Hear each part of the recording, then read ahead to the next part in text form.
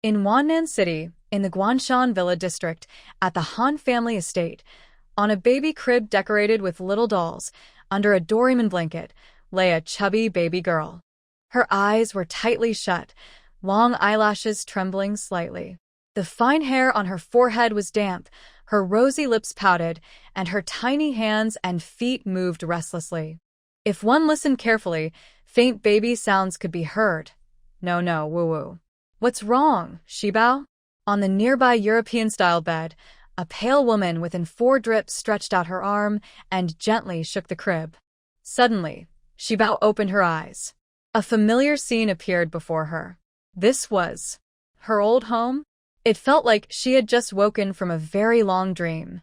The little one stared blankly at the pink Hello Kitty doll above her, not yet realizing she had been reborn. The woman beside her grew anxious and struggled to sit up. Little Shibao, did you have a bad dream? Come, let mommy hold you. Hearing the woman's voice, Shibao turned her head slightly. Wa, bu, ma, nganga. This woman was her mother. To be exact, her adoptive mother, Han Hui. Shibao crawled up with both hands and feet, stumbling as she rushed into Han Hui's arms. Mama. The little one's voice carried a sob, making Han Hui's heart ache deeply. Although she was only in her 30s, years of illness had made her look like she was in her 40s or 50s. She was the executive CEO of Han Technology Group. For the first half of her life, she had devoted herself to her career, missing the best time for marriage and children. 2 years ago, she gave birth at an older age. The baby came too early and both mother and child were in danger. Thanks to emergency treatment, she barely survived, but the baby girl did not make it. The loss, combined with her weakened health, left Han Hui with depression and other complications. Her husband, Yu Hongbin, only cared about gaining control of Han Technology. To please her, he adopted little Qibao. Now, Qibao clung to the small railing, crying hard as she reached for Han Hui. She missed her mother so much. She had so many grievances, so many sad little stories she wanted to tell her. Her tiny mouth babbled, her little hands waved in the air. The more anxious she became, the less clear her words were. Han Hui couldn't understand, but when she picked Qibao up, it felt as if she had used all her strength.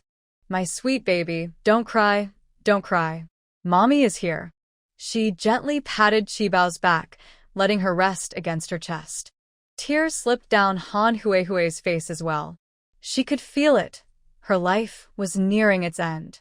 But after a year and a half of raising Qibao, she already saw her as her own daughter. As for Yu Hongbin, ever since he gained control of the company, he rarely came to her room, always claiming to be busy. She had long since seen through him. She no longer expected him to stay faithful, but Qibao was still so young. She had to think about her daughter's future. Suddenly, as if remembering something, Han Hui called weakly, "Housekeeper Qian." A robot, half the height of a person, activated. A small screen popped up like a cartoon head. "Master, at your service," came the mechanical voice. Ano Yui's lips curva finally. Open the cloud drive. Update the Mama system automatically. This is the latest creation from Han Technology, the Mommy system. Even while ill, she kept improving it, and just a few days ago, she finally reached what she believed was its best state. The system connects to all the smart devices in the Han family estate and also contains the company's most confidential information. These were the things she left behind for little Shibao, hoping they would protect her, hoping she would never be bullied, and that she could live a happy life. As the progress bar slowly reached 100%, Han Hui, with tears in her eyes, added the administrator's permission. Shibao. Look into the robot's eyes. And call me Mommy. Mommy. Shibao sobbed, her small body trembling.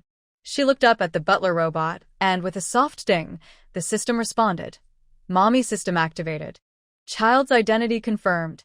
After the update, the robot's mechanical voice became more human-like, sounding almost exactly like Han Hui's. The robot tilted its head from side to side, its screen showing a pair of blinking cartoon eyes, as if playfully teasing little Shibao. Han Huihui couldn't hold back her tears. Shibao looked helplessly at her mother, then at the robot. Her lips trembled, and big teardrops rolled down her cheeks.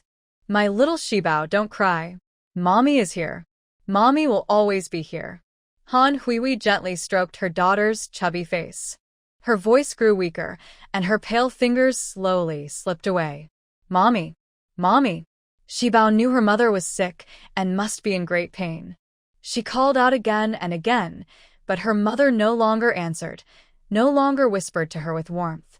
Panic filled her little heart, and her cries grew louder, echoing through the villa. The noise drew the attention of others in the house. At that moment, a man and a woman walked in. The man was Yu Hongbin. The woman was Han Huihui's cousin, Han Jingjing. Han Jingjing quickly checked Huihui's pulse, then the corners of her lips curved into a smile. Hongbin, this woman is gone. Now our daughter can finally return home openly. Yu Hongbin adjusted his gold-rimmed glasses. We still need to put on a show. There's that old man abroad, and Han Mubai as well. Han Jingjing sned. What's there to fear? We'll send her to the hospital, get the death certificate, and by the time they return, weeds will already be growing on her grave. Han Jingjing kasuali dialedet 120. Han Jingjing was someone Shibao knew. She was the bad aunt, and she would also bring along a bad sister. They mistreated her, made her work like a little servant, and gave her spoiled leftovers to eat. If it weren't for the kind old housekeeper who secretly helped her, she might not have grown up at all. Later, when disasters continued and the world fell into chaos, even the powerful Han family broke apart. Food became scarce. The bad aunt forced the housekeeper to take Shibao on live broadcasts, pretending to be pitiful so that kind people would send them food. After that, they made her crawl through a dog hole to search for supplies. If she brought back too little, she would be punished. For just a little food, she was treated like a thief, beaten, and even chased by wild dogs. Eventually, she became sick and thought she wouldn't have to go out anymore. But then, her so-called father locked her in a cage and threw her out of the villa. In her previous life, little Shibao only lived until 4.5 years old. After being reborn, she became a 22-month-old toddler. Her memories and dreams were already blurred together, but her fear of Han Jingjing was instinctive. She clung tightly to Han Huihui's arm. The Han family always used special medical channels, so within 15 minutes, doctors arrived at the Han family estate. Shibao's dark eyes overflowed with fear. Her tiny hands clutched at Han Huihui, refusing to let the doctors take her away. Mama. Don't go. Mama. She cried. Han Jingjing grew impatient with the crying. She grabbed Shibao's small arm and yanked her hard from under the bed. Cry, cry, cry. If you keep crying, I'll throw you out. Like a reflex, Shibao curled herself into a tiny ball, letting out a faint sob. Her small arm had been scratched by Han Jingjing's sharp nails, leaving a thin line of blood. Her little leg had hit the edge of the bed, turning purple, and her bottom hurt from the fall. Han Jingjing, busy enjoying her stolen victory, had no time to bother with her. Like a hurt puppy, Shibao wriggled her hands and feet, quickly crawling under the bed. From there, she watched as several people in white coats carried Han Huihui away on a stretcher. The little girl lowered her head, tears dripping down one by one. Only after the bad woman and the bad father left did Shibao dare to crawl out from under the bed. She stared at the door, wiped her tears with her tiny hand, and told herself she couldn't stay here any longer. Though she was still very young, inside her lived the soul of a 4.5-year-old. After thinking hard, Shibao decided she had to run away. In her past life, after being abandoned by her unkind foster father, it was her brother who saved her. Her brother was amazing. He could defeat bad people and even fight monsters. But all she knew was his name, Lian Cheng. She had no way to contact him. Not knowing what to do, Shibao grew anxious. She wiped her tears and cried out, "Mama." Beside her, the little robot kept showing photos and videos of Han Huihui on its screen, trying many ways to comfort her, but nothing worked. The system then switched to a new mode. "Baby, don't cry. Mama is here. Hearing Han Hui's voice, Shibao paused in her crying. Mama, fine brother. Shibao wants brother. The little robot squinted its digital eyes. What's your brother's name? Liancheng, precious Liancheng. Shibao's words weren't very clear, but she pronounced Liancheng firmly. The robot immediately searched the entire internet, connecting to several missing person apps. It found 86 people across the country with the same name. One by one, their information appeared on the robot's screen, some with photos, some without. Shibao tilted her small head back, staring until her eyes grew tired. Finally, she spotted one who looked a little like her brother. It's brother. It's brother. She cried excitedly. The robot searched again and found a missing person notice with Liancheng's phone number and school address. Liancheng was studying at Yanshan University in the neighboring city. But even with this information, Shibao still couldn't find her brother. In her past life, Shibao often went out alone to look for food, but she had never left the villa area. After living 2 lives, she still didn't even have a kindergarten certificate. She was basically illiterate. She didn't know how to take a taxi or buy a ticket, so the journey to find her family was full of difficulties. Shibao was very anxious. Today the villa was in complete chaos, which gave her the best chance to escape. If she missed it, there might never be another. Just when she was at a loss, her big eyes happened to notice a delivery box in the corner. This was something she knew well. In her past life, she often helped Han Jingjing run errands. Shibao immediately called the robot. Mama, I want to send a package. A package? Afraid the robot wouldn't understand, she repeated it twice. Baby, who do you want to send it to? Brother. Liancheng. Cheng. Is it this one? The robot automatically pulled up the last search record. Shibao quickly replied, yes. The robot instantly recognized the text and phone number, opened the Yucheng Express order page, and placed the order automatically. Baby, what do you want to send? Send myself. The robot blinked its big cartoon-like eyes, looking confused. Send the baby. Still puzzled, the robot asked, do you mean a power bank? Whatever it was, as long as it got sent out, that was all that mattered. When the small printer finished printing the delivery slip, little Shibao picked up her bare backpack and began packing her things. She gathered the milk powder, baby bottles, cheese sticks, snacks, and children's milk from the cabinet. The cabinet was too tall, so Shibao had to stand on her little stool and tiptoe to reach. But the bare backpack was too small. It couldn't even hold 1 can of milk powder.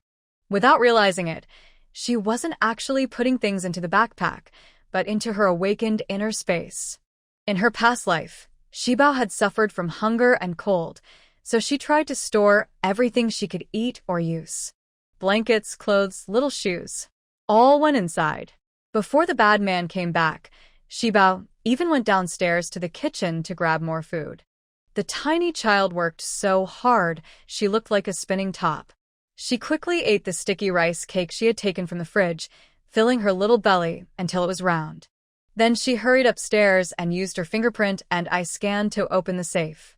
This was something she would never forget. In her past life, Yu Hongbin had tricked her with cakes and milk just to get what was inside the safe. How could such a small child like Shibao possibly know how to open a safe? It was through Hongbin's patient coaxing, again and again, that little Shibao finally managed to unlock the safe after many attempts. From that moment on, Shibao's life seemed to fall into endless trouble. She didn't really understand what those things were for, but she knew they must be very important to Hongbin, so she decided to take them all. Jewels, accessories, documents. Whether valuable or not, she even took the Han Group's portable hard drive. Some items were too big to fit into her little bare backpack, so she pulled out her yellow duck-shaped children's suitcase.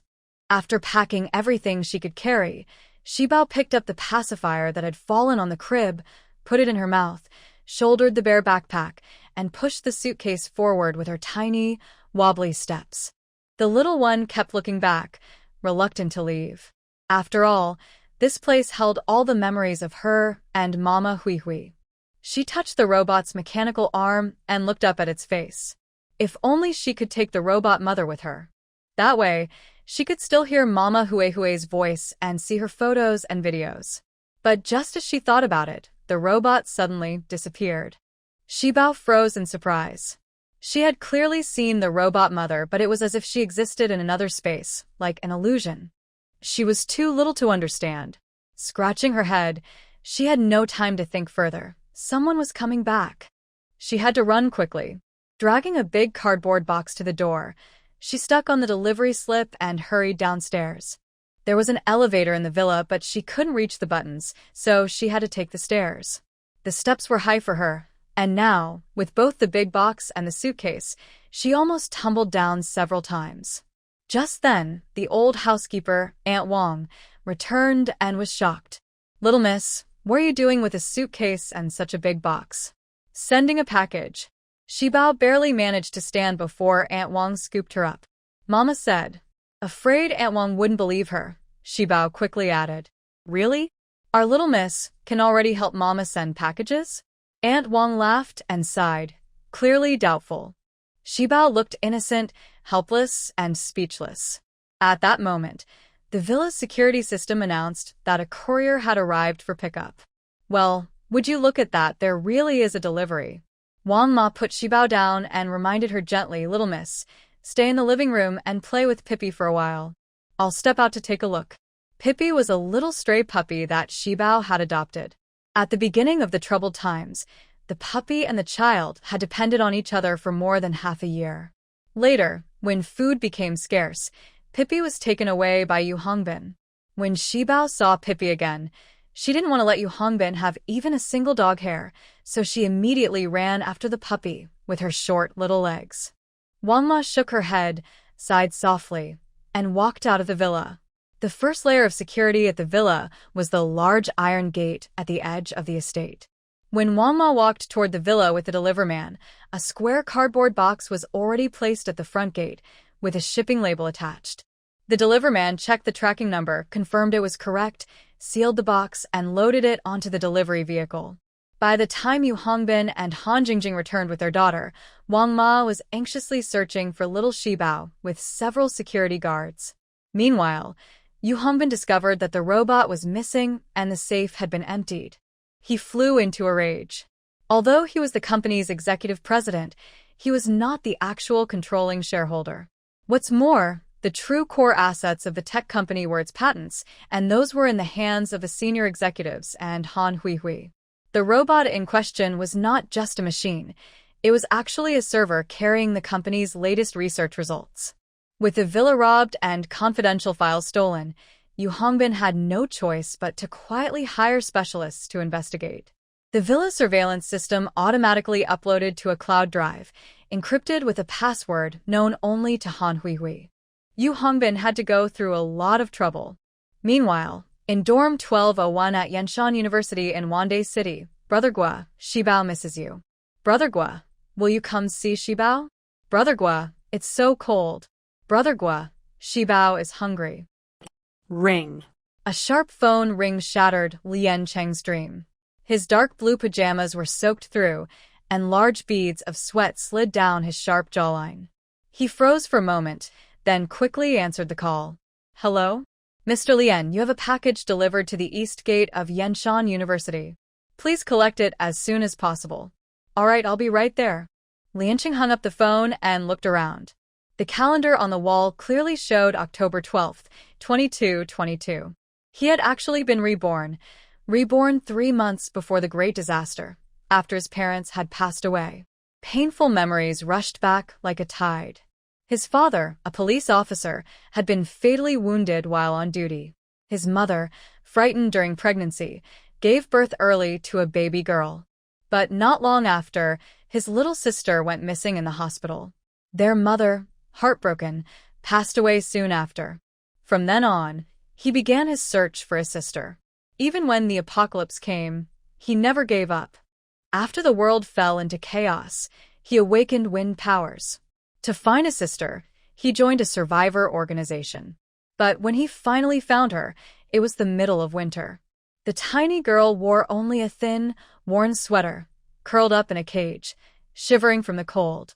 Her hands and feet were covered in frostbite, and years of hunger had left her frail and thin. The heart-shaped birthmark on her arm was barely recognizable. Later, he brought her into a survivor base. But when monsters attacked the city, she was abandoned again. He had been a powerless brother, trusting the wrong people. In the end, he could only shield her with his own body as the beast tide swallowed them both. Lianqing clenched his fists, anger surging in his chest. He could clearly feel a powerful energy flowing through his body, finally settling in his core. Had his ability awakened early? Taking several deep breaths, he steadied himself and absorbed the energy. His thoughts grew clearer. He must find his sister before the apocalypse began. With that in mind, Lianqing got out of bed. The late autumn morning was already chilly, so he put on a thick coat. Before he could leave the dorm, he received another message from the delivery man urging him to pick up a package. He thought the delivery guy was quite responsible. When he arrived at the east gate of Yenshan University, the delivery man and the security guard were standing helplessly in front of a cardboard box. Inside, a small child was sleeping soundly on top of a suitcase. Snack wrappers were scattered around the box, with a ring of spilled liquid nearby. In the corner, a tiny puppy with mismatched eyes curled up quietly. The two little ones instantly drew a crowd of curious onlookers. Lianqing frowned slightly, pushed through the people, and said, "What's going on?" "I'm here for my package." The delivery man blinked in surprise. "You're Lianqing?" Yes. "Last digits 0332. Which package is mine?" Lianqing looked at the pile of packages. He didn't remember ordering anything online. The delivery man looked a little embarrassed and pointed at the big box in front of him. "This one. A power bank?" Just now, the box had moved, and a little child had popped out. It wasn't that the delivery man wanted to peek into the customer's secrets, but he wasn't sure if he should call the police. After all, in China, human trafficking is against the law. Lianqing bent down mechanically and looked into the box at the so-called power bank. He wondered if he had missed his sister so much that he had confusedly bought something strange like this. Were dolls these days really made so lifelike? Inside was a tiny child wearing a little jumpsuit, a green sweater underneath, and a fluffy bear hat on top. The child was lying on a small suitcase, head tilted to the side, showing delicate little features on a pacifier. That chubby face looked very pinchable. Lianqing thought so, and then actually did it. He reached out and poked the cheek with his finger. The warmth felt surprisingly real. At that moment, the pretending to sleep Shibao thought, "These people have no manners. It's fine to just look, but why poke my face?" Feeling wronged, Shibao's little mouth trembled. The pacifier fell out, and teary eyes met Lianqing's stunned gaze. The crying stopped suddenly. "Brother?" Before Lianqing could react, Shibao grabbed his shirt. "Are you my brother?" A handsome face, deep eyes, thin lips, and an air of coolness. "Brother." "I want brother." Lianqing froze. Shibao half fell into his arms, and he quickly supported the child, asking gently, "Whose child are you?" Shibao's teary voice paused, then answered, "Brother's child, Lianqing." He did have a younger sister, but would traffickers really be so kind as to send her back? Obviously not. And his sister was a poor little thing, not this chubby. From the crowd came whispers, saying that little Shibao might be Lianqing's child born out of wedlock, which was why he didn't dare to admit it. Lianqing felt annoyed and was about to leave the little one behind when suddenly he felt a weight on his leg. Shibao clung to his calf like a little pendant, tilting his head up with innocent, pitiful eyes. Lianqing's heart softened. He pinched Shibao's chubby cheek and said, "I'm not your brother, little one. You've got the wrong person." Hearing this, Shibao's lips drooped. He let go of Lianqing and walked toward the school gate on his own. His right foot limped a little. "Ouch, my foot hurts. I can't walk anymore." Then he sat down at the school gate, wiped his tears with his chubby hands, and pulled out a cartoon notebook from his bear-shaped backpack. He took out a small pen, drew 2 big crosses, and muttered, "Brother doesn't recognize me. Bad review. Minus points." Lianqing sighed helplessly, unable to stand the judgmental looks from people around him. He opened Shibao's little bear backpack. Inside were only toys, snacks, and a baby bottle. Nothing useful at all. Kids these days even prepare props for pretending? He thought. Call the police, Liancheng told the delivery man. The delivery man quickly took out his phone. The police said to bring the child to the station. Just as Liancheng finished speaking, Shibao stretched out his little arms toward him. Brother, hug. Liancheng hesitated for a few seconds. Seeing this, Shibao stood up, limping again as he walked a few steps away, leaving behind a lonely little figure. Liancheng. Hey, little one, you slipped up, you know that? But how could he really argue with such a tiny child? He picked Shibao up at once. Half an hour later, at the University Town Police Station, the delivery man carried the package slip and the cardboard box. Liancheng carried Shibao, while Shibao held onto his stuffed puppy and a small suitcase. Nothing was missing. A policewoman wanted to hold Shibao, but he refused, clinging tightly to Liancheng and hiding in his arms. Liancheng gave an awkward smile and gently patted the little one's back. We're not that close, you know. The delivery man provided a phone number and an address. The call went through, but no one answered. Check this address. Number 186, Guanshan Villa District, Wannan City. The clear voice of the young police officer came through. Liancheng's pupils suddenly shrank. What? What place did you just say? Number 186, Guanshan Villa District, Wannan City. Is there a problem? And no problem. Although he said that, Liancheng still rolled up the sleeve of Shibao's right arm. On her small arm was a heart-shaped birthmark, along with a faint scar. It really was his sister. Did she recognize him at first sight? Could it be that his sister had also been reborn? He remembered that in his previous life, he had found Shibao right at the gate of Villa 186 in Guanshan, Wannan City. Holding Shibao tighter, his voice trembled. Is this really my Shibao? Their parents had passed away early, and he had been the one to give her the name Shi. Shibao nodded quickly, like a little chick pecking rice. Yes, I'm Shibao. Brother's Shibao. Does Shibao know what brother's name is? Shibao nodded her little head confidently. She knew this one. Brother had taught her. Brother is Liancheng, as precious as jade. Liancheng. Soon, the police investigation results came out. They confirmed that Shibao had been adopted and also reported the news of Han Hui's passing. The young officer held a stack of documents and raised his brows. This family is really careless. The child went missing and they didn't even file a report. We'll contact them later and return the child. Liancheng, holding Shibao with heartache, spoke coldly. Return? Return to whom? This is my sister. No one is taking her away. She was kidnapped. If you don't believe me, check the case records. Her photo, her birthmark, and her DNA data are all on file. Hearing this, the officer frowned and opened the case system. Just then, a middle-aged officer walked in from outside the office. The officer, called Director Li, leaned closer, glanced at Liancheng, then at the little girl in his arms. Xiaocheng, it's you? You found your sister? Liancheng recognized him. It was Li Yaowen, his father's former colleague. Liancheng quickly stood up, still holding Shibao. Yes, I found her. Uncle Li. After checking Shibao's appearance, it was almost certain that she was the daughter of the Lian family. Director Li's eyes turned slightly red. He patted Liancheng on the shoulder and said to the policewoman beside him, Xiao Zhao, take Shibao to the People's Hospital for a DNA test and also a full medical checkup. Director Li had also noticed the injuries on Shibao's body, so he had to be cautious. As a man, he wasn't good at taking care of children. After giving a few instructions, he left first. Officer Xiao Zhao, who was in charge of the case, issued a temporary ID for Shibao and took the Lian siblings to the hospital across the street. Since pets weren't allowed inside, Officer Xiao Zhao sent the little dog Pippi to the pet hospital next door.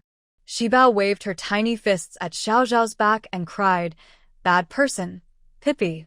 Wah. The police officers in uniform are good people. They catch the bad ones. Auntie just took Pippi to see the doctor, and he'll be back soon. Catch bad people? Yes, catch bad people. Tears sparkled on Shibao's long lashes, and her little pink lips pouted. No one knew if the little one really understood. Lien Qing gave a casual reply, but just then, the sound of sirens rang out. Across the street, 2 police cars pulled up, and several young officers escorted 2 suspects into the station. Shibao stared at them with teary eyes, her small hands clenched tightly together. Lien Qing gently wiped her tears, then joined Officer Xiao Zhao to head to the pediatric department for the checkup. When Shibao saw the doctor in a white coat, she shrank back like a little mouse seeing a cat, clutching tightly onto Lien Qing's clothes. Shibao, let the doctor check your hands, okay? We just want to see if our Shibao is healthy, a good little one. No. Scared. Shibao is good. Not sick. She thought sick children would be abandoned. Shibao quickly waved her hands, but in the end, she buried her head in Lien Qing's arms. Officer Xiao Zhao held out a small toy and coaxed her. Shibao, be good, and finish the checkup. After that, we'll go eat something tasty. Something tasty? Shibao suddenly lifted her little head, her bright eyes sparkling. Lien Qing. Shibao, at least pretend to be shy.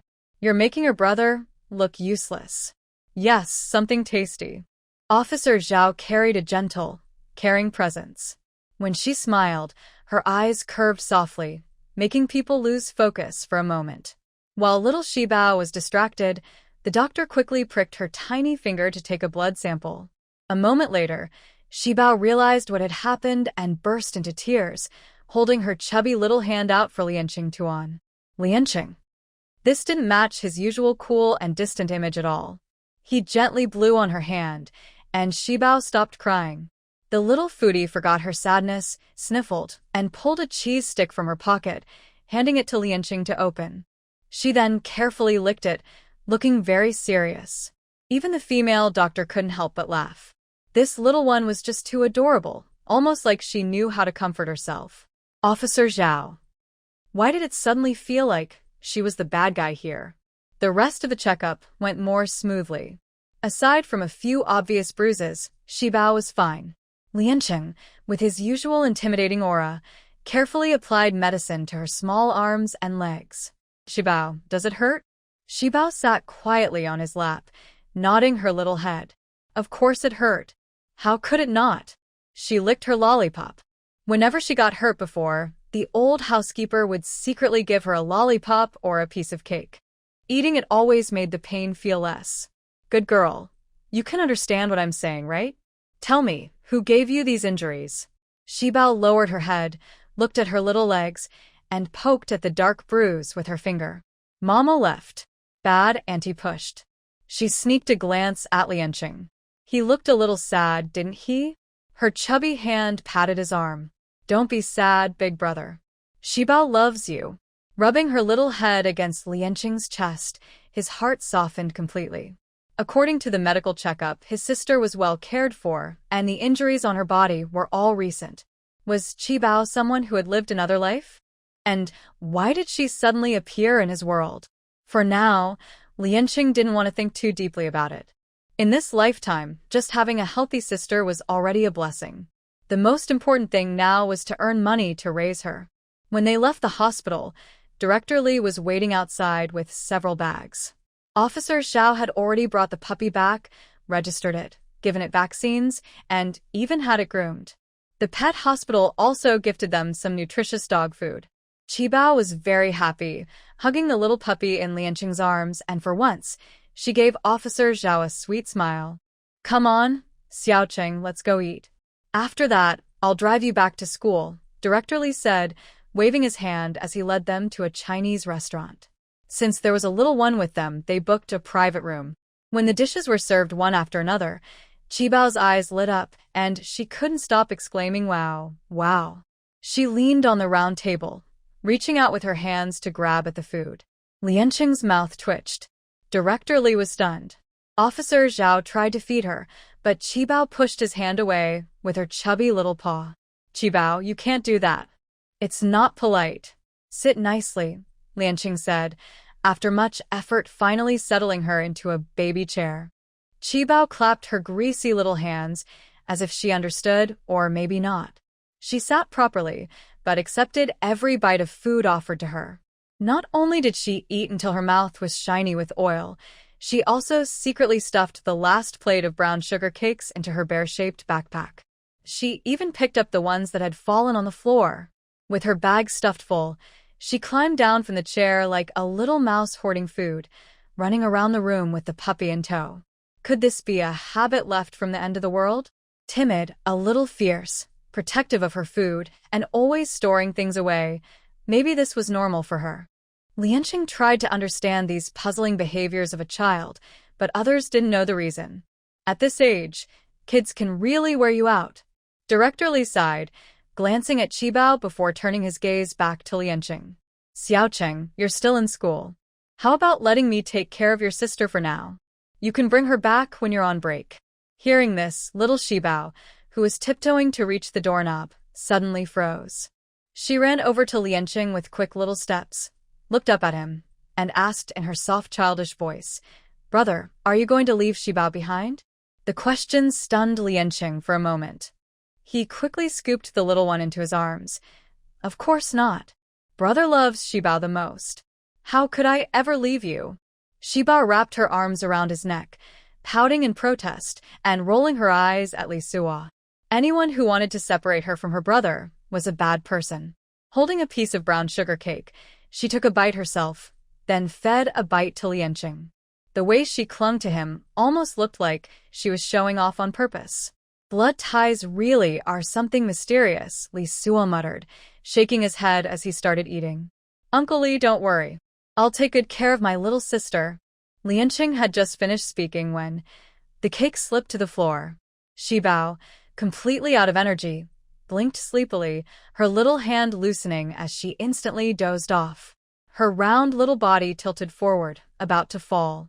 But Lianqing reacted quickly, catching her head just in time and pulling her safely into his arms. Crumbs clung to the corner of her mouth, and even in sleep, her lips smacked softly. Officer Xiao Zhao took out a wet wipe, gently cleaned her mouth and hands, then glanced at Li Suo. Could such a young man really take care of a baby? The two exchanged a look, but in the end, Xiao Zhao decided to let Lianqing try. After giving him a long list of reminders and handing him a childcare manual, he finally let them leave. When Qibao woke up again, she was already back at Yanshan University with Lianqing. He pushed open the dorm room door and saw Zhao Yan, who was lounging on the lower bunk, chatting with his girlfriend on the phone. Zhao Yan was known for his arrogance, a spoiled rich kid in the area, and the biggest obstacle to Qibao and Pippidog being allowed to stay in the dorm. Lianqing hesitated, preparing to speak. But before he could, Zhao Yan's eyes, usually only lighting up for pretty girls, suddenly sparkled. Lianqing, where did you pick up this little rice dumpling? The moment he saw her, he shouted excitedly, and the other two, who had been gaming and lying around, also gathered over. The dorm was a narrow four-person room, with bunk beds on one side and computer desks on the other. Besides Zhao Yan, there were two other roommates, Big Fatty and Little Kong. 3 pairs of eyes stared curiously at Qibao. Qibao clenched her tiny fists, her big dark eyes nervously glancing at them. Lianqing's heart was in his throat. He quickly set down the bags in his hands and on his shoulders. This is my younger sister, Lian Cici. We just found her, and since no one is around to take care of her, she might need to stay here for a while. I hope you don't mind. No problem, let me play with her for a bit. Just think of it as rent. Zhao Yan rubbed his hands together and reached toward Qibao. Qibao. Where did this strange uncle come from? So scary. She waved her chubby little fists at Zhao Yan a couple of times, then quickly burrowed into Lianqing's arms. Bad guy, bad guy. Yan, you're being creepy, yeah, you look like someone trying to trick kids, Big Fatty and Little Tsong laughed mischievously. Zhao Yan snorted, then smacked each of them lightly on the head. A silly tiger and a clueless onion. And you dare laugh at me? Isn't it just that you two look too scary and frightened her? Big Fatty and Little Tsong. Lianqing gave an awkward smile. Qibao is a little shy and doesn't talk much. Please don't take it to heart. She's still young. It's normal to be afraid of strangers. Qibao. Your name is Qibao, right? Come down and play with Big Brother, okay? After all, this was a little sister, an adorable little sister. He had always wanted a sister growing up, but his mom only gave him a pesky younger brother. Zhao Yan kept trying to coax Shibao in strange ways. Shibao turned her head and pretended to be a little turtle, but Zhao Yan didn't give up. Liancheng never expected this spoiled rich kid to actually be obsessed with having a sister. The way he kept calling her little sister with such enthusiasm was unbelievable. He had just found a sister, and now someone else was already trying to steal her attention.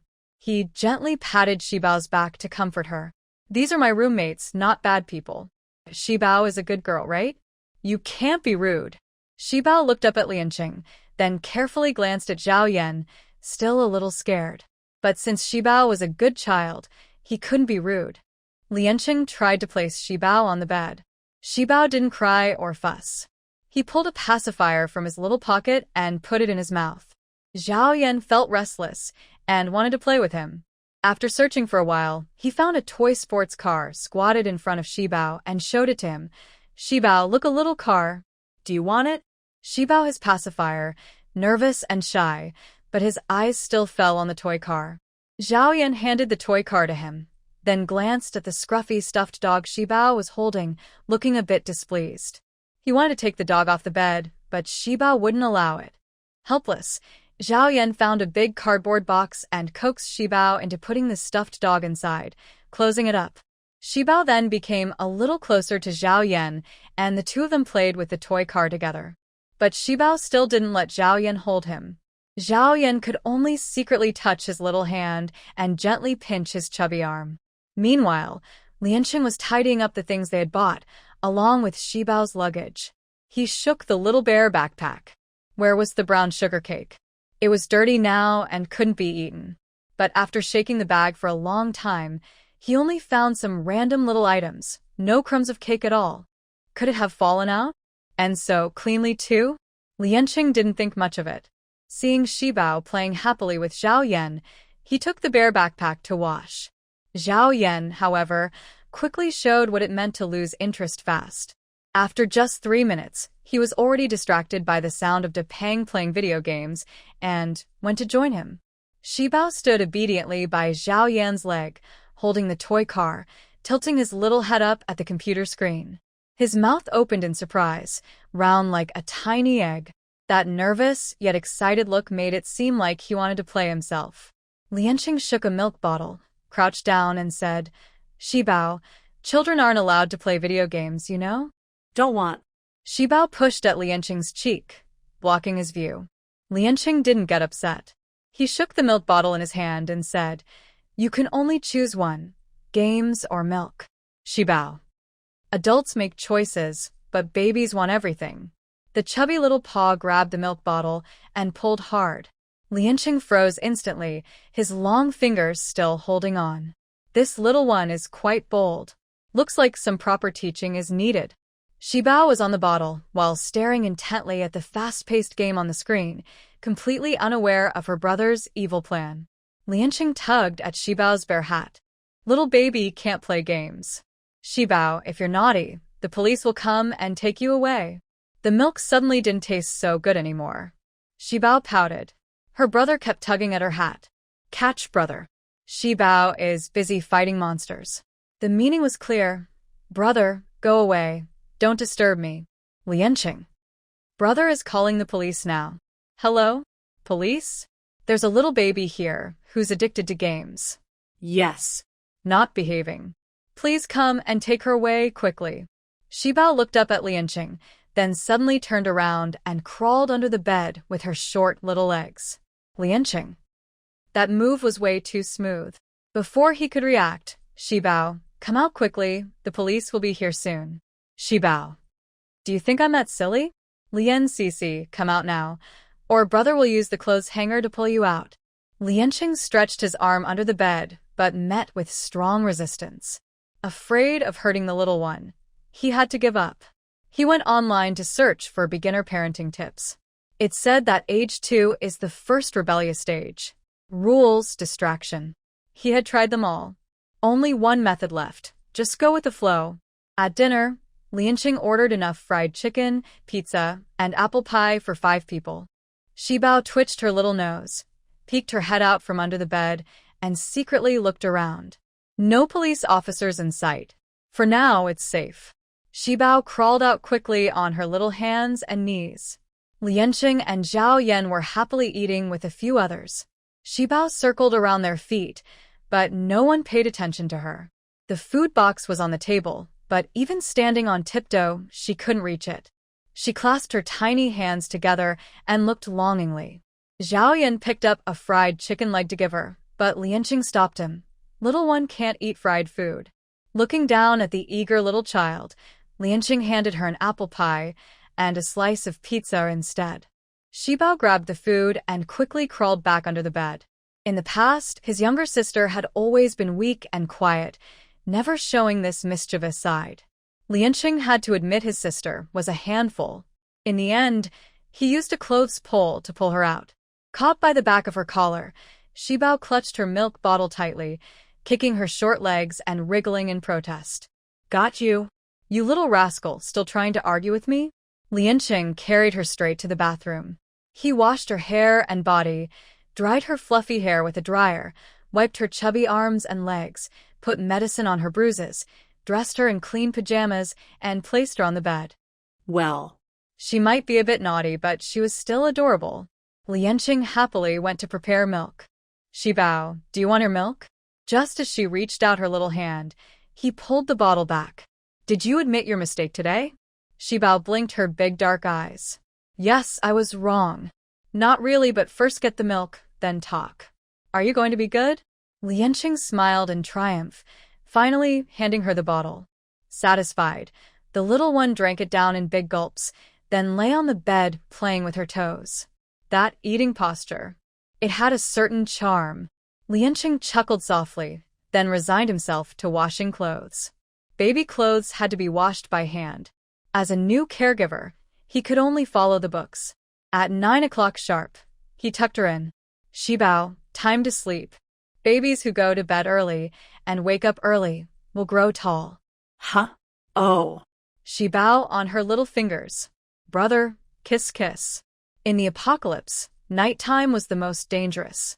In his past life, Shibao liked to fall asleep while chewing on his fingers. Lianqing suddenly remembered Shibao's pacifier. He had washed it earlier while doing laundry and left it on the sink. "Brother will get it for you." Lianqing clipped the pacifier's safety chain around Shibao's neck. Shibao popped the pacifier into his mouth, his big round eyes staring at Lianqing. He touched his brother's face, poked his nose, and tugged at his ear. He didn't look sleepy at all. Lianqing smoothed down Shibao's little tuft of hair. "Shibao, go to sleep. Brother will tell you a story." He lowered the bed curtain to block the bright light. Lianqing started with the story of Snow White.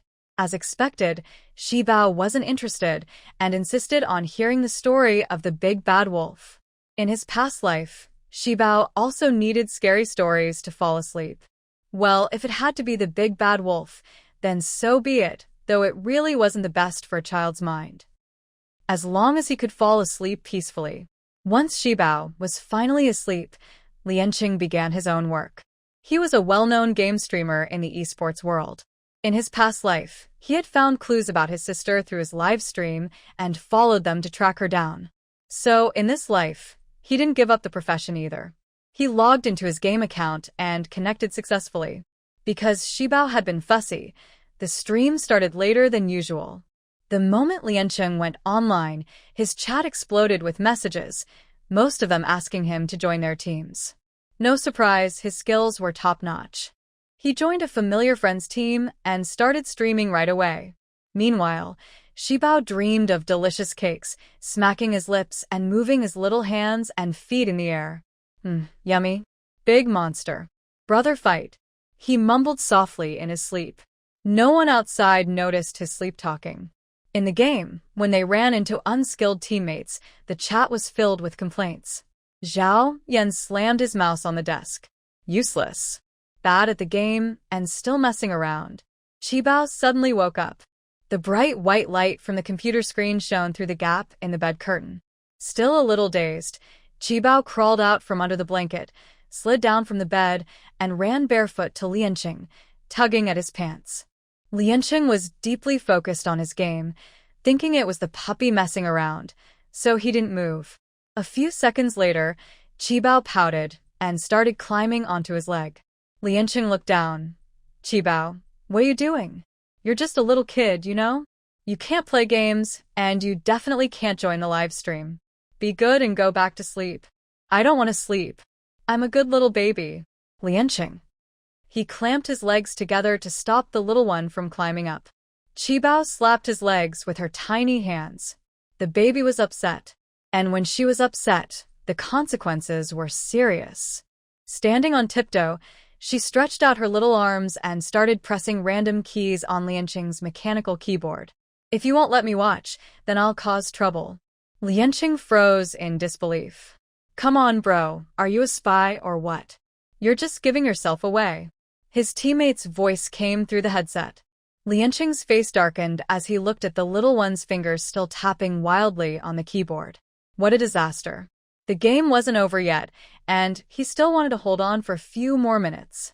Qibao, sit still and don't move around.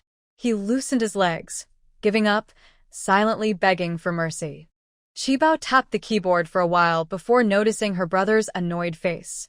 With a little huff, she climbed onto Lianqing's lap, sat down quietly with her pacifier in her mouth, and poked her chubby head out between his arms.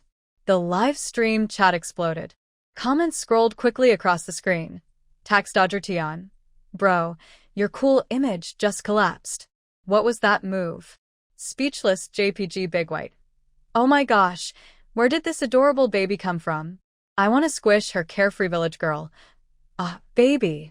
Come to Auntie's arms. Strict uncle. Am I the only one who wants to grab her pacifier? Funny. JPG Unbeatable Girl. Hey. Don't you dare bully my little princess. Strict uncle. Hello. Open the door. It's the baby police. Dark Knight Bio. Baby. What color sack do you like? Forever Wave. She's so cute and round. I feel like I could kick her a few meters away. Mischievous Grin Night Dance Breeze. This streamer is totally off topic. I'm jealous. Official notice. Minors should not appear in live streams. If minors show up repeatedly, the stream will be cut off. Lianqing. He was supposed to be a serious gaming streamer, but the chat had already gone completely off track. Everyone, I'm going AFK for a bit. Need to take care of the little one. Qibao was staring at the computer screen with great interest, when suddenly, Lianqing scooped her up. Uncle, monster fight. Monster fight. Qibao pulled out her pacifier, pointing her chubby little finger at the screen, shouting in her sweet voice. Unbeatable girl. Streamer. Let go of my baby girl. Cool village gal. I feel like sending complaints to the officials. Strict uncle. Don't joke around. You'll get banned. Big White Not White. I want to see baby's daily life. Start a lifestyle channel. I'll send a big gift. Gifts kept pouring in, filling the screen. Lianqing was struggling with Qibao, the little one wriggling, wanting to play. Meanwhile, Zhao Yan, who had been losing a few matches, was finally about to turn the tables, but the main force of the enemy team suddenly went AFK. Finally, he had a chance to make Lianqing lose. Zhao Yan would never admit that he lacked confidence in a 5v4. He picked up Qibao and held her in front of the camera, shaking her gently. I've got a hostage. Enemy team, surrender now. As soon as Zhao Yan finished, the chat exploded with criticism. Streamer, be a decent person. Let go of my baby girl, come at me instead. Everyone has a face, but streamer, you're losing yours. But Qibao didn't care at all. Right now, monster fight was the most important thing. Her eyes sparkled as she stared at the screen. Zhao Yan, give Qibao back to me. Babies can't stay up late. Big Fat and Little Smart also gave Zhao Yan disapproving looks. Zhao Yan glanced at the chubby baby chewing on her finger, then gave an awkward smile. All right. Time for bed, little one. Sweet dreams. He quickly placed Qibao into Lianqing's arms and called out to Depeng and Xiaozong. Hurry. Turn off your devices. Don't disturb Xibao's sleep. Depeng and Xiaozong. For the first time, Zhao Yan lay down in bed before midnight. From time to time, he asked Lianqing, "Is Shibao asleep yet?" But after a few questions, his voice faded away. The little one, with just their presence, managed to correct Zhao Yan and the others' long-time bad habit of staying up late. Lianqing gently pressed the little one down on the bed, making sure they stayed put. Soon, Shibao's soft snores could be heard. Then, Lianqing returned to the live stream. 1 minute of his little sister appearing on screen equals 1 month of his own streaming. A celebrity's appearance fee really is calculated by the second. The account's follower count shot up quickly. He had borrowed some of his sister's popularity, after all. Suddenly, a private message popped up on the computer screen. "Lu Yao, the little one is so cute. When will you bring them out for a meal together?" Heh. Fake and pretentious. All that more than friends but not quite lovers talk was nonsense. In the end, people who flatter too much end up with nothing. Lianqing gave a self-mocking smile. His teammates had already logged off. Might as well wash up and sleep. Shibao stirred awake, glanced at his sleeping brother, then lay on Lianqing's chest for a moment. Suddenly, he felt the urge to go to the bathroom. He patted his brother's cheek. But his eyelids drooped again. No response. Forget it. The little one would go by himself. Wearing Lianqing's oversized slippers, Shibao waddled like a tiny penguin toward the bathroom. Just in case, Lianqing had put a diaper on him, but the little one didn't like it and had already pulled it off. When he came out, the cotton slippers were soaked. Finding them troublesome, Shibao kicked them off and wandered barefoot around the room.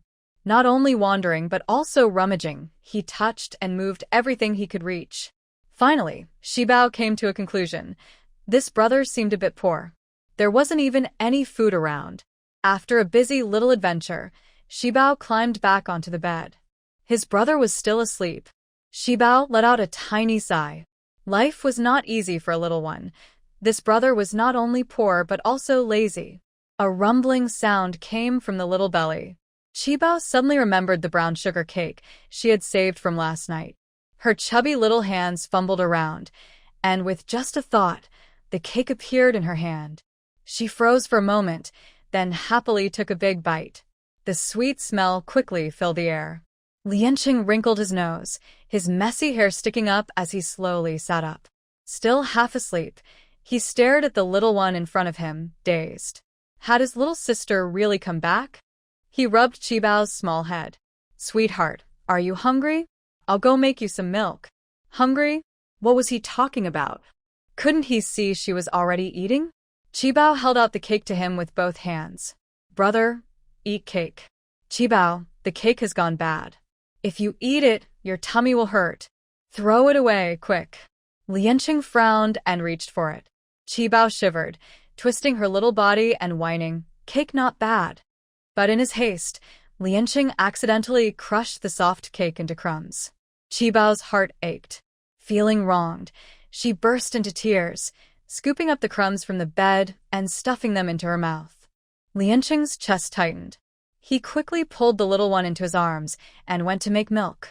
But as soon as he stepped down, the messy room came into view, and the damp feeling under his feet made his heart sink again. Should he scold her or comfort her? Torn between the two, he finally gave in. He decided to treat it as a lesson for waking up late. The most important thing now was to calm the little one, so she wouldn't disturb the others. But still, Zhao Yan was already woken up by Qibao's crying. He looked around at the chaotic room, stunned. "Lianqing, did someone rob our dorm?" "Yeah, we were robbed. The thief is right here." Lianqing pointed at the little one sitting on the bed, drinking milk with all her might. He sighed helplessly. Why was this little one so good at making a mess? As he cleaned up the disaster, he turned his head from time to time. "Qibao, tell brother, where did you hide the rest of the cakes?" There's nothing left, not even cake," Qibao whimpered, turning her back to Lianqing. She on her bottle a few times, and only then did her sadness ease a little. Zhao Yan found it amusing and added fuel to the fire. "Qibao, why don't you be my little sister instead? I'll take you to eat cake. I even have a big car to take you for a ride." "Qibao, is it the same kind of big car that her bad dad drives?" She had seen her bad dad happily driving around with that bad aunt and bad sister. Quietly, she added Zhao Yan to her good list. After finishing her milk, she reached out for Zhao Yan to hold her. Was her real brother not good enough anymore? Lianchen was annoyed and quickly snatched the little one up. Brother will take Shibao out to buy some real cake. The moment she heard they were going out, Shibao got so excited she wriggled like a little ball. How could she not be excited? Life was stressful for a baby. She still had to earn food to feed her brother. Shibao patted her shoulder as if looking for straps. Something was missing from her gear. She pointed at the little bear backpack drying on the balcony, chirping for Lianqing to put it on her. Only then did she obediently let him carry her out of the dorm. Once outside, Shibao kicked her little legs, wanting to get down. Lianqing set the round little bundle on the ground and reminded her, "Hold brother's hand. Be good, Shibao." Huh? Oh. Shibao blinked blankly, though her clear eyes sparkled with mischief. She pretended not to understand. The moment her feet touched the ground, she ignored Lianqing's hand and dashed off. Don't be fooled by her wobbly steps. This little one could run surprisingly fast. Hee. Hurry, hurry. Children's moods change quickly. Just a moment ago, the little one was upset, but now, with a wave of his chubby hand, he looked excited as if he was about to do something very important. Lianqing didn't stop him and followed closely behind. Shibao was dressed in a fluffy onesie with a tiny backpack on his back. From a distance, he looked like a little bear cub searching for food, his short legs moving quickly as he ran around. Then a trash bin came into sight. Shibao looked left and right, as if he had discovered a hidden treasure and was afraid someone else might take it.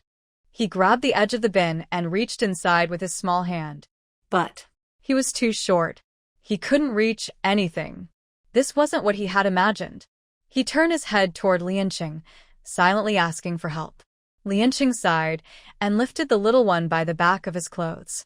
Shibao's face looked innocent, his small hands and feet kicking in protest. "Brother, put me down." "Oh, really? Put you down so you can keep digging in the trash?" Lianqing exaggerated his disgust, pointing at the stain on Shibao's chest. "You little rascal. Look at your clothes, so dirty. If kids don't stay clean, they'll get sick and need shots." He nodded seriously, as if making an important point. Well? "Are you scared now? Smelly brother, you're the dirty one." Shibao poked at the stain, trying to erase the evidence. Before the world changed, Shibao had been a neat and tidy child. But later, the environment left no choice. In the past life, his younger sister had been cautious, sensitive, unwilling to talk, and unable to express herself. In this life, Lianqing was determined to guide him differently. He held Shibao's little hand and clicked his tongue. "Look at these tiny paws, so dirty." Can't keep them like this. "I want them. You don't even do the work." Shibao puffed up angrily, his baby voice babbling in protest. Lianqing only understood part of it, but that didn't stop him from communicating with the child. Were they father and daughter, or brother and sister?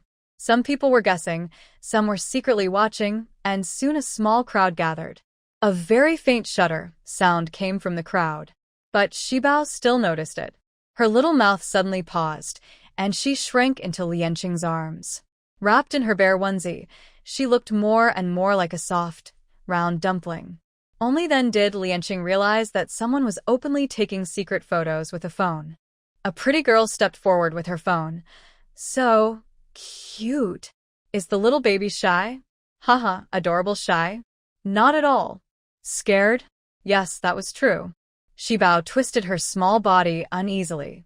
Lianqing pulled the bear hood tighter over her head and used his big hand to cover her little face. "Please don't take photos of children. Thank you." The pretty girl gave an awkward laugh and quickly put her phone away.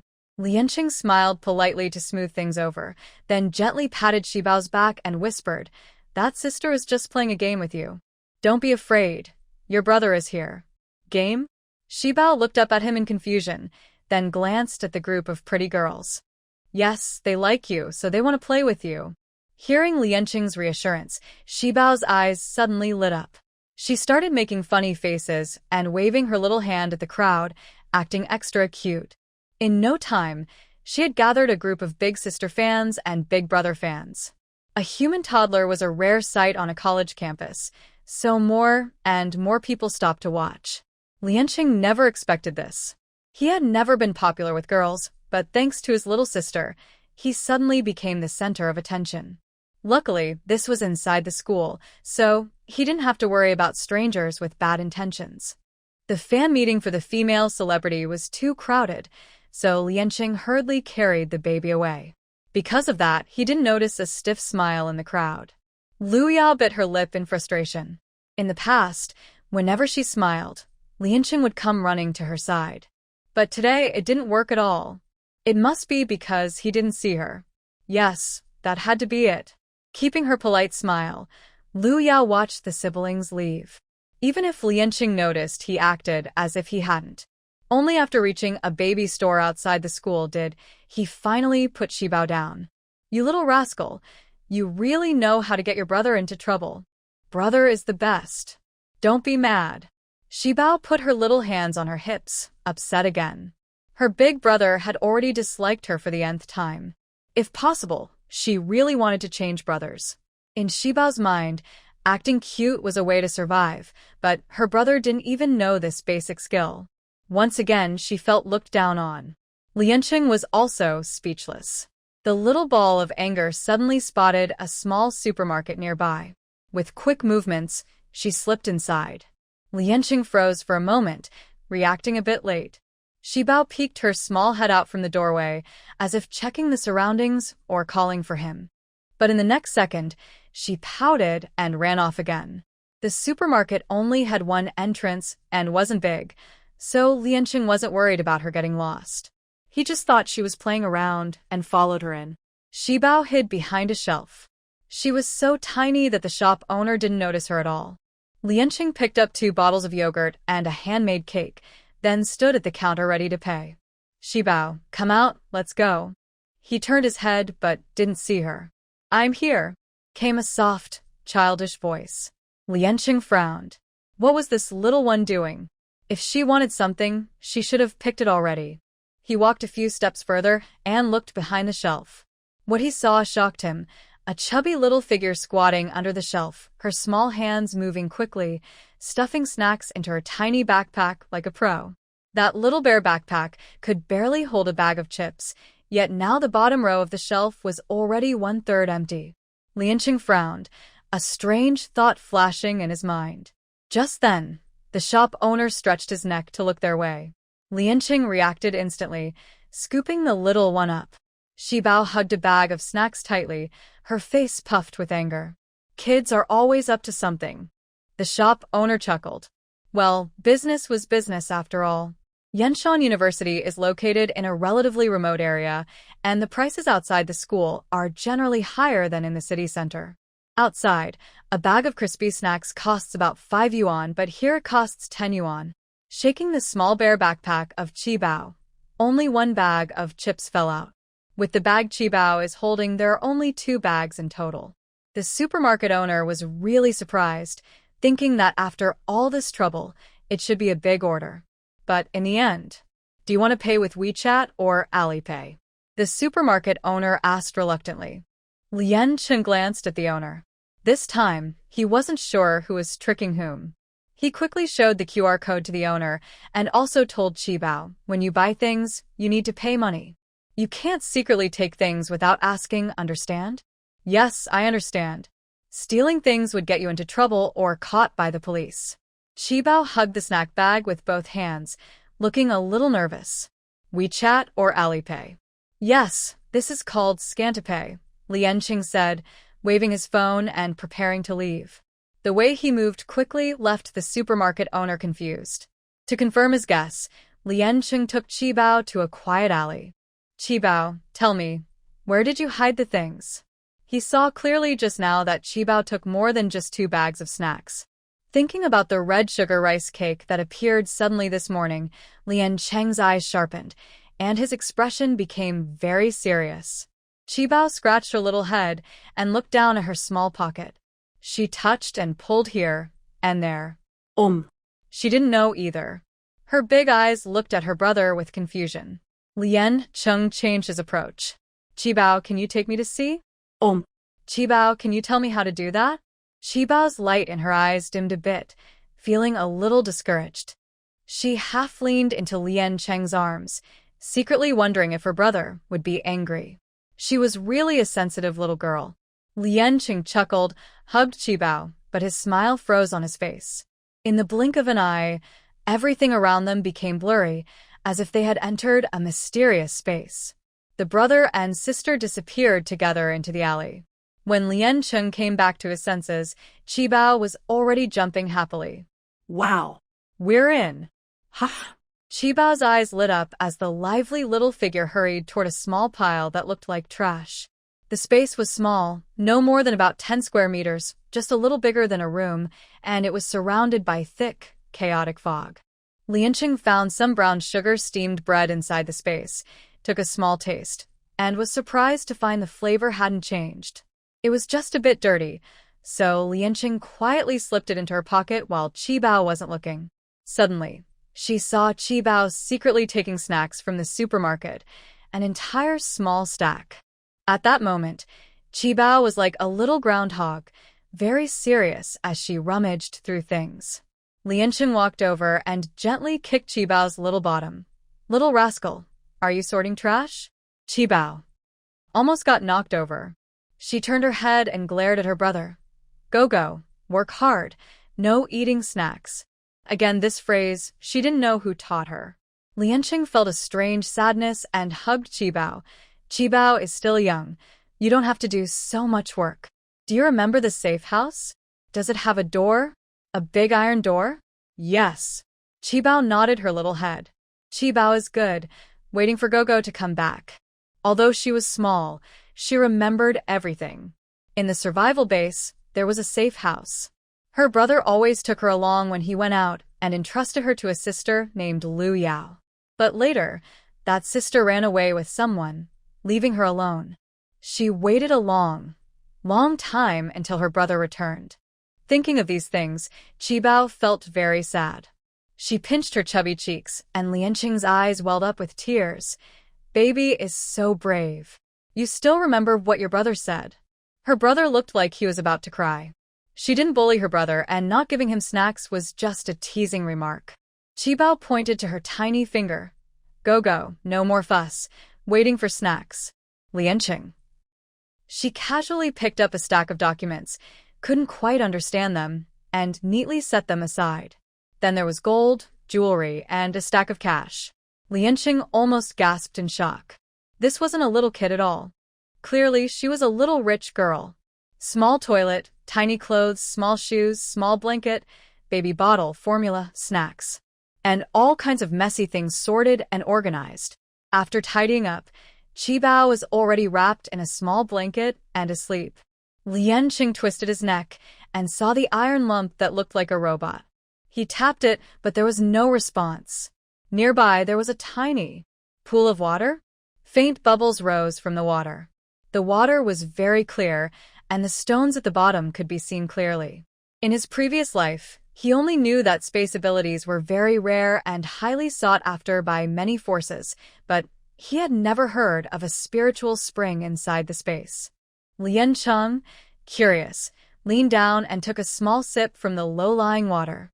The pure spring water was refreshing, flowing down his throat like a flame spreading through his limbs, activating every cell. Lianqing clearly felt his body becoming stronger. In his previous life, human abilities were roughly divided into 4 levels: beginner, intermediate, advanced, and extraordinary. Now Lianqing sensed that he was about to break through to the beginner level. He held his baby and circulated his spiritual energy around him. A moment later, Lianqing was overjoyed. He had broken through. The spiritual spring really helped with training. Suddenly, he was stunned. His sleeping piglet was gone. It was now squatting at the edge of the dense fog in the southwest. Lianqing walked over, amused. "You naughty baby. What are you up to now?" "Big dumpling." The baby was still eating and stuffing chocolate beans into his small mouth. "Lianqing, stop eating and come train." Training? Qi Bao looked blank and adorable, allowing Lien Cheng to bundle her up, place her on the small blanket, and set her in a proper training pose. In less than 3 seconds, the chubby little thing sprawled on the ground. What training? Resting is better. This little baby just liked to oppose him. Lien Cheng cleared his throat and pretended to be serious. Qi Bao. You must train. Only then will this space grow and hold more things. Hurry up and train with your brother, or I'll give you a spanking. Qi Bao played with her tiny hands. When she heard about getting spanked, she rolled over and sat up. Pippi hungry. Oh, wanna feed Pippi. Little finger poked at the sky, looking serious in a way that was hard to describe. She wanted to train, but she also wanted to rest. When told to rest, she caused trouble. Her small body weighed 20 pounds, but her rebellious spirit was 19 pounds heavy. Lien Cheng was so angry, he almost spat blood. He gently tugged at Qi Bao's tiny ear and said, if you don't train, how will you go out? Go out? Maybe because she practiced enough, Qi Bao gradually learned the trick. With a small paw, she moved her mind slightly, and the brother and sister appeared again in the alley. Lien Cheng held Qi Bao in his arms and carefully said, Qi Bao, this is your secret base with your brother. You can't tell anyone, understand? Giggling, Qi Bao made a shushing gesture with her tiny hand near her mouth. Secretly hide the cake. Don't tell anyone. That was roughly the meaning. Lien Cheng smiled and took Qi Bao to a mother and baby store to buy some daily necessities. To train Qi Bao's ability to control objects, they went to a remote place and guided her to use her mind to put things into her space. Soon, Qi Bao became skilled at this skill of storing and retrieving items. Lien Cheng took Qi Bao to a popular food street and rewarded her with a big meal. From afar, they heard a merchant loudly shouting in front of a mall. The boss ran off with his little sister-in-law. Everything is free, just pay a 250 registration fee, and in 30 seconds, you can take whatever you want. Qi Bao had a bit of a social butterfly trait, especially when she heard free. Lien Cheng was also eager to try. To test his sister's special talent, he boldly spent 500 yuan. The responsible person saw the little kid and didn't want to charge, but Lien Cheng insisted on paying. He didn't know that this little one was a professional hoarder. Before the timer started, Lien Cheng carefully observed the store. It mainly had daily items like rice, oil, salt, and so on. The security cameras had all been forcibly dismantled. The boss must really have run away. Everything went as he had hoped. Lien Cheng vividly whispered to Qi Bao, later, follow me and take things quietly into the secret base. Do you understand? Qi Bao nodded eagerly. When the staff's whistle sounded, Lien Cheng pushed a shopping cart, carrying Qi Bao, and rushed into the mall. Everywhere they went, it was like a swarm of locusts passing through. Lien Cheng intentionally avoided the crowd's sight to protect Qi Bao. He casually stuffed rice, flour, grains, oil, and milk powder into the cart. Qi Bao followed closely, touching a pile of rice that disappeared, then touching a pile of oil that also vanished. Seeing the snack shelves, his eyes lit up, and he even lifted the shelves along with the snacks. Why did this kid want to take the shelves? Does he know it will give him away? A mechanical voice came from the broadcast. Game countdown has started. The mall exit will close automatically. Players who haven't exited in time will have their carts cleared and only receive a souvenir. Lien Cheng didn't have time to think. He pushed the cart and dashed out like a tornado. He managed to escape just before the gate closed at 0.01 seconds, safely leaving the mall. But Qi Bao was a bit behind. When staff were about to restock the shelves, they saw a wobbling milk bun holding a bag of rice squeeze through the exit. He looked up with big, silly eyes and blinked, saying, "Go, go, I dropped it." He tilted his little head, adorable and silly. The staff's maternal instincts kicked in. The manager clapped happily, saying, "Good job, baby." After all, a bag of rice isn't worth a souvenir. Lien Cheng's mouth twitched. He was worried about blowing his cover just now, but now... Well. He insisted on not taking the rice bag to avoid breaking the game rules. The manager insisted on giving it to him and secretly slipped Qi Bao a box of chocolates. He didn't want to spend 250 yuan to bankrupt the supermarket, but he just didn't have the strength. Unable to control the wild energy of the little milk bun, he even knocked over the shelves. What could he do? Afterward, Lianqing checked the supplies in the storage space. There were at least 700 to 800 pounds of rice and flour, about 50 cans of milk powder, and over 100 pounds of various beans and grains. There were also cooking oils like rapeseed oil, sunflower oil, peanut oil, and mixed oils, along with various seasonings. The most impressive was a shelf full of snacks. When Qibao saw it, her little feet couldn't stay still. Lianqing thought it was necessary to watch over her baby, so she wouldn't sneak in and eat the snacks. These were junk foods that weren't good for her health. In the afternoon, they had a class. Lianqing and Qibao went back to school. He was probably the first to bring a child to class. At first, Qibao was very curious. She pointed at the podium and babbled. Lianqing took out a pacifier and put it in her mouth. Sure. No talking in class, or the teacher will give you a little tap on the hand. Qibao froze and sat quietly in Lianqing's arms. Seeing her baby being scared, Lianqing took out a set of children's picture books and asked her to draw.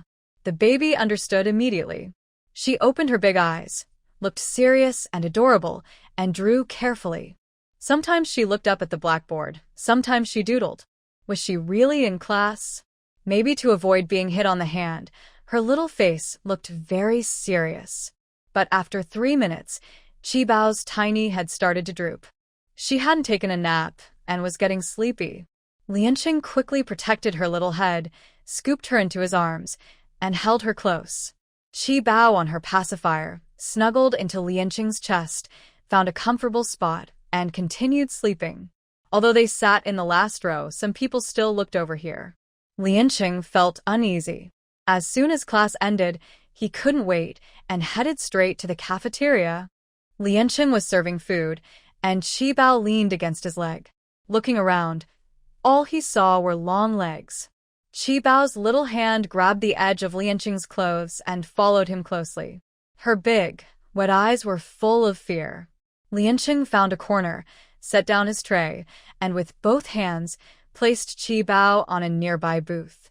He took a small bowl from her teddy bear backpack and scooped out yam, ribs, and corn from the soup into the bowl, adding a little rice. But it seemed she wasn't in the mood to eat. Qibao tightly hugged her small bowl and kept her eyes on the people walking back and forth. Was she afraid someone would her food? Lianqing picked up a piece of yam and fed it to Qibao. Everyone is here to eat. Qibao, hurry and eat. If you don't, your older brothers and sisters will finish their food and come to take yours. Qibao opened her small mouth and took a tiny bite, chewing happily. After a moment, Qibao looked at Lianqing with wide eyes, seeming to check if what he said was true. Then her focus returned to eating. She buried her little head in her bowl, munching away happily. Our Qibao eats by herself.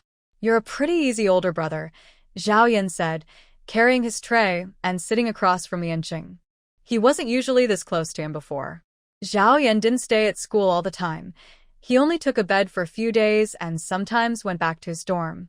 The real problem was, Zhao younger brother was going through a rebellious phase and his mom was in menopause, so there was no place for him at home. That's why he was hiding at school. But Lianqing didn't know any of this. After finishing her small bowl of food, Qibao looked up, her eyes shining as she stared at Zhao. She licked her pink tongue, which had a bit of rice on the corner of her mouth, and made a little smacking sound. She looked a bit reluctant to stop eating. Zhao scooped a big piece of braised beef and put it into Qibao's bowl. Her eyes immediately lit up. She gobbled it down with 2 bites, still not satisfied. While Lianqing was busy eating, Qibao took her small bowl, slipped down to the ground, and ran over to the neighboring table. Lianqing. What is she doing? The girl with the bangs had been smiling at her the whole time. She probably liked her. Asking for some food isn't too much, right? Qibao didn't say anything. She just held her bowl, tilted her head, and looked at her with a sweet, innocent expression. Who could resist that? The girl with bangs put some candied sweet potato from her own plate into Qibao's bowl.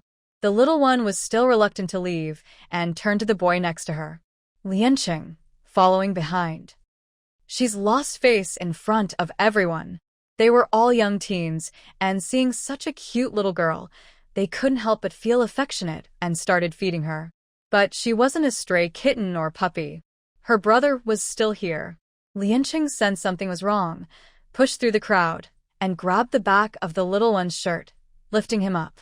With a clatter, a small stainless steel bowl fell to the ground. Qibao flailed and squealed loudly. Seeing it was her brother, she let out a small burp in response. Wow, this little belly is almost bursting through his clothes. At that moment, Lianqing thought of a chubby French bulldog puppy. Why are they all so greedy? Since returning from the supermarket, besides sleeping, the little one hasn't stopped talking. He was worried about the baby getting indigestion, so for dinner, he chose easily digestible corn and yam. Now it's all wasted effort. This is my sister. Everyone, please continue eating. Sorry for the disturbance, Lianqing said with a forced smile, explaining to everyone. He took Qibao back home. The little one ate until he was a bit full and couldn't sleep at bedtime. Lianqing had no choice but to turn on his computer. The game wasn't live yet, but the little troublemaker was back again. Same old tricks.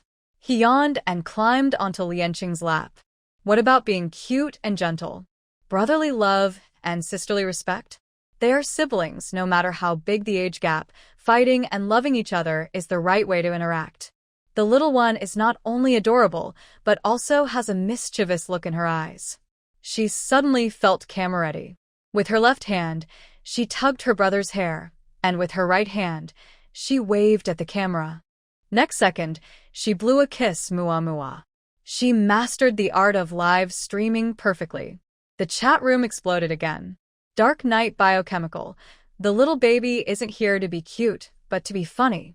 Evil uncle, haha. The streamer was forced to switch careers, so sad. Carefree village girl. Oh dear, sweetheart, be gentle, your hands hurt. Unbeatable girl, no matter what. My girl is adorable. Night Wind, cute master is mighty. Sibling duo causing chaos, JPG Night Wind. Qibao doing manual labor, JPG Night Wind. Full of charmed, JPG Bai and Qibao. Omega, wow. These are collages, deep dive, true fans. White and Chi Baby. Da Bai is no longer called Da Bai, officially announces the formation of the Chi Baby support group, along with a video of Chi Baby arguing with his brother on the street. Many moms and older sister fans are raising children online. Soon, a video titled Stubborn Milk Foam became trending. Official statement. Due to underage participation in live streaming violation, the account was banned for 10 minutes. Just now, someone wanted to play with Chi Baby, but Lianqing refused harshly. Who wants it? Take it if you do. Zhao Yan was video chatting with his girlfriend and couldn't help but laugh at the situation. He was one of those watching.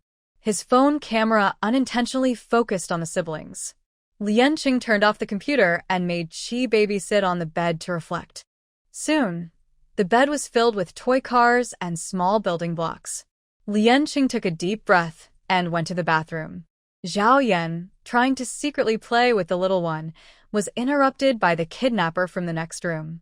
After a while, Lianqing came out of the bathroom and saw Chi Baby lying on the bed with his arms and legs spread out, face flushed, looking exhausted, as if he had run a long race. Where did you go to play so wildly? Lianqing asked coldly. Chi Baby stayed still, as if asleep. He was just playing with old Wang from next door for a while, and this happened, Zhao Yan said helplessly. Old Wang from next door isn't a good person. He took Chi Baby away, making it hard for Zhao Yan to show off in front of his girlfriend. No wonder Zhao Yan was teasing Lianqing with hints. Lianqing didn't mind and focused all his attention on the little one. He gently touched Chi Baby's forehead. The hot feeling in his palm made Lianqing frown. Fever in a child is common, but he had never experienced it himself. Everyone in the room hurriedly took Chi Baby to the hospital. Lianqing clenched his sweaty hands, trying to stay calm on the surface. But Zhao Yan kept nagging like a pesky bee, following them to the hospital. Doctor, how is it? How is Chi Baby? Did he eat something wrong? Food poisoning? Still feeling sick. Hello, doctor. Please examine carefully and find out what's wrong. You must cure my baby. The doctor, annoyed by Zhao Yan's noise, kicked Zhao Yan along with Lien Cheng, De Peng, and Xiao Tsong out of the ward. The four of them waited outside the room. Zhao Yan still felt upset and called a phone, angrily scolding Old Wang next door. Old Wang, feeling nervous, brought along Da Hai, Xiao Zhou, and Lei Zi, 3 other roommates, to the hospital. 8 tall guys argued loudly outside the ward. The head nurse almost thought it was a medical disturbance. Zhao Yan spoke harshly. What did a few fools do to my Qibao? Why is she like this? You'd better pray she's okay, or I'll take away all your snacks. Is this guy getting too worked up again? Old Wang, tears in his eyes, shouted. We just video called with Qibao and shared some snacks. She took everything happily. Everyone said she's a little foodie who doesn't refuse food. Are you sure that's a compliment? Lien Cheng frowned. What snacks did you all feed her? Peanuts, beef jerky, chips, spicy strips. We ate some too. No poison. Not expired. Old Wang said more, and more nervously. Now the case is solved. The female doctor, who happened to overhear this, rolled her eyes. Child's indigestion caused a high fever and you. She looked at everyone, thinking to herself, how could you be parents? How can such a young child eat spicy strips, chips, beef jerky, and peanuts? She didn't see the child's mother among the waiting crowd, only some boys around 20 years old. The female doctor was surprised. Who is the parent of Lien Chi? Zhao Yan was about to answer, but Lien Cheng stepped forward. I am her brother. She's my real sister. Zhao Yan touched his nose and said nothing more. Are you her guardian? The female doctor asked doubtfully. Lien Cheng nodded gently, then, worried she wouldn't believe, explained. My parents have passed away, so I am her guardian. Zhao Yan and the others looked surprised and turned to Lien Cheng. No wonder. This guy never talks about his family. When they complain about parents nagging or mischievous siblings, he must feel pretty sad, right? Lien Cheng clicked his tongue. What kind of look is that? Sympathy? Pity? Or guilt? Is he really that strong? Lien Cheng tilted his head slightly and looked at the female doctor. Doctor, is my sister okay? The doctor nodded. She's fine. The high fever was caused by indigestion. After finishing this 4-drip, she can be discharged. She needs to adjust her diet, more vegetables and fruits, easy-to-digest foods. Avoid overeating, spicy, greasy, or junk food. After speaking, the doctor glanced at Lao Wang and the others. Lao Wang's already mature-looking face looked even more downcast. Lien Cheng saw the doctor off and turned back to the hospital room. Where does he have any place to interfere? Especially Zhao Yan, who is very protective of his family, acting as if anyone who looks at his little sister might cause her harm. Lien Cheng cleared his throat. You all can go back now. I can stay here. Did you hear that? Go away. Her brother is here. Zhao Yan half leaned forward, blocking everyone's view of Qibao. Lien Cheng poked Zhao Yan's back. Go find a cooler place to stay. Her brother. I am here. I won't leave. Big brother is still my brother. I want to stay with Qibao. Zhao Yan looked a bit childish, with a thick skin. He really didn't want to suddenly have another big brother. The guilt lingering on everyone's faces, Lien Cheng could feel it. But with Qibao's greedy eating habits, indigestion was bound to happen sooner or later. Finding it early and treating it isn't a bad thing. Lien Cheng patted Lao Wang's shoulder. Everyone go back. Standing here won't help. Thinking about it, this makes sense. Old Wang took a few brothers from dormitory 1201 and left the hospital room one after another. Zhao Yan refused to leave and was also asked to go out by Lien Cheng, who said it was to prevent Qibao from being disturbed.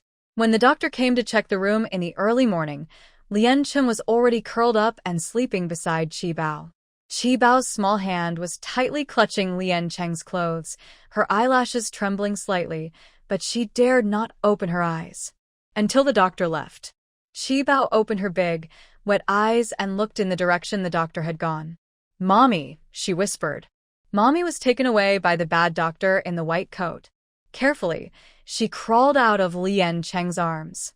Qi Bao gently called twice, "Go go. Go go." She shook Lien Cheng's arm while holding him. Lien Cheng's eyes were tightly closed, and cold sweat covered his forehead. Did her brother get sick? That must not be discovered. She stretched out her small arms and legs, quietly slipped off the bed, and peeked out of the hospital room. The corridor was empty, with only occasional eerie whispers. Even alone, Qi Bao believed she could find her mommy. She clenched her small fists silently, encouraging herself, and her short legs moved unconsciously forward. Lien Cheng was awakened by a nightmare. In the dream, he lost Qi Bao again in the hospital. He looked down at himself in his arms, and a burst of white fog exploded in his mind. All his cool, confident persona shattered into pieces at this moment. His hands and feet went weak, and he accidentally fell off the bed. Like a frantic bull, he dashed through the hospital corridor shouting, "Qi Bao, Lien Chi baby, where are you? Come out. Come out." Could history be repeating itself again? Lien Cheng dared not think about it. It was like a thorn stuck deep in his heart, hurting so much he felt like going crazy. Not long after, the head nurse stopped him and took him to the hospital duty room. At this moment, Qi Bao was lying under the sofa, confronting the on-duty doctor. Hearing Lien Cheng's voice, her small voice was urgent. "Go go, go go, bad man is grabbing baby."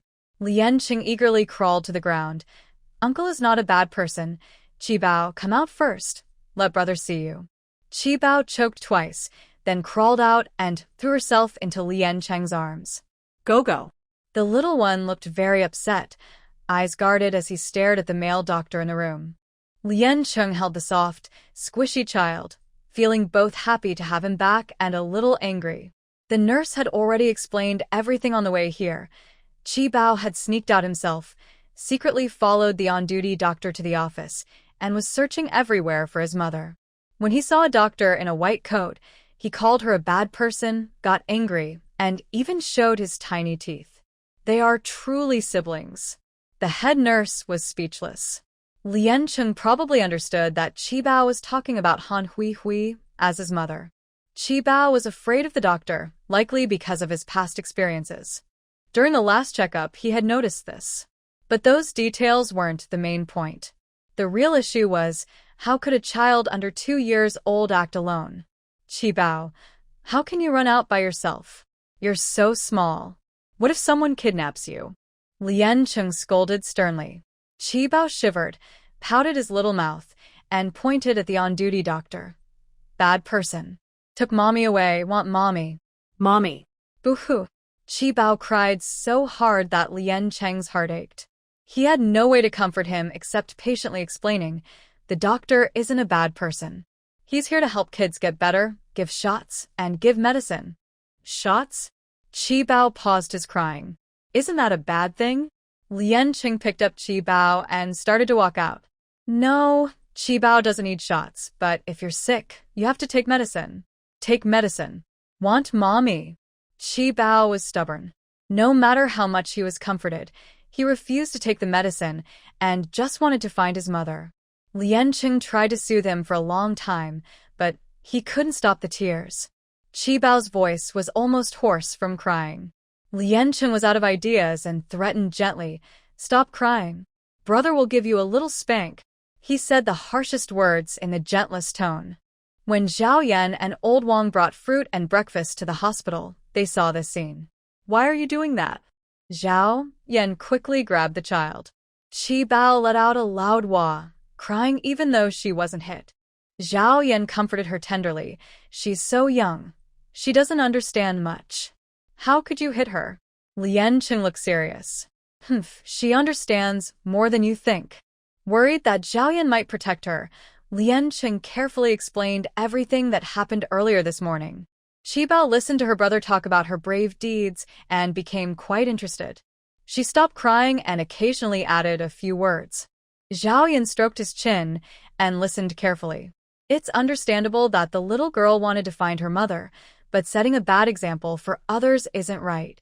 After all, her cute face is right there, and many people are worried about her, including the person next to her. Old Wang, after hearing Lian Cheng's summary, said directly, Qibao is so sensible. She even wanted to go save her mom. Zhao Yan rolled his eyes and gently scolded Qibao. Baby, do you know what to do if you see a bad person trying to take someone?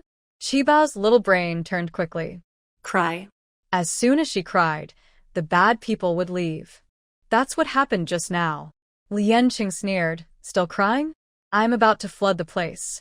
Crying is useless. Speak human language. Zhao Yan shot a side glance at Lian Cheng and gently pinched Qibao's small arm. No crying, Ibao. Be brave. If you see a bad person, we can't fight them, so we hide. When they leave, we find the police or a kind lady to help us. Brave? Qibao raised her tiny hand and pointed at her little head, as if she understood everything. Kind lady? Lian Cheng's mouth twitched. She really is someone who dares to teach and believe. She handed the medicine to Qibao. Be brave, little one. Drink your medicine first. Suddenly, she felt like she wasn't brave anymore. Her little eyes blinked pitifully. Lian Qing narrowed her eyes, and Qibao shrank into Zhao Yan's arms. Zhao Yan immediately protected the little ball of flesh in his arms. It's okay. If Qibao doesn't want to take medicine, we'll first have some candy to sweeten her mouth. Zhao Yan opened the lollipop, just about to put it into Qibao's mouth. Lian Cheng said softly, children shouldn't eat things without permission. Otherwise, their stomachs will hurt. Why would their stomachs hurt? Looking at this sweet-looking lollipop in front of her, Qibao's little eyebrows furrowed in confusion. Zhao Yan glared at Lian Cheng. Dog, can you speak human language or not? Lian Cheng rolled her eyes, grabbed the little dumpling into her arms, and said, drink your medicine quickly. After that, go find your mom. Only Shungbao heard Lian Cheng's words and did not see the evil smile at the corner of his lips. He picked up the medicine bottle and took a big gulp. Lian Cheng raised an eyebrow at Zhao Yan and said, go find mom. Zhao Yan and Old Wang. After holding the baby to handle the discharge procedures, Lian Cheng and Shungbao went to Yanshan Cemetery. Lian Cheng pointed to the photo on the tombstone and told Shungbao, this is Shungbao's biological father.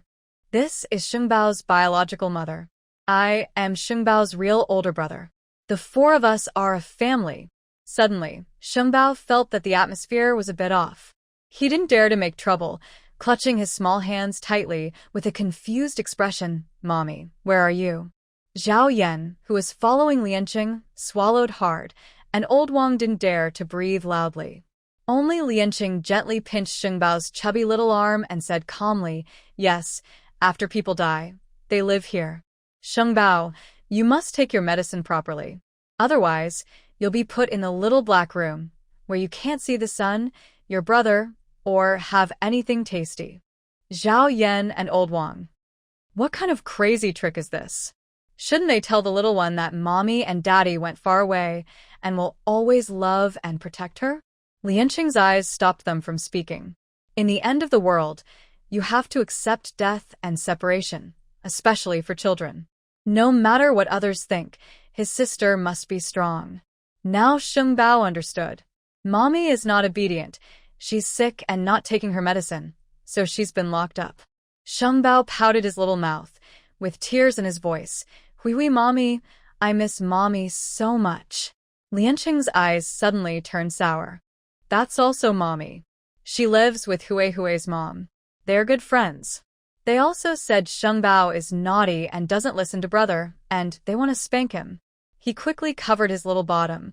Go spank Shungbao, be good. Mommy, help. Lian Cheng's face was serious, swallowing the laughter in his throat. No one can save you. Mommy will never come out. That means you're on your own. Whether brother spanks you or not depends on his mood. Shungbao's understanding of death was still vague, but he knew mommy would never come back. With no help available, he looked at Zhao Yan with small, pleading eyes. He got what he wanted without any effort. Bao doesn't cling to Lian Cheng. Instead, Zhao Yan holds her in his arms, and she calls him Brother Yan softly and sweetly, looking very cute and obedient. In front of him, she acts like a caring little sister. Lian Cheng speaks with a sad tone. Little Bao, do you have another older brother now? Do you not want me anymore? Bao leans against Zhao Yan's chest and glances at Lianqing. What bad intentions could a little baby have? She just made a complete set of goals for her biological brother. If he doesn't meet them, she will replace him. Back in the dorm, Bao squats alone at the end of the bed, takes out a cartoon grid notebook, and mumbles to herself. Lianqing is curious and leans over, poking her little notebook. Little Bao, what is this? Bad grades. Bao turns her head to glance at Lianqing. Goggles are broken. Drawing is bad. She then takes out a ballpoint pen and draws 2 crosses on the grid. She looks serious and says, finished. No more. Gogo is not good anymore. Lianqing pauses while holding a milk bottle. Is that what he thinks it is? So, he's just a worker who might be fired at any time by the little boss? Then he slightly curves his lips. Little Bao, does Grandma also not want you anymore? Bao quickly straightens up. No, she can't be abandoned. Her little tummy is already empty. She raises her small hand. Goggles. Grandma, she still knows how to be flexible. With such a little thing, her black and white life suddenly gains a splash of color. Lianqing's lips unconsciously lift into a smile. Bao's small hand is attached to a leash, and she follows Lianqing to class as usual. The older students on campus are as enthusiastic as ever, offering snacks to feed her. This time, Bao behaves well. Instead of opening her mouth to cry, she looks at her brother for permission. Lianqing walks over, takes a dog tag from his pocket, and hangs it on Bao's chest. Seeing the words "no feeding allowed" on the tag, everyone awkwardly retracts their snacks. Big brother is not acting right. Just putting a leash on her is enough. Why does she also need a dog tag? He didn't mind not getting any snacks. Baby Nai immediately threw a tantrum, puffing out his cheeks. When the leash was pulled, he ran off on his own. The clever battle between the siblings had just begun.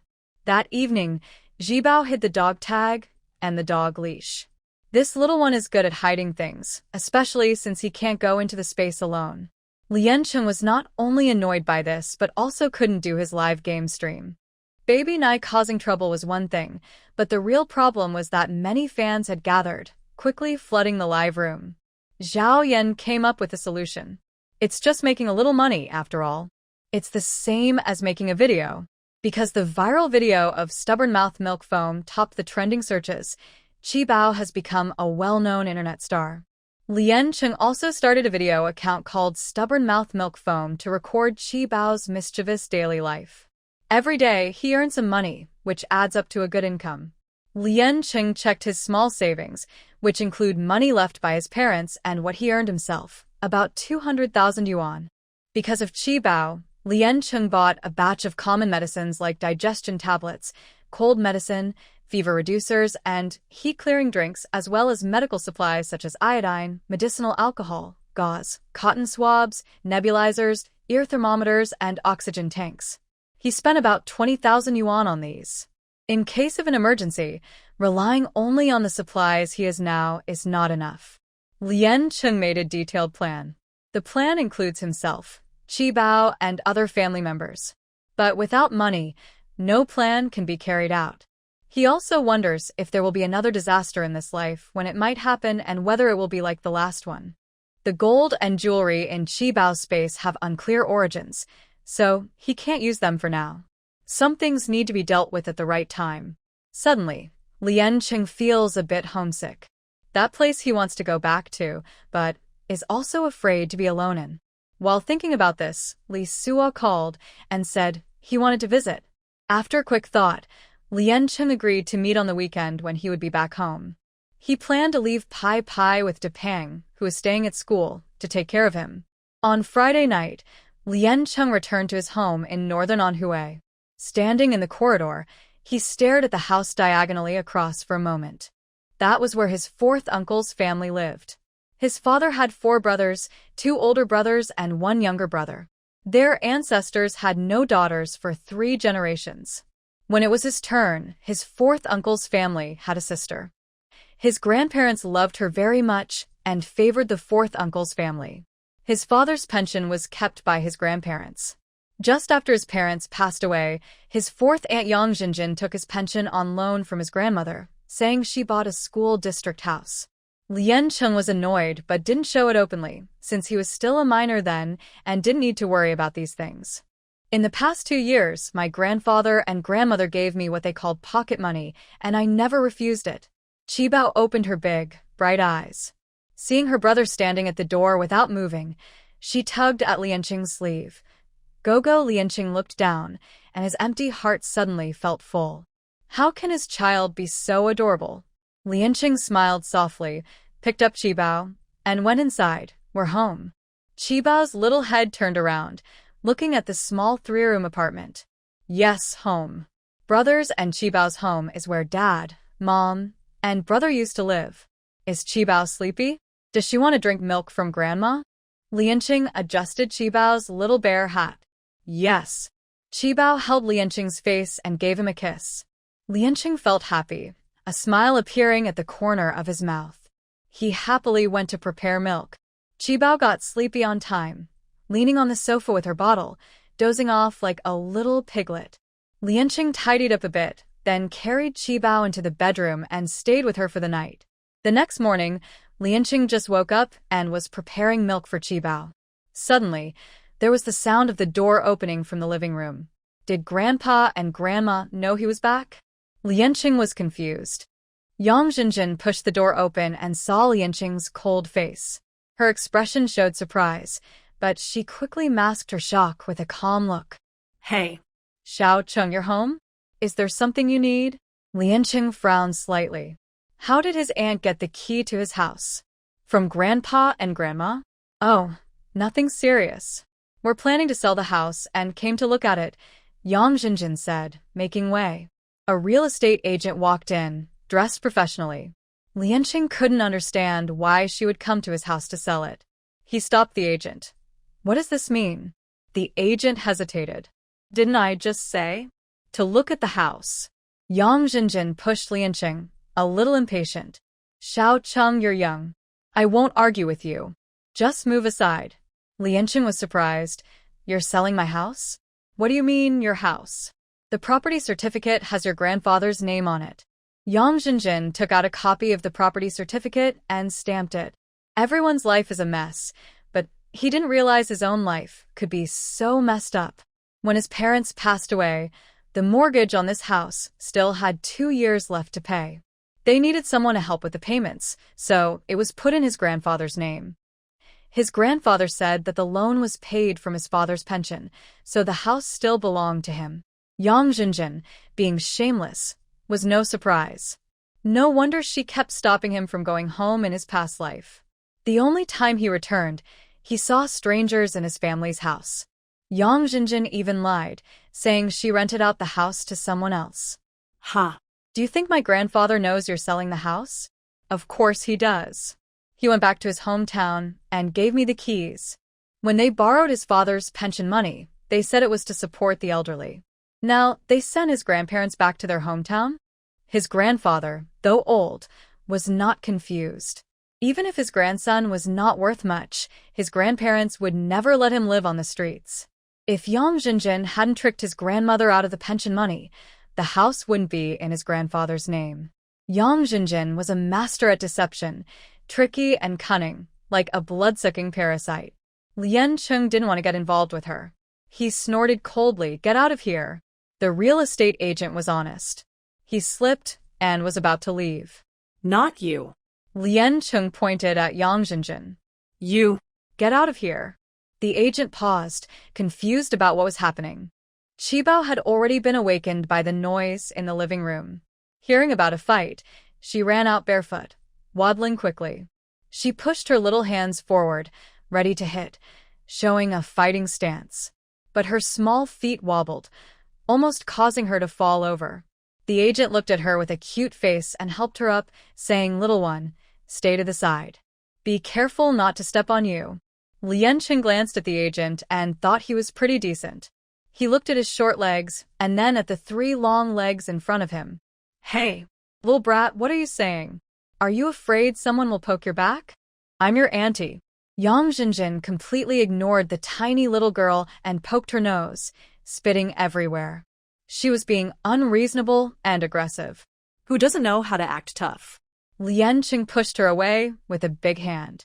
Yang Jinjin staggered and fell straight down. Oh no! Yang Jinjin just cursed out loud. A loud sound. Lian Qing forcefully slammed the door shut. Wow. Guogua is so amazing. Bad naughty flying away. Qi Bao claps his little hands, tilts his head up, and looks at Lian Qing with admiration. That wasn't flying out. That was rolling out. Why do I feel a bit proud for no reason? Looking into Qi Bao's bright big eyes, Lian Qing's expression softens a little. Qi Bao is awake.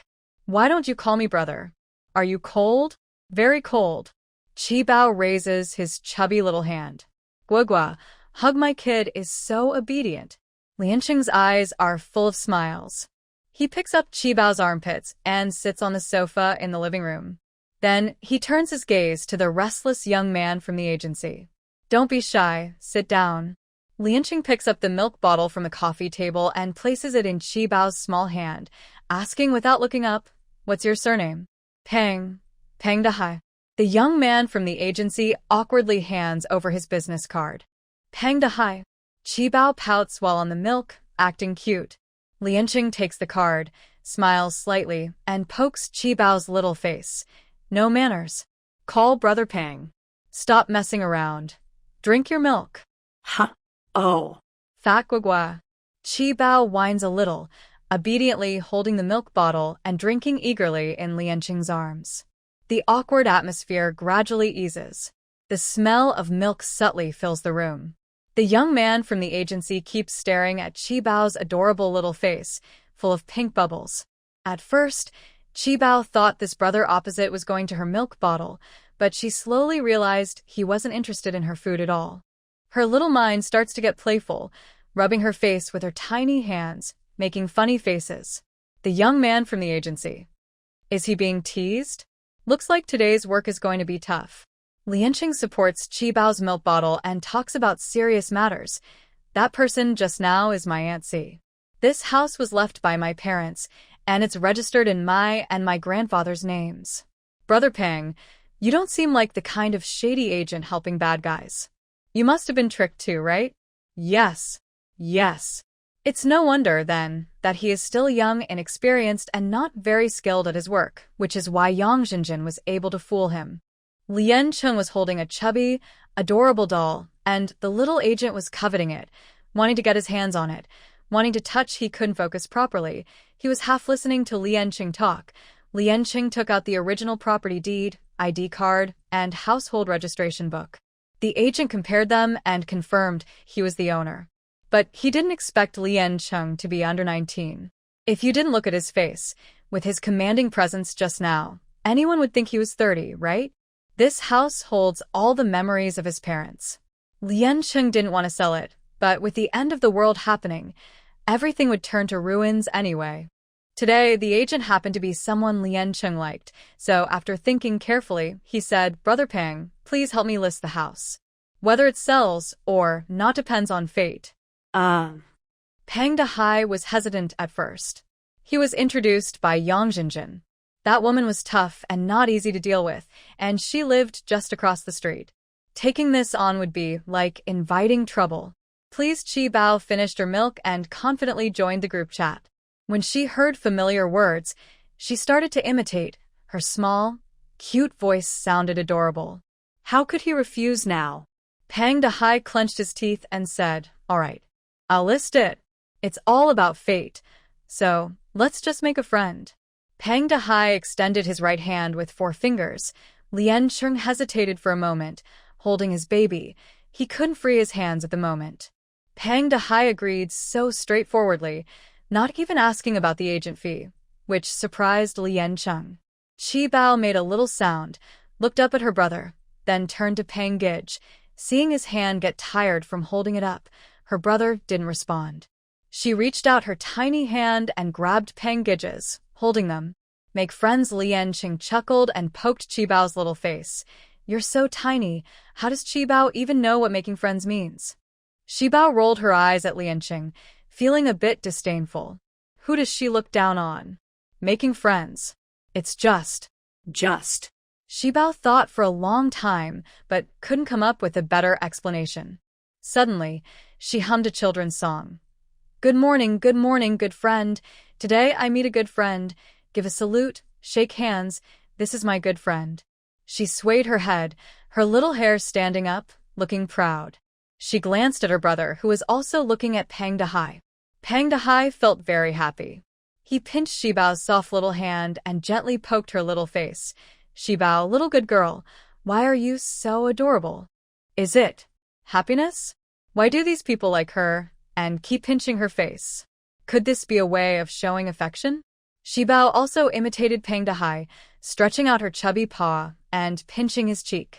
Happiness doesn't mean liking. One wrong move, and they start touching. Little rascal, is this polite? Lianqing picked up Shibao and stood up. This time, he extended his hand first. Brother Pang, about the house, I'll trouble you. No trouble, no trouble. Shibao glanced at her brother and Pang shaking hands, then looked down at her small hand carefully. She felt that her handshake with Brother Pang just now didn't seem quite right, but she couldn't quite figure out what was wrong. After sending Pang Dahai away, Yang Jinjin had disappeared without a trace, but she was definitely going to cause trouble again. Lianqing originally planned to find his uncle, but unexpectedly, he was called here so soon. Passing through the courtyard, a 5 or 6-year-old boy was riding a small scooter in circles. Shibao, holding her pacifier, went over to play too. Lianqing grabbed the back of Shibao's collar and looked at the boy's grandmother, awkwardly smiling. The grandmother was very kind, smiling as she patted the boy's shoulder. You're the older brother. Be generous. Let your sister play with the scooter for a bit. The boy was very polite, handing the scooter to Shibao and kindly reminded her, let's each play for a while, sister. Take it slow, don't fall, okay? Thank you, Shibao spoke softly and politely to thank everyone, then sat on the little scooter, quickly moving her tiny feet. It seemed like she was truly embracing the innocence of her age. Lianqing watched over her with great affection, almost overflowing with love. Thanks to Shibao's boldness, Lianqing successfully joined the neighborhood moms group. The moms saw how cute and pink Shibao was, and Lianqing looked like a handsome, caring older brother. He was so warm and lively, like the summer sun at its hottest. Lianqing was surrounded by everyone and almost couldn't handle it. Soon, a group of 5 or 6-year-old kids came into the courtyard. One of them was Lian Jiao, his little cousin. Lianqing glanced at her briefly, but didn't pay much attention. Shibao played for a couple of rounds and was having fun. Suddenly, a girl rushed over, pushed her aside, and took her scooter. Shibao stumbled and fell to the ground. After experiencing the end of the world, little Shibao tends to hide when faced with strong opponents. As for those not so strong, they still have their little teeth. Shibao, like a small calf, charged to get her scooter back. Jiao, taller and stronger, swung her arm like a mighty robot, knocking Shibao down. Shibao fell into the grass by the roadside, grabbed a stone with her small hand, and waved it at Jiao. Jiao's eye was hit, and she immediately started crying loudly, tears and blood streaming down her face. Yang Jinjin suddenly appeared from the shade of a tree, helped Jiao up, and asked, Oh no. Jiao, what happened? Who did this? Shibao dropped the stone, looking a bit guilty, and stepped back. Yang Jinjin shot a fierce look at Shibao and raised her hand. Where did this wild child come from? Shibao was pushed and stumbled, her small mouth tight, eyes brimming with tears, stubbornly refusing to cry. Cry. How dare you cry? Yang Sen scolded fierce. Who's this wild kid? Does anyone take care of her? If not, I'll step in and handle it. After speaking, Yang Jinjin raised her hand to hit Shibao.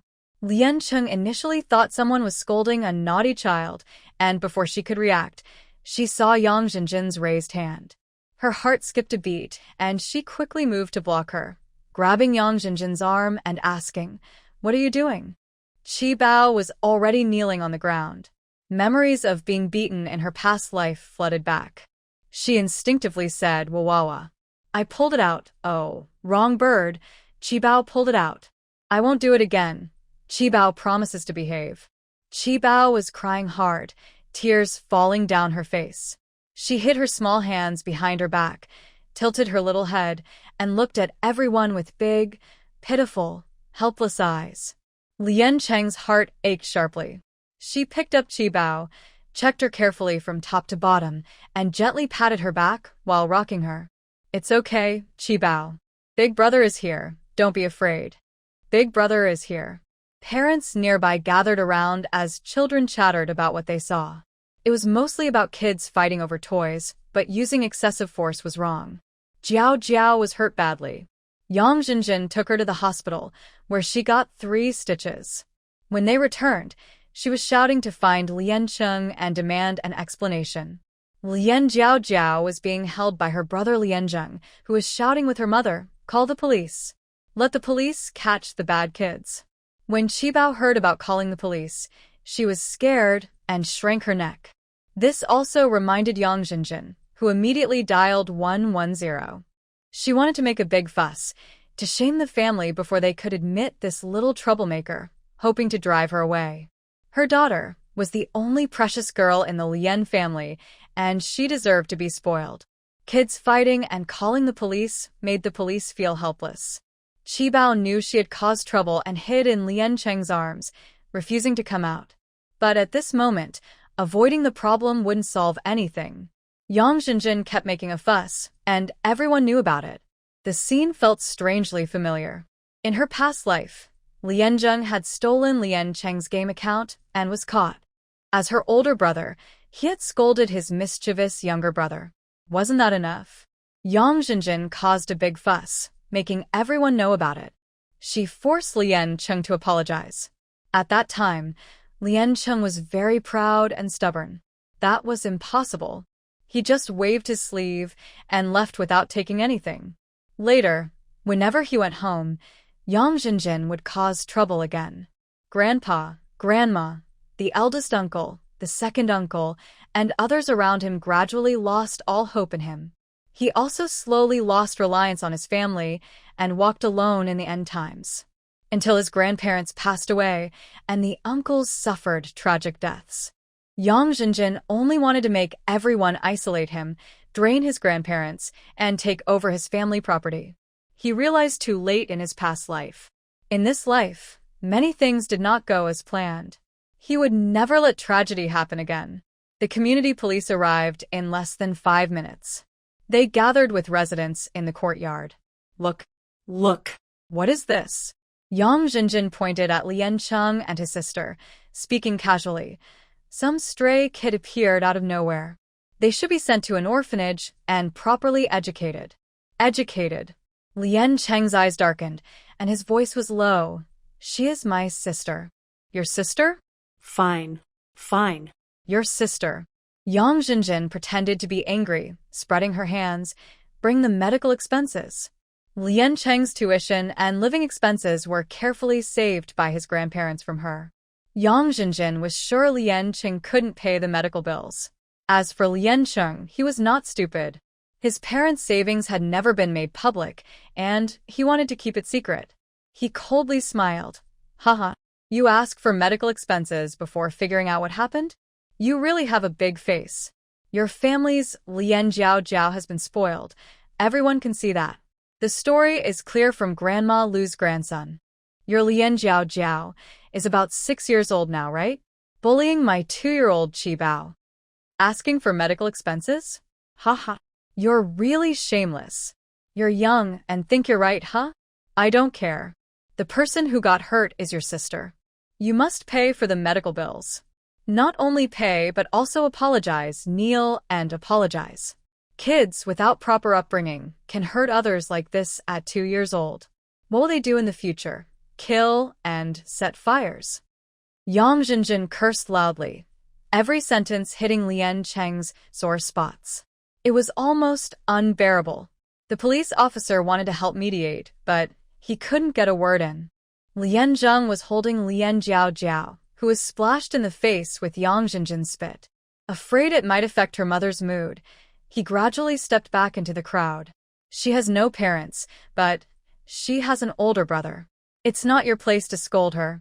Lien Qing angrily shouted, then calmly put down Qi Bao, half embracing him.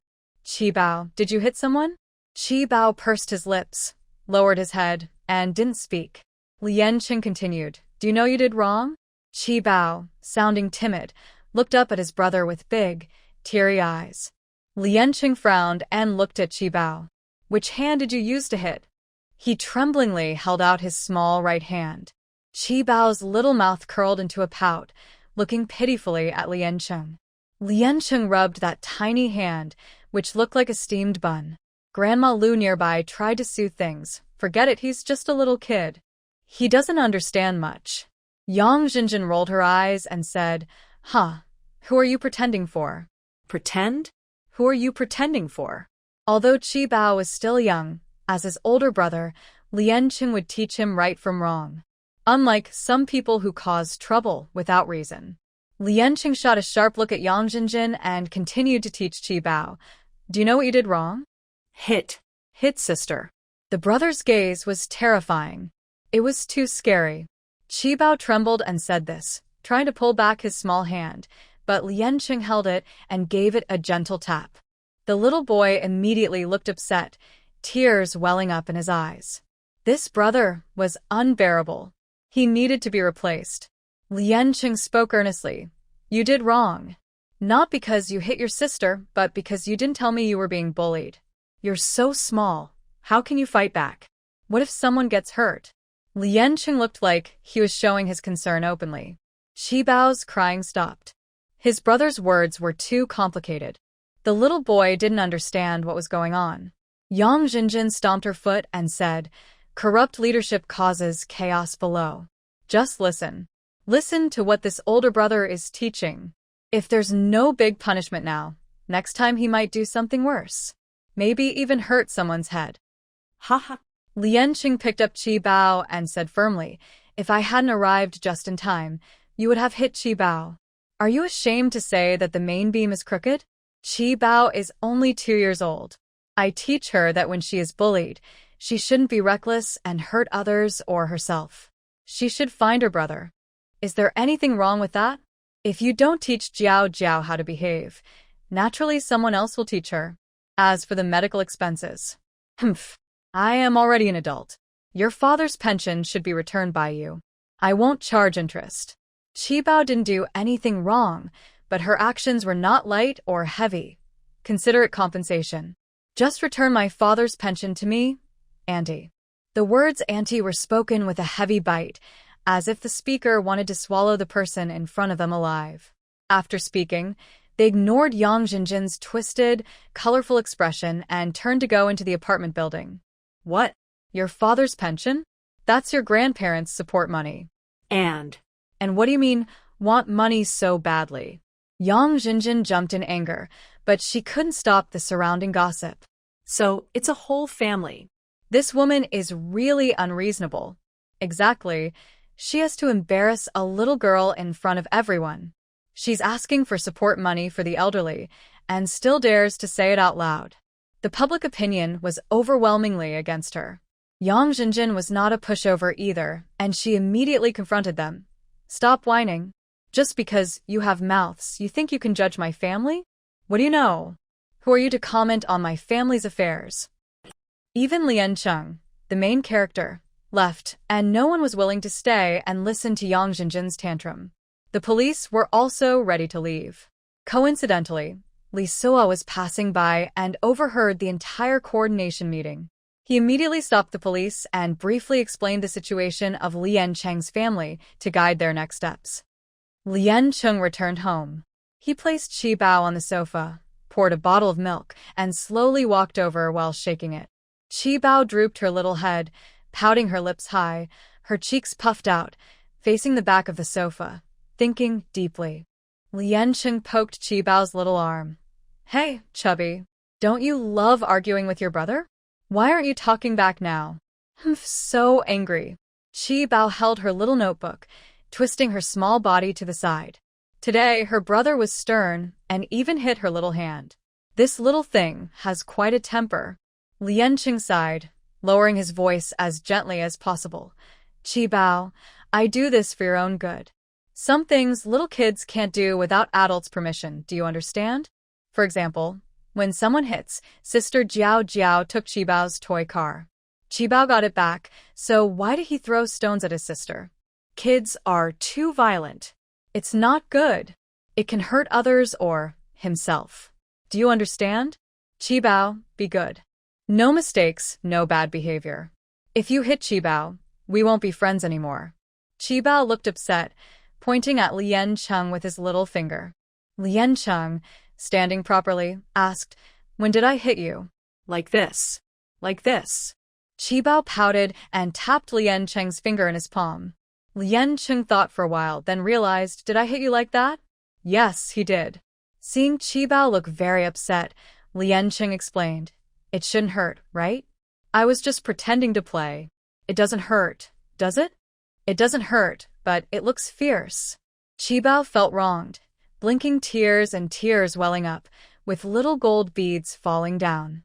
Brother knows he's wrong. Next time he pretends to play, he will do it like this. Lian Cheng gently pressed Qibao's small hand, with bright eyes. "Just secretly give Qibao a signal, and Qibao can cry a little, okay?" Qibao sniffled and looked at Lian Cheng. "Don't think the baby is easy to fool just because he's small." Brother just tapped her little hand. The more he comforted her, the more she cried. Lian Cheng felt helpless. "Fatty, drink your milk. Don't cry anymore." Brother admits he's wrong. "I promise I won't hit your little hand again." At most, he would just pat your bottom, Lian Cheng thought. Carefully, he handed the almost cold milk bottle to Qibao. Qibao didn't take it. She looked up with tears in her eyes, like a hurt little kitten. Woo-woo. "My hand hurts." She rubbed her chubby little hand, meaning it hurt, and she couldn't hold the milk bottle. She needed her brother to feed her. Knowing he's being tricked, he still falls for it. He can't get out of this trap. Reluctantly, he took the bottle, picked up the child, and started feeding her. Qibao got what she wanted. This is her favorite way to eat. She hummed happily in her brother's arms, eating deliciously. It's all pretend. Who doesn't know how to act? Perhaps she was too tired from crying, and Qibao fell asleep halfway through her milk. When Li Su came, Qibao was still sleeping. He had organized all the documents, proof of parentage, ID card, household registration, and brought them to Lianqing. This was also a way to explain to his old comrades and colleagues. He also talked with Lianqing about some matters. When Lianqing mentioned wanting to sell his house, Li Su felt very guilty. He thought that the condolence money given earlier shouldn't have all been handed over to Lianqing's elderly parents. He saw how much pressure the child was under. Now, with a new sister to support, Li Su immediately decided to help Lianqing recover that condolence money. Lianqing was very grateful. Coincidentally, he also wanted to go to court. Although, given Yang Jinjin and his uncle's stubborn nature, getting the money back from them would be difficult. But he had to try. What Lianqing didn't know was that what was just a test for him was a serious promise for Li Su. Li Su originally wanted to talk more with Lianqing, but Qibao woke up. She suddenly sat up from the sofa, first looked at her brother, then noticed there were others in the house. Her big, watery eyes gradually filled with fear. She thought she had hurt her sister, and that the police were coming to take her away. Her small hands quickly crawled under the sofa. Lisa looked innocent. "Qibao, come out quickly. The police aren't here to take you away. They're here to bring you a gift." Li Su looked at his uniform. Why was it so unlikable? He picked up the teddy bear he brought and, imitating Lianqing, knelt on the ground. The police only catch bad people, not good children. Chi-Chi is a good girl, right? But her sister said she was a bad girl, and even asked the police to come and take her. Qibao wiped her tears, still afraid to come out. There was no other way. Li Su exchanged a glance with Lianqing, pretending to leave. "The police have gone." "Qibao, come out now." Lianqing reached out a big hand to her. Qibao crawled out a few steps, looked outside, saw Li Su, and was about to pull her head back, but Lianqing quickly picked her up. "The police are good people. Qibao, don't be afraid." Li smiled as he walked over and handed a small teddy bear to Qibao. "Our Qibao is a good child." This is for you, he said. Qibao hugged the teddy bear and finally believed that the police officer wasn't here to take her away. She was a good girl and a nice baby, and the officer liked her too. As Li left, he secretly slipped 2,000 yuan into Qibao's hand. Qibao held a stack of red bills she didn't recognize and ran quickly to her brother, only hearing the officer say he would give it to her brother. This act of kindness might not seem like much, but he remembered it. That night, Lianqing stayed up late streaming to earn money for milk powder. He didn't go back to his room and, feeling sleepy, dreamed again of past memories. Qibao, like a tiny shrimp, sat up with her messy little hair looking a bit dazed. She looked around. Gugu wasn't in the room. Could Gugu have abandoned her? Feeling wronged, she pouted her little mouth, tears welling up in her eyes. She turned over, stuck out her little bottom, and crawled down from the bed, searching everywhere for her brother. Finally, she found Lianqing in the study. Lianqing was sitting in a gaming chair, sleeping restlessly. The computer screen still showed a game live stream. Qibao skillfully climbed onto Lianqing's lap, patted his flushed face, and said, "Gugu, Gugu, tummy is hungry." Lianqing kept his eyes closed and replied softly, "Qibao, brother doesn't feel well. Let's lie down a bit longer. After a while I'll get up and make milk for grandma." Qibao stared at Lianqing. Could Gugu be sick? She reached out a small hand to touch his forehead, then mimicked touching her own. The hot temperature made her cry out loud. Ugh. "Gugu, what's wrong?" "Gugu is sick. What should I do?" Ugh, ugh, ugh. Cough, cough, cough. Qibao. "Your brother is just sick. He's not going to die. It's really not that serious." Her noisy crying gave Lianqing a headache, so he had to send the little one away to do something else. Water. Qibao. Water. Her big eyes blinked. "Gugu wants water?" The little Qibao grabbed a cup of water from the table, slipped down from Lianqing's lap, and ran out quickly. She looked at the kettle, which was left boiling for a long time, and stomped her little feet in anger. Lianqing usually keeps boiling water out of reach of Qibao. But this time, she accidentally caused trouble for herself. Qibao went to the bathroom again, aware of her own height limitations. She looked at the toilet, then raised her little head to glance at the sink. Although her brother gently tapped her small hand and told her not to do that, she is a good sister and a well-behaved baby. Finally, Qibao pushed a small stool over, climbed onto the sink, and poured herself a glass of water. Lianqing drank the water and then fell asleep again. Qibao, small but with a big heart, worriedly said, "Gugug is sick, needs medicine." She made a mess in the house but couldn't find the medicine. Sitting on the living room floor, she cried loudly, "No medicine. Gugug is sick, no medicine." Boo-hoo. Qibao has no medicine. Mama. Qibao missed her mom. Mom is an adult and can definitely help her brother. And there's also the robot mom, who takes care of her. Just thinking about it, the robot mom appeared in the living room. Qibao stared at the robot with big, wet eyes and blinked, "Mom?" The robot's big, beautiful eyes showed confusion. "Baby, why are you crying?" "Mom, Gugug, needs to be washed away." At this moment, Qibao finally understood the meaning of the word death more deeply. She cried painfully, then got up and took the robot mom to see her brother. The robot system was set to recognize various roles, which would activate automatically once authorized. The robot scanned Lianqing's face again and confirmed, "Is this your brother?" "Yeah." "Qibao needs Gugug." Qibao looked at the robot with hopeful eyes, "Save Gugug." The robot's metal fist turned into a thermometer, and it gently pressed it to Lianqing's forehead. Temperature is 39.1 degrees Celsius. Dangerous. Needs physical cooling or medication like acetaminophen or ibuprofen to reduce fever. After the robot finished reporting, tears welled up in Qibao's eyes. With a crying voice, she said, "No medicine, Mama. What should I do?" "Don't cry. Don't cry, baby. The system has automatically searched for the nearest pharmacy. Try to avoid traffic lights and sidewalks as much as possible. Walking navigation is on. Baby, follow my steps. Please stay safe outside and hold Mom's hand tightly." Led by Robot Mom, Qibao went out alone to the pharmacy. She looked left and right. Which one is the medicine? Qibao is too short. The pharmacy clerk didn't notice at first, until Qibao wandered around twice and, not knowing which medicine to take, called out softly at the counter.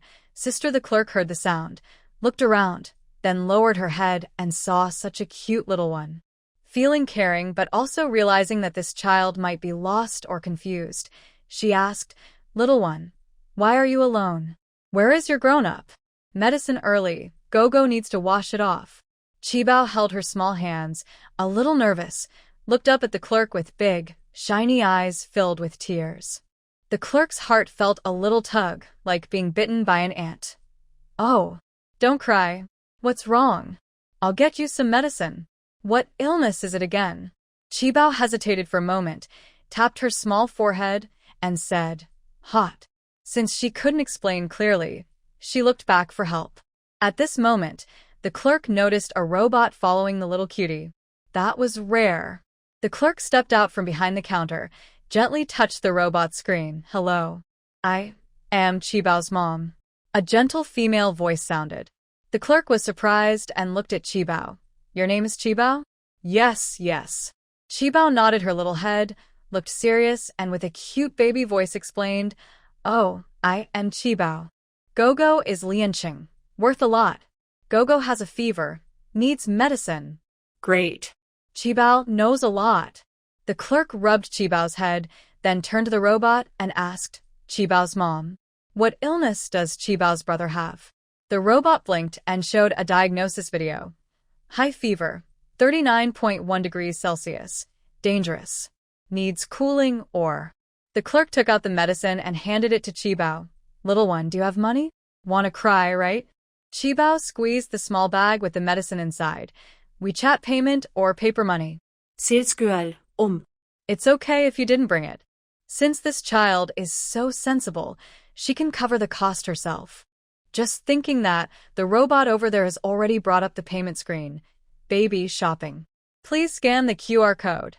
The salesgirl gently scans with the scanner and successfully completes the payment. In the blink of an eye, Qibao has already grabbed her medicine bag and run away happily. Worried that Qibao might get lost, the salesgirl hurriedly follows her. She feels relieved only when she sees Qibao safely entering the residential community with the robot. Once inside, Qibao is familiar with the way and finds her building. Standing in the lobby on the first floor, she feels confused. Which floor is her home on? Even her robot mom doesn't know this. Qibao is almost crying in frustration. A passing resident recognizes her. "Isn't this the little girl who hit someone yesterday? Little girl, where's your brother? Why are you alone?" Qibao looks up. It's an auntie who helped her yesterday. Qibao pouts, tears already starting to fall. Gogo is sick. Qibao needs medicine early. Qibao is naturally cute, and her crying makes people feel sad. The middle-aged aunt immediately squats down. "Good girl, don't cry. Your brother will be fine." Another person waiting for the elevator notices the medicine bag in Qibao's hand and comments, "Kids these days are impressive. Just learning to walk and already helping buy medicine? Who says no? Kids without moms grow up early." Xiao Bao, "Which floor do you live on?" The elevator arrives, and everyone starts to get in. Qibao also steps in with her little feet. She knows she won't cry anymore. "It should be the 12th floor. My fourth aunt lives on the 12th. With the help of some uncles and aunties, Qibao reaches the 12th floor. She circles around twice, carefully checking, and finally reaches her door.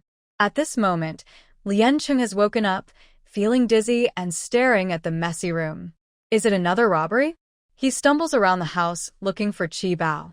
He even checks the drawers and cabinets, fearing that the baby might be sleeping in some corner. When he hears someone knocking, he opens the door and sees a short, squat figure looking up at him. "Xiao Zhabao, did you run away from home? That scared my brother to death." Holding Qibao tightly, Liancheng's voice was a little choked. Qibao hugged Liancheng, gently patting his back. "Don't cry. Go. Be good. Take your medicine. I'll feeling better now." As he spoke, Qibao handed the medicine bag to Liancheng. feeling a bit proud. Lian Qing stared at the medicine bag in his hand, lost in thought for a long time. Qibao had already run away quickly, then came back shortly after. Go, did you take your medicine? Lian Qing just finished drinking water from his cup. Yes, I did. Good boy. Qibao mysteriously wiggled his little finger at Lian Qing. Go, Lian Qing squatted down to face Qibao. What do you want? Qibao happily and unexpectedly stuffed a candy into Lian Qing's mouth. Sweet then, he covered Lian Qing's mouth with his small hand. Take your medicine. No spitting or making a mess. He was quite skilled at this. Seeing this, it was clear that the little one had done this many times before. After supervising her brother to take his medicine, Qibao suddenly remembered that the robot mom was missing. Huh, Mom? Isn't that a bit scary? Qibao hurriedly tried to go out but couldn't reach the door handle, then turned to look at her brother. Go, fine Mom. Lian Qing. Although confused, he still opened the door. With a heavy body, he followed slowly and steadily. Qibao walked back and forth, all the way to the first floor. The robot mom was anxiously walking around the lobby. Looking for the baby is missing, looking for the baby. From afar, Qibao saw a few mischievous kids surrounding the robot, then ran over. Hey, let go of Mom. Yang Jinjin walked over slowly, her eyes suddenly bright. This robot looked very valuable. Qibao paused in her dragging action. This question was beyond her level. She turned her head to look for her brother. She didn't notice that Jiao, like a tiny cannonball, rushed over. Lian Cheng's pupils shrank suddenly. Just 0.01 seconds before Jiao touched Qibao. Her body moved faster than her mind. She quickly picked up her little one. Jiao bumped into Lian Cheng's leg and sat down on the ground. Qibao let out a long, small cry, feeling pain in her bottom. Jiao cried loudly, Mommy, it hurts. Lian Cheng looked down with a teasing gaze at the pair of mother and daughter. Are you pretending to hit someone? You should find a better place. There are cameras here. Jiao covered her forehead and started crying loudly. Yang Jinjin glanced sideways at the camera, then helped Jiao up, glaring angrily at Lian Cheng. Who are you calling to pretend to hit? This robot, is it your family's? You just want to take it away? You've been bad since you were little. Lian Cheng smirked mischievously. I don't know who's been bad. If it's not my family's, then maybe it's yours? Jiao plopped back onto the ground, throwing a tantrum. It's my family's. The robot is playing with me. Everyone, go away. Her mom said that everything in Lian Cheng's family was also hers, so she thought she was right. Curious children nearby looked at the robot with some hesitation and kept their distance. Qibao pouted her little lips, rubbing her hands. Crying doesn't help. Mommy is at home. Yeah, crying is useless. If someone cries, it doesn't mean they're right. Lian Cheng chuckled, pinching Qibao's chubby little face. Then he looked at Jiao with a teasing smile. The robot is mine. We call it Mom. It responds when we say Mom. If you call it, will it respond to you? Mom? Jiao just said it, and Yang Jinjin immediately sensed something was wrong. Ugh, you little brat, you're spoiling my girl. Yang Jinjin raised her hand to slap Lian Cheng in the face. If the slap didn't land on his face, it would hit Qibao. Lian Cheng was about to stop her, but Qibao's cute voice suddenly sounded. Bad boy. She waved her tiny fists, pretending to punch. The robot mom's red light suddenly flashed. Danger! A shiny silver mechanical arm suddenly appeared. Yang Jinjin's slap, driven by her instinct, was too quick to pull back. Her 5 fingers made contact with the robot's iron arm. A sharp, broken cry of pain caught in her throat. Yang Jinjin twisted on the spot like a worm. It's Jiao herself who called out. You started the fight. Serves you right. You deserve the pain. Lian Cheng took a half step back, away from the violence. Pain filled Yang Jinjin's mind, leaving her momentarily stunned. A group of mischievous kids watched the scene and started teasing Jiao's shy face. She's calling her mom. Robots aren't your mom. Your real mom is a fierce woman. Hearing this, it was clear that the neighborhood women had been gossiping about Yang Jinjin behind her back. Lien Cheng smiled knowingly. Being mocked and isolated like this was really unpleasant, especially for someone like Yang Jinjin, who was used to being pampered. But if she wanted to cause trouble, there was nothing he could do about it. Yang Jinjin was so angry she stomped her feet, clutching her slightly red and swollen hand, grinding her teeth. This isn't over. I must fix this metal thing. Is this how she destroys what she can't have? Lien Cheng sneered contemptuously and ignored her. He looked at the tall man entering through the gate and called out casually, "Fourth uncle." Lien Cheng, with his serious face, showed no emotion, but Lien Cheng knew him well. He was upset. But he could understand. If his children and wife were hurt one after another, who would be happy? Lien Cheng usually didn't involve himself in the quarrels between Yang Jinjin and her neighbors or sister-in-law. He would just smooth things over. With such a fiery wife, their family wouldn't suffer in the end. However, fourth uncle was also very proud. Yesterday's incident, after a night of spreading, had become the talk of the neighborhood. It had reached fourth uncle's ears. People were accusing fourth uncle's family of bullying his orphan nephew and criticizing Yang Jinjin for being unreasonable. Fourth uncle felt quite embarrassed. When he saw Yang Jinjin causing trouble again, he immediately got angry. "Aren't you ashamed? Go home now." Yang Jinjin was also tough at home and refused to be bossed around by fourth uncle. "Why should I go? You people with the surname Lien are all no good. If it weren't for me, how could you afford a house in the city with your old ox pulling a broken cart and just a few scraps? And opening a shop to do business?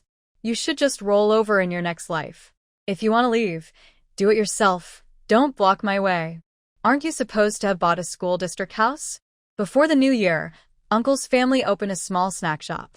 Everyone thought it was rented. This quick-to-fall-apart scam. They've been fooled for so long. I wonder how Grandpa and Grandma would feel if they found out.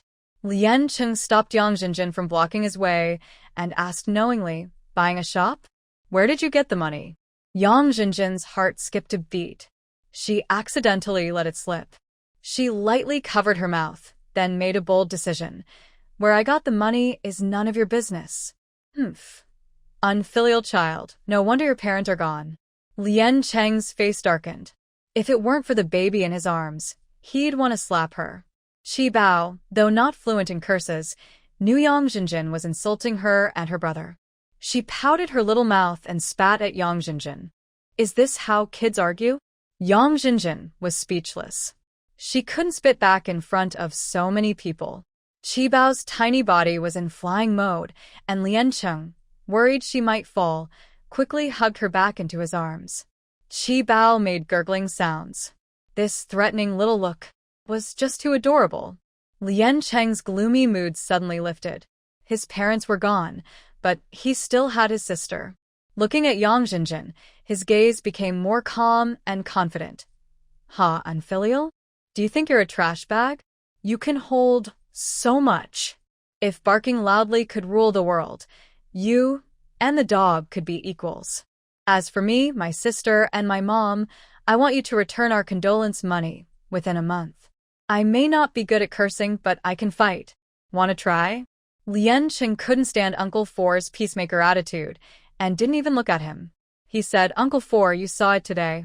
I'm still in school, and Chi is still young. You probably heard about what happened yesterday.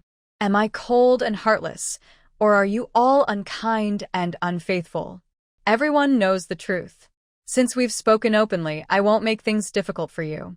If you give us half of my father's condolence money first, we can still talk. Otherwise, see you in court." His words were firm, and everyone heard them clearly. Lien Cheng couldn't argue back and could only continue acting like an elder. "Xiao Cheng, don't be upset. Now that Chi is back, I'll talk to your grandparents and see what we can do." Lien Cheng snorted softly. Talking to the grandparents was basically just complaining about him. He didn't expose this but kept a cold gaze. "Uncle Four, no matter who we talk to about this, the result won't change." This was a warning to Lien Cheng, a reminder to be polite first. Before Lien Cheng could react, Lien Cheng hugged Qi Bao and strode away. Mommy, we're going home. Qi Bao, lying on Lien Cheng's shoulder, waved at the robot. The mommy robot turned around and followed automatically. Now, there was no longer any dispute over who owned the robot. Don't go play with me. Robot, don't leave. Lien Jiao wanted to chase after, but Lien Sheng grabbed her arm and pushed her to the ground. He shouted, "You girls are just arguing all the time. You've made my head ache." Lien Sheng, you. Why are you angry at Lien Cheng, that little brat? Jiao is the only daughter of our Lien family. The only daughter? Not anymore. Starting today. Lien Cheng had a gut feeling that Qi Bao's disappearance was not accidental. When he mentioned Qi Bao, his grandma started crying uncontrollably. But he was sure that his aunt was involved. Dog bites dog and they all get hurt. The elevator door cut off the noise of the argument in the hall. Lien Cheng carried Qi Bao home and gave her a stern lecture. "Chubby, look at the trouble you caused again. Quickly put the robot into the secret base and don't let it out for now." He was very noticeable and afraid of being targeted by someone with bad intentions. However, Lien Cheng didn't know that just now, a video of Qi Bao spitting bubbles downstairs was edited and uploaded to a video website. Qi Bao tilted her little head, focusing not on the robot mom but on the comment about her being fat. She pinched her little chubby cheeks, admitting, "I am a bit chubby." Her eyes fixed on Lien Cheng with more determination. "Gugu, I want to lose weight." Lien Cheng. Suddenly, his lecturing tone lost its sharpness. What? Lose weight? Qi Bao isn't fat. Why would she need to lose weight? Qi Bao is a preemie. Her bones develop a bit slower than other children her age. She's small and has some baby fat, but she's adorable. Qi Bao looked at Lien Cheng with a small, serious gaze. Just now, he called her a chubby kid, and now he's changing his words? No wonder Andy said men are big pigs. But since her brother is sick today, she decided not to be mad for now. Gugu Qi Bao's stomach made a hungry growl. Lien Cheng immediately understood and went to prepare milk. As he stepped, he tripped over some clutter and almost fell, then turned back to Qi Bao and said, "Little messy kid, look at how you've made the house almost like a trash heap. Clean it up quickly." Qi Bao pouted her little lips.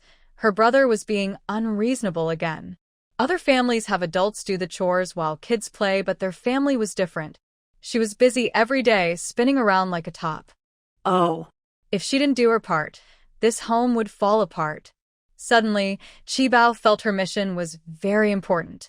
She took a tiny step forward and started working, saying confidently, "I do my part, Gugu helps me, and I am a hard-working, obedient baby." Gugu is lazy. In the afternoon, Uncle Lien Si came over again, because the identity of the little internet celebrity Qi Bao was exposed. Yang Jinjin saw a profit and contacted someone to sign Qi Bao as a child star. Lien Cheng firmly refused. Uncle Lien Si originally wanted to use this matter to ease the tension between the two families, but he was disappointed and went home in frustration. While throwing out the trash, Lien Cheng heard Yang Jinjin loudly scolding from across the door, saying that Lien Cheng cut off her financial source on purpose to make their family unhappy. It turned out this family wanted to sign Qi Bao cheaply with a child star studio to make some extra money. Their plan was loud and clear. Even Lien Cheng could hear it from across the street. Lien Cheng sneered. If he could, he wouldn't want to hear these annoying things. But Yang Jinjin's loud voice was like a loudspeaker. Qi Bao found a small scarf of her own, imitating Lien Jiao, wrapping her little hands tightly, struggling to do so, then hanging it around her small neck. "Little Qi Bao, what are you doing?" Qi Bao shows her injury, wrapping it up. It proves that never reason with girls. Lien Cheng helplessly and affectionately shook his head with a light smile, then carried Qi Bao to school. "Qi Bao, what happened? Are you hurt?" The security guard kindly stood by the school gate. "Yes." Qi Bao nodded vigorously, opening her little mouth to reveal her brother's dark secrets. "Show injury. Go hit her." Hit Qi Bao's hand. How much tea was mixed into this milk? Really want to throw it away. After silently complaining, he started to motivate himself. "My sister is still young, still young." Qi Bao rolled her eyes at Lien Cheng. Such a serious injury to her little hand. Her brother didn't even say sorry. Could he think that a sickness could be just brushed off? Baby remembers grudges. Not used to her brother's bad habits. Chi Bao pinched her little hand, and when she saw some familiar faces, she shouted. Chi Bao shows her injury. Go hit her. Go hit Chi Bao's little hand. Gua hit Chi Bao. Chi Bao kept complaining. Lien Chung felt embarrassed. He hurried back to the dorm room and met Zhao Yan, who was a big fan of girls and a troublemaker. Zhao Yan kept questioning him loudly. Besides blaming Lien Chung, Chi Bao, holding her little doll, looked very sad and said, "It's just a broken little car." There are also rocking cars, four-wheel drive cars, and electric cars. Every time Zhao Yan mentioned a car, Chi Bao's eyes lit up more. But Zhao Yan was very spoiled and said casually, "Come on, good girl. Big brother will take you to buy a car." Yay! Long live Yanhua. Chi Bao clapped her little hands happily, almost bouncing out of Zhao Yan's arms. Did another man take away her little broken car? Lien Chung crossed his arms and said seriously, "Today I have class. Skipping class is not for good kids. That class is your class. What does it have to do with good baby?" To be honest, Zhao Yan was right. That class was just an elective. Lien Chung just didn't like how the little one depended on others. So, Zhao Yan just chuckled. Chi Bao understood what he meant. Her big brother took her to school almost every day. But she was still angry at him. She crossed her little arms and pouted her face proudly. "Quick, hug me, big brother. After class, let's go buy a car." Big brother is going to buy her a car? Chi Bao's eyes brightened, and her hands no longer hurt. Her angry little face softened, and she reached out her small hand for Lien Chung to hold. Lien Chung happily smiled as he took the little one in his arms. When they arrived at the classroom, she didn't settle down. With her star-like presence, she attracted many people's attention, including some who didn't like Lien Chung. Lien Chung still chose the back row. He arranged his books, notebooks, and pens neatly, holding Chi Bao like a wise monk in meditation. Chi Bao couldn't sit still or relax. Lien Chung tried feeding her spiritual spring water twice, but her spiritual energy barely changed, and her space didn't grow. He gave up and focused on his own work. After the apocalypse, the authorities planned to set up a survivor base in the mountain area of his hometown. He had thought about returning directly, but now it was too noticeable. In the end times, with his abilities, gathering supplies wasn't hard, but protecting them was. Resisting people's unpredictable hearts and defending against strange beasts was difficult. Reborn again, Lien Chung could use his student identity as a cover, follow the plan, and slowly build strength. During class, he naturally closed his eyes to meditate as usual. Chi Bao sat obediently in Lien Chung's arms, listening carefully. She pretended well, occasionally glancing at her brother and sister with a cute, playful look. The old professor on the podium just arrived and didn't notice what was happening nearby until a clear female voice rang out. "Little cutie. Finally, your brother brought you to class. I like you so much." Lu Yao's excited-sounding voice was like a thunderclap in the classroom. Lien Chung knew this girl was deliberately trying to get close to his child for fame. Lu Yao always dreamed of becoming a star and marrying into a wealthy family. While having such a dream wasn't wrong, her mistake was trying to climb over others to get ahead. Last life, Lu Yao used him as a stepping stone to connect with high-level executives and powerful abilities, but they ended up with tragic ends. Now, she was doing the same again? Lien Chung's narrowed eyes suddenly widened, and his sharp gaze shot toward Lu Yao. "We don't know each other. Please don't disturb the class." Although Lien Chung brought her baby to class, distracting everyone, she behaved well.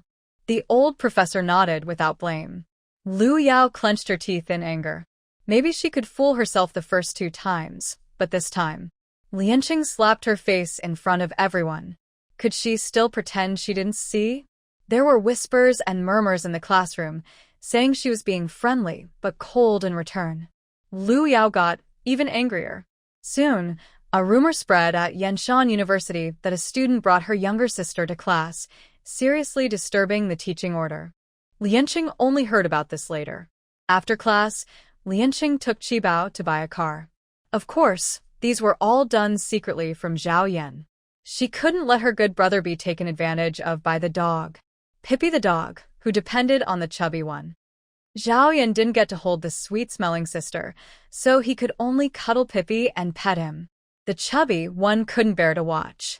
When they arrived at the toy city, Qibao kept squealing happily, mainly because there were many toy cars. Don't ask why the baby loves cars so much, because she was always chased by stray dogs and had nowhere to run, because her mean older sister always drove her little car to chase her around, making her crawl on the ground. At that moment, she thought how great it would be if she also had a car. Lianqing originally wanted to buy a small model car to entertain Qibao, but Qibao tilted her little head, staring longingly at the military green off-road vehicle in the display cabinet behind. Lianqing couldn't bear it anymore. The salesgirl next to her was raving about it. Little friend, good eye. This is the latest model of children's off-road vehicle on the market. It can carry over 400 pounds, perfect for a family of 4. The body is made of solar-powered lightweight steel, no need to charge. It's highly durable, equipped with a navigation system and obstacle sensors, and can drive automatically. It's the safest among similar children's cars. It has both off-road and supercar modes that switch automatically. It also features a liftable chassis and a sunroof, with all-glass windows that are bulletproof. What a family of 4. It's just the 2 siblings. She was determined not to leave any space for Zhao Yan. This car is so impressive that even Qin Bao is excited, and Lianqing is also captivated. Her celebrity family's appearance fee is more than enough. In the end times, a car is a great way to escape. Lianqing looked at Qin Bao's short legs and asked, "Little rascal, are you sure you can press the brake?" The off-road vehicle sign clearly states it's suitable for children aged 3 to 6. That's necessary. Seeing Lianqing about to swipe his card, the salesgirl cheerfully said, "Baby, come on, sit in and try it. This seat is designed to look real, adjustable in height, and pressing the brake is no problem at all." Lianqing, are you sure encouraging a child not old enough to drive is legal? Although her little one looks under 2, she has the soul of a 4-year-old. Qin Bao doesn't care what Lianqing thinks. This car is her dream vehicle. With her short legs, she climbed into the car, buckled the seatbelt confidently, adjusted the seat back, and, holding the steering wheel, started the small off-road vehicle with style. It looked like she had practiced 100 times. In her previous life, after her nanny passed away, Qin Bao often thought about escaping that home, secretly studying her sister's toy car. She had imagined this scene countless times. The moment she sat in the car, Qin Bao felt her entire body come alive. She truly felt free. She had her own brother and a warm, happy home. Qin Bao drove the car around the empty lot in front of the toy city. She was cool and adorable, such a cute little kid. The salesgirl smiled kindly, then suddenly turned into a playful sister, taking out her phone to take lots of pictures. She couldn't get enough. Many passers-by stopped to watch her driving skills. She's not even 2 years old? Even her brother was stunned, staring at her in amazement. The remote control in his hand was useless now.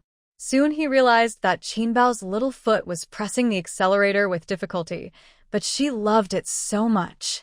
The car only has a 3-year warranty, so he hoped it was as amazing as the salesgirl said.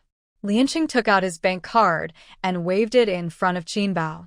"Which do you prefer, Big Brother or Brother Yan?" Qin Bao's white eyes spun around, and she pointed her little finger to the sky. "Brother is the best. Sometimes Big Brother is good, but Brother Yan is always good." Lianqing was amused by Qin Bao's playful look. "Give brother a kiss, and I'll bite for you." Qin Bao. So many tricks. She gave him a quick peck on the cheek.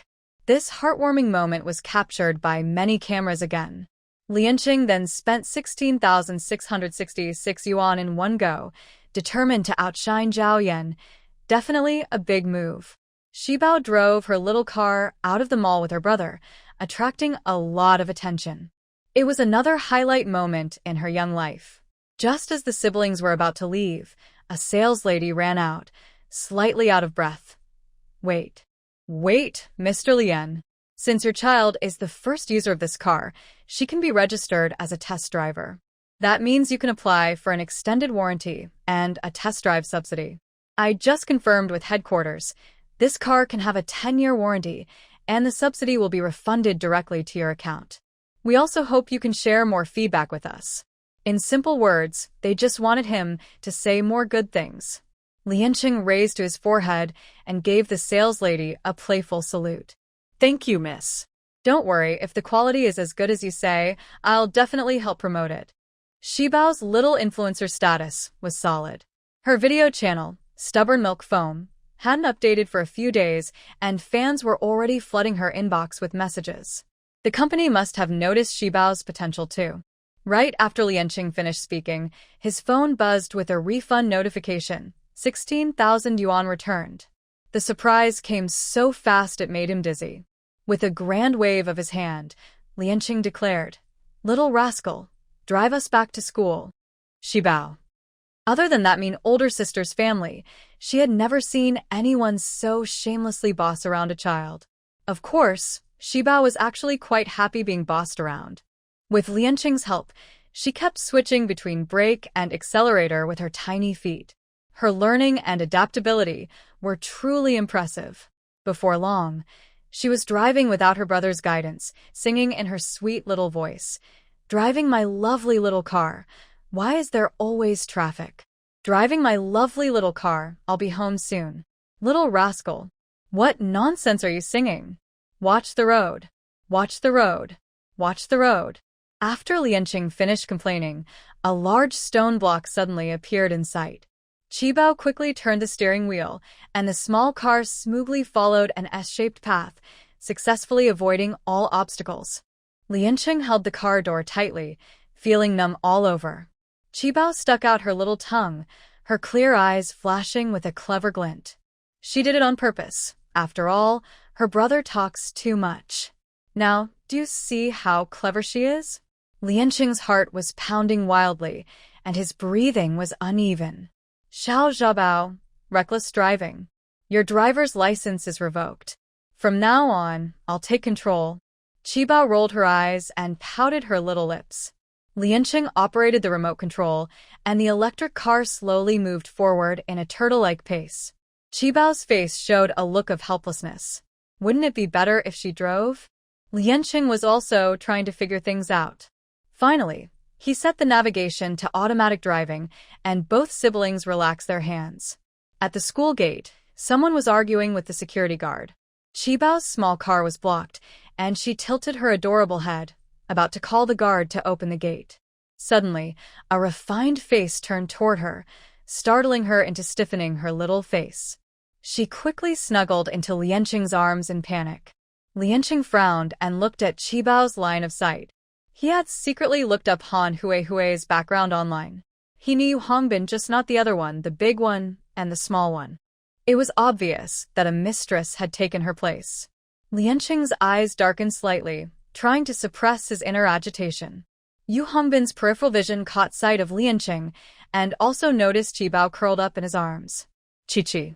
Is that Chi-Chi?" Dad. "Dad is here." Hearing Yu Hongbin's voice, Shibao nervously pressed closer to Lianqing. "Shibao, don't be afraid. Brother is here." Lianqing gently patted her back and slowly stepped down from the child's seat. "Sir, no one usually calls someone dad so eagerly. That's quite a special hobby." Yu Hongbin was caught off guard, but quickly reacted. "It's not me, it's not. I'm her dad. Her adoptive father." "Adoptive father? Isn't he a human trafficker?" Lianqing paused, then narrowed his eyes sharply, his gaze coldly sweeping over the three of them. Shibao's tragic past in her previous life was caused by this family. He hadn't even avenged himself yet, and now they were coming right to his door. When Han Jingjing saw Lianqing's expression, she couldn't help but step forward to persuade him. "You are probably Shibao's older brother, right?" "I'm Han Yingying. Keep sant." "This is Mo Xiaoli, Shibao's cousin, who is 4 years old." "Shibao, haven't you always wanted a sister? Now that your sister is back, go play with her." Han Jingjing pushed Mo Xiaoli in front of Shibao, smiling very flatteringly. When Shibao was a child, She lived in a villa and lacked friends her age, so she was very shy and lonely. Han Jingjing thought she was using family affection to win her over, but she didn't realize that Qibao had changed inside. In her past life, Mo Xiaoli had hurt Qibao just as much as the two adults had, so Qibao instinctively avoided her. Mo Xiaoli still wanted to reach out and touch Qibao. Qibao, like a small kitten with a sore spot, pushed her away with her chubby hands. Go away. Go away. She then looked pitiful, and Lien Cheng's heart clenched. You scared my sister. This is a school zone. If you don't leave quickly, I will call the police. Han Jingjing stomped her high heels and waved her hand. How can you be so unreasonable? Many people want to flatter our Han family. Do you know that? The opportunity is right in front of you, and you still don't cherish it. I advise you to stop now and not make enemies with our Han family. Lien Cheng sneered. Are you losing your temper? I also advise you to hide your true intentions. If I catch you, I will ruin your reputation. If it weren't for the fact that we are still in a society governed by law, he might have taken action to destroy this family. Qibao hid in Lien Cheng's arms, feeling his cold, killing intent, but she wasn't afraid. Instead, she felt more at ease. She peeked through her eyes, secretly watching Yu Hongbin and the others. Han Jingjing sensed Lien Cheng's rising anger. Her lips trembled, and she couldn't say a word for a long time. Yu Hongbin's eyes flickered slightly, and he put on a smiling face. Lien Cheng, don't misunderstand. Qibao's aunt was just worried and spoke a bit harshly. Don't take it to heart. Lien Cheng looked at her with a half-smile, silent. Knowing his name was Lien Cheng, it seemed this family had already investigated him thoroughly. If he hadn't been reborn, he probably wouldn't be able to handle this situation. My sister was kidnapped by human traffickers before, so she's shy. Please leave now. Safe travels, no need to see you off. Isn't this a slap in the face? He had spent more than a year with Chi-Chi, day and night. How could he not be closer to her than Lianqing, this so-called older brother who had only just returned a few days ago? If it weren't for the urgent need for technical support on the new product, if it weren't for the board pressing him so hard, if it weren't for his rushed arrival before he had time to build connections in northern Anhui, would a dignified president like him have to lower himself this much? Young man, don't be too arrogant. Qibao took away the Han Group's core secrets, and this is the proof. Yu Hongbin pulled out his phone, opened a video, and froze the frame where the robot appeared. He tapped the screen with his finger. If I accuse you of stealing trade secrets or even of abducting a child, do you think you could still stand here so calmly? Yu Hongbin pushed up his gold-rimmed glasses, the threat in his tone obvious. Lianqing, holding Qibao with one arm, casually rubbed his ear. Now, that's the pot calling the kettle black. Go ahead and report me. Let's see who the police will actually arrest. His unbothered attitude left Yu Hongbin at a loss. Just as the standoff grew tense, a yellow taxi stopped beside them. With a screech, the door opened, and a boy of about 15 or 16 stepped out. He's back. The sight of him made Yu Hongbin visibly uneasy. Qibao lifted her little head and called out in a sweet, drawn-out voice. Uncle, though they had only met a couple of times in person, mostly through video calls, Qibao recognized him. This was her uncle. The boy's features were delicate, with a small tear-shaped mole at the corner of his eye, making him look even prettier than a girl. His tall, slim frame gave him a slightly fragile appearance. Lianqing was stunned by the boy's looks, but his brows furrowed deeply. A kid barely grown, and he was supposed to call him uncle? Impossible. It was clear Qibao adored this uncle. She stretched out her little hands, asking to be held. Han Mubai reached out and took Qibao into his arms. Thank you for taking care of Qibao during this time. He was speaking to Lianqing. His tone carried a maturity far beyond his years, which only made Lianqing even more annoyed. Qibao was his sister. And what was she doing now? Clinging to Han Mubai's neck, she showered his face with endless kisses. Lianqing had to buy her a toy car just to earn one kiss. When this kid arrived, it seemed like he didn't want money for kisses anymore. Lianqing felt like he was living in a lemon tree. It was so sour, he couldn't describe it. Someone was eager to act out the scene. Yu Hongbin put on his usual peaceful smile. Mubai, why did you come back? You didn't call us to let us pick you up at the airport. Why did I come back? I ask you, where is my sister? Han Mubai's eyes were icy cold, making Yu Hongbin shiver. Your sister. I was just worried you'd be sad with Dad, so I kept it a secret.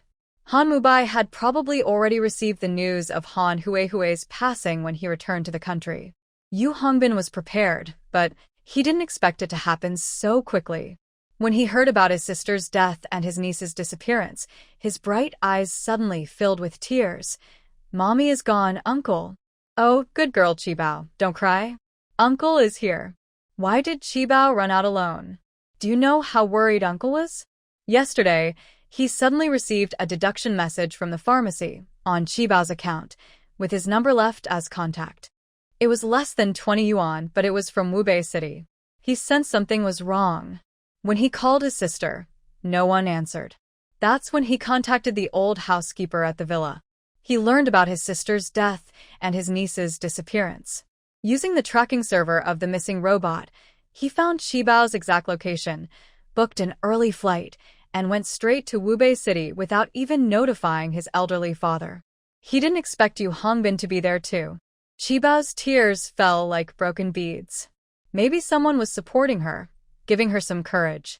Her moist eyes looked at Han Jingjing, and she secretly pointed with her little finger. Bad auntie. Then she threw herself into Han Mubai's arms. Qibao's words were very soft, but they clearly reached Han Mubai's ears. His sister had said that such a big child wouldn't hold grudges. Unless someone had done something unforgettable. Evil. Han Mubai looked at Han Jingjing with a scrutinizing gaze. As an ability user, Lian Cheng naturally heard Qibao's accusations clearly. This made him think of the injuries Qibao had when she first arrived. The Han family was full of bad people. Innocently caught in the middle, Han Mubai. Lian Cheng narrowed his eyes. Little rascal Qibao, come here to your brother. Qibao's crying paused. Her older brother scolded again, which really spoiled the mood. Lianqing didn't care about that. He immediately tried to take Qibao away. Qibao didn't resist, just stretched her little legs. Han Mubai's hand slipped. Does her brother really not see her as a stranger? Qibao changed to a different hug, feeling more confident. Her brother can fight. Suddenly, she seemed a bit bossy. She growled at Han Jingjing and the others. Bad auntie, bad sister, bad uncle, she greeted each one, then pinched her chubby little waist with her tiny hand, and hummed softly. Go away. Did you hear that? Go away. Lianqing waved a feather duster like a command, scanning around, finally fixing his gaze on Han Mubai. Let me introduce myself properly. I am Qibao's brother, blood-related. The DNA report proves it. If you dare to hurt my sister again, don't blame me for being rude. Don't be so polite. Qibao added with a little tone. Han Mubai. He was a bit surprised and confused. Can I see the DNA report? Of course. That no was swallowed back by Lianqing. Yes. Come with me. Han Mubai glanced at Yu Hongbin, then followed Lianqing into the school. Yu Hongbin's eyes flickered. Since Han Mubai was back, he could shift the blame for the stolen confidential files onto this young man at the board meeting. But he had more urgent things to do. Lianqing returned to his dorm, took out the DNA report, Qibao's household registration, and the injury report, and handed them to Han Mubai. Now you can prove it. A friendly reminder. Your brother-in-law and Han Jingjing are not good people. As for the little girl beside Han Jingjing with Yu Hongbin's features, this matter was probably not simple. Lianqing didn't say it outright. He didn't want to interfere in other people's affairs. I understand. His sister also knew. But in the end, he was just too soft-hearted. Han Mubai sat on a single chair, clenched his fists, straightened his back, and his young face already showed the aura of someone in power. Even Lianqing didn't dare to underestimate him. Lianqing leaned close to Qibao's ear and whispered a few words, then left the little girl outside the dorm. Be good, go on. Another day of being dominated by my older brother. Soon, Qibao returned with Mom Robot. Lien Qing pointed at the robot and asked, "Is this yours?" Yes. "My sister's." Han Mubai quickly looked at Qi Bao. "It's a replacement for my sister, to take care of Qi Bao. It's also a key technology of the Han group." Han Mubai didn't say much, just used his voice to activate a mechanical keyboard from the robot's chest, and his fingers tapped quickly. The coding ran at a fast speed. Han Mubai quickly copied the files. "The robot must stay with Qi Bao. That's what my sister wanted." Qi Bao. Han Mubai hesitated, words caught in his throat. Hearing the call, Qi Bao ran over quickly and squeezed into Han Mubai's arms. "Uncle, I want to go." Han Mubai adjusted Qi Bao's knitted hat slightly. "Are you willing to go with Uncle?" "Uncle, I will do my best to protect you." He said serious words. And he still wanted to trick his sister? Lien Qing pulled Qi Bao's hat and said, "Little troublemaker. If you go with Uncle, you'll have to part from your brother. You won't see him anymore." With a hesitant look, "Bao, you need to think carefully." Lien Qing also tried to speak like Han Mubai, leaving a little space in his words. Qi Bao felt very conflicted. She often shouted about changing brothers, but it seemed she was a little reluctant. She can't have both her brother and uncle, right? How sad. What should she do? Tears started to roll uncontrollably. "Woo-woo. I want Uncle." Lien Cheng's jealousy flared again. Only hearing Qi Bao continue sobbing, separate from Guagua. "Little troublemaker. Just say it clearly. You made your brother's heart break." Lien Qing rolled his eyes and looked up at the ceiling, continuing to listen to Qi Bao and Han Mubai's life and death separation. Who do you want to part with? Zhao Yan pushed the door open and eagerly asked after hearing part of the conversation. "Yan Gua." Qi Bao turned around with teary eyes, running over quickly. Little Fat wrapped his arms around Zhao Yan's calf. Zhao Yan looked down at Qi Bao, who looked like a koala bear. His heart softened, and he casually picked up the little dumpling. Scanning the room, he saw Han Mubai, the intruder. "Who are you? Where do you want to take Qi Bao?" His gaze shifted to Lien Qing, who was calm and composed. "Your sister is about to be taken away, and you're still posing like that?" Qi Bao wiped her small tears and quickly answered, "That's because Qi Bao's uncle, little uncle." Then Qi Bao wants to go with little uncle, not with brother Yan? Zhao Yan's mouth twitched, looking like a sad, chubby man standing at 1.85 meters. Lien Qing couldn't bear to watch. If Zhao Yan's friends saw this, they'd probably think he was a total disaster. But Zhao Yan was acting pitiful with ease, making Qi Bao feel sad too. She reached out her small hand. Han Mubai Luket konfesed. "Who is the real brother here?" Lien Qing waved his hand and explained to Han Mubai, "Don't mind him. This guy is my roommate, Zhao Yan. He's crazy about his sister and has a big problem in his head." Who has a problem in his head? I don't care. If anyone tries to separate me from Qi Bao, they have to step over my dead body." Lien Qing rolled his eyes at Zhao Yan, who was not very confident. Han Mubai looked very calm. "I didn't say I'd definitely take Qi Bao away. Besides, I'm only 14 and still have school to finish." He was worried about some dangerous people, and he didn't want to leave Qi Bao alone with them. But "You guys, you're just college students. How can you take care of Qi Bao?" Han Mubai's uncertain gaze fell on Lien Qing. "Lien Qing." Zhao Yan spoke first. "Don't worry. The four of us, up, down, left, and right, will take good care of Qi Bao." As soon as he finished, two heads, Big Fat and Little Clever, popped out from behind the bed curtain. Hee.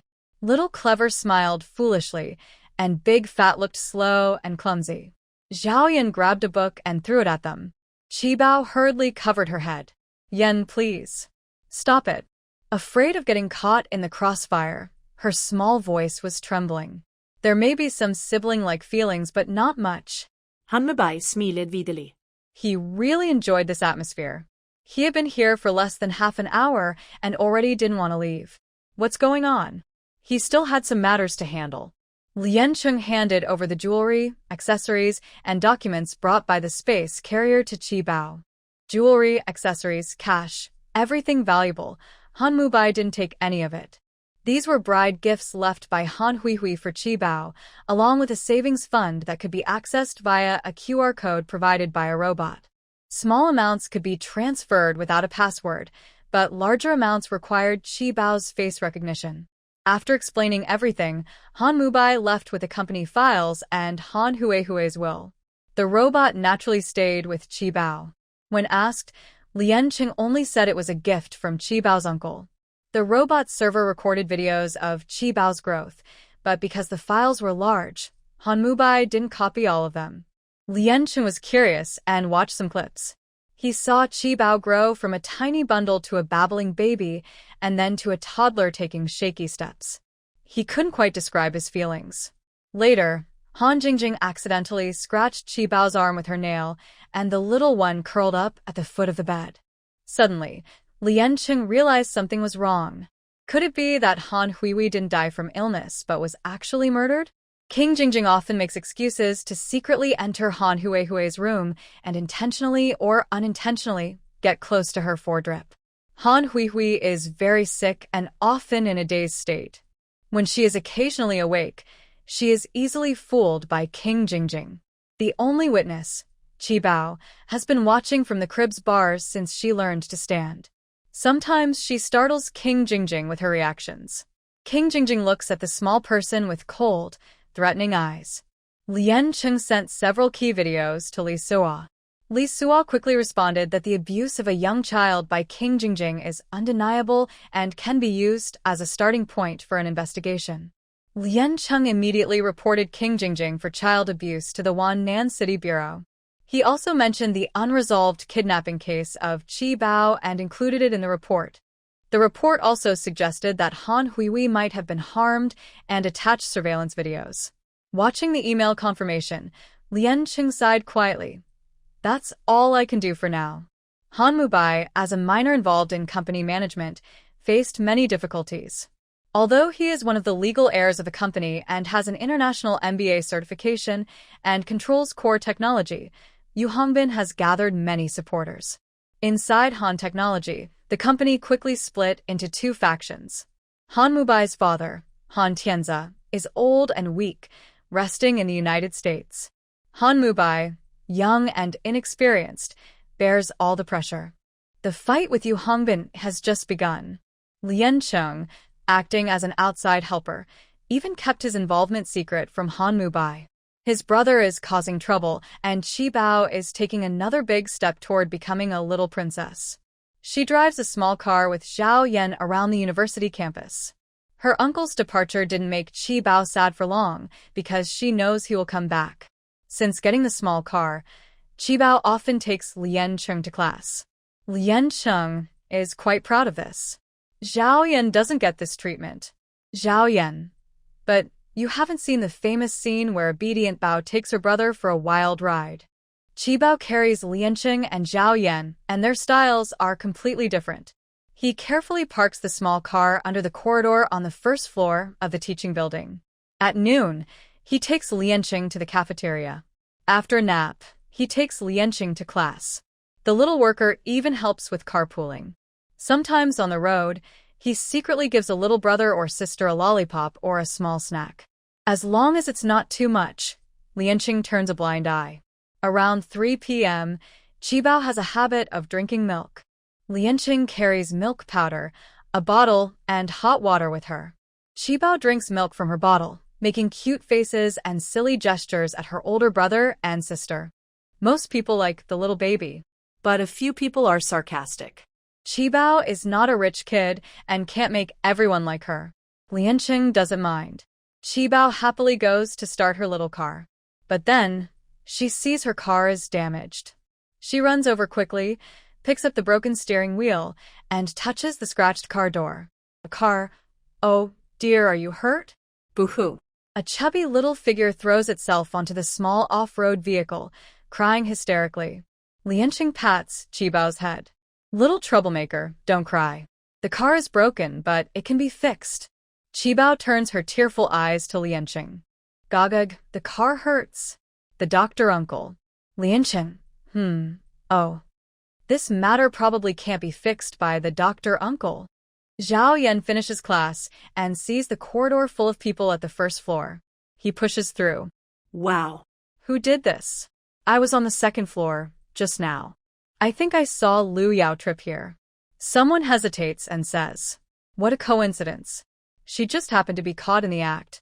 That person probably didn't see the details clearly. She won't admit she kicked the car out of anger and almost tripped herself. Liu Yao, holding a book, steps out from the crowd. "I accidentally tripped over this car just now, but I didn't break it." Ying spoke softly. Then Liu Yao stretched out her delicate fingers to tuck her hair behind her ear, looking innocent and pure. Someone in the crowd quickly stepped in to help. "I think I saw the queen bee from the sports college here for a while." Yes, and Liu Yunfeng from business management. These people are really blind and clueless. Qibao's car was parked under the corridor. No one else tripped over it. Only Liu Yao was so lucky. The school beauty is never short of admirers. Just a look is enough to attract someone eager to flatter her. And who is the admirer? There's a limit to envy. If they broke the car this time, maybe next time they'll break someone else? Lian Cheng tightened his hold on Qibao.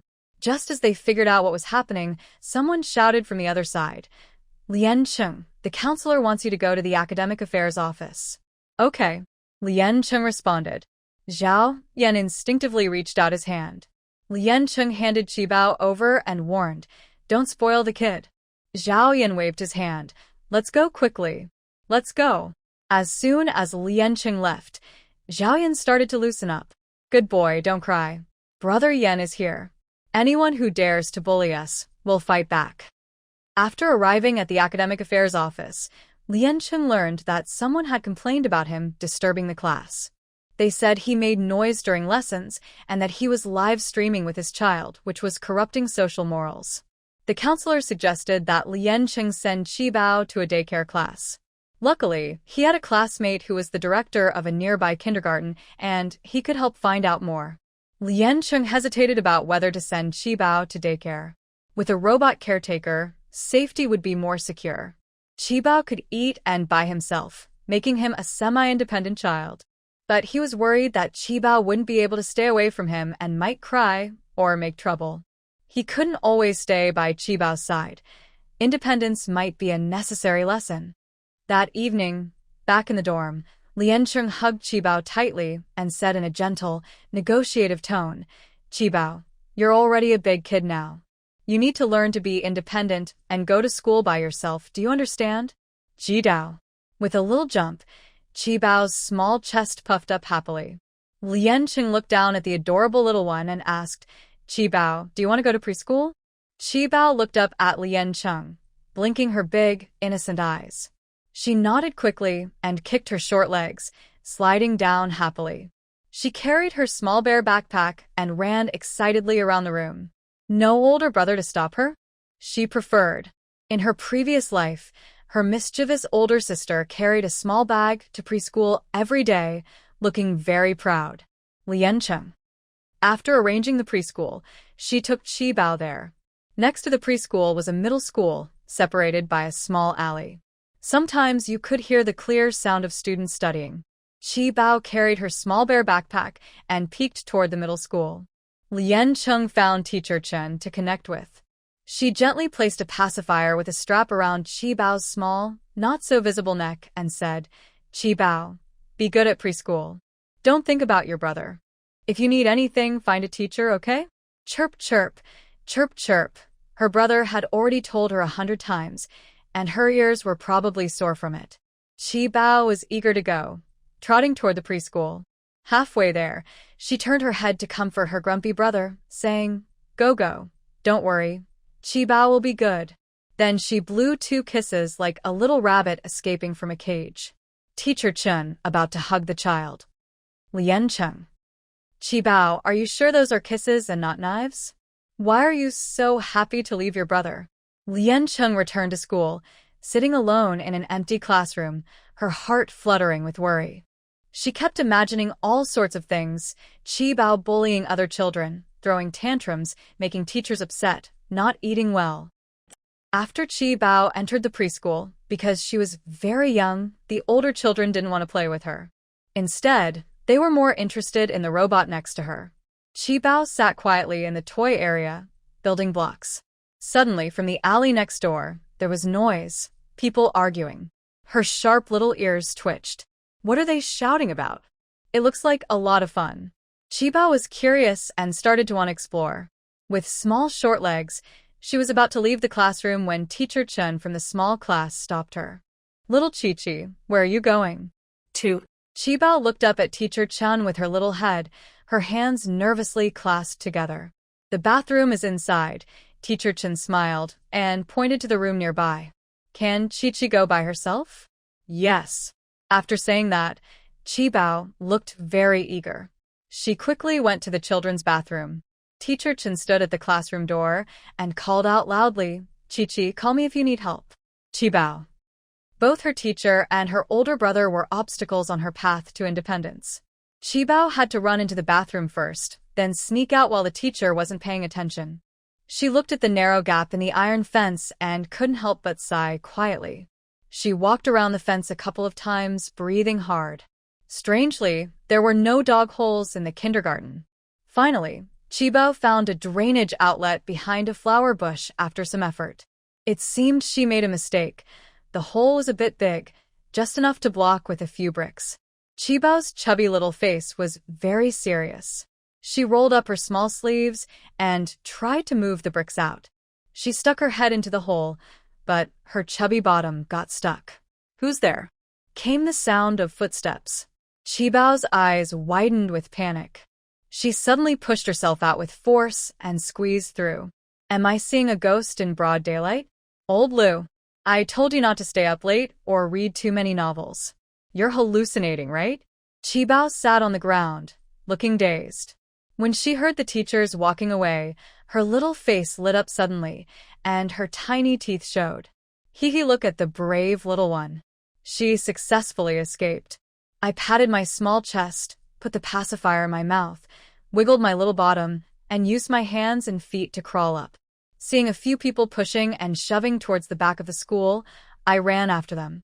Not long after Qibao escaped, the robot mom was at the kindergarten gate, looking very anxious, repeatedly saying, looking for baby, baby is missing, looking for baby. The security guard. If a baby is missing, how could he not know? Most likely, the robot is malfunctioning. He didn't know that the mother's system set a safety distance. If Qibao is more than 30 meters away, it automatically searches for her. There's no rule that robots are allowed into the kindergarten, so after hesitating, the guard decided to open the door and let the robot leave.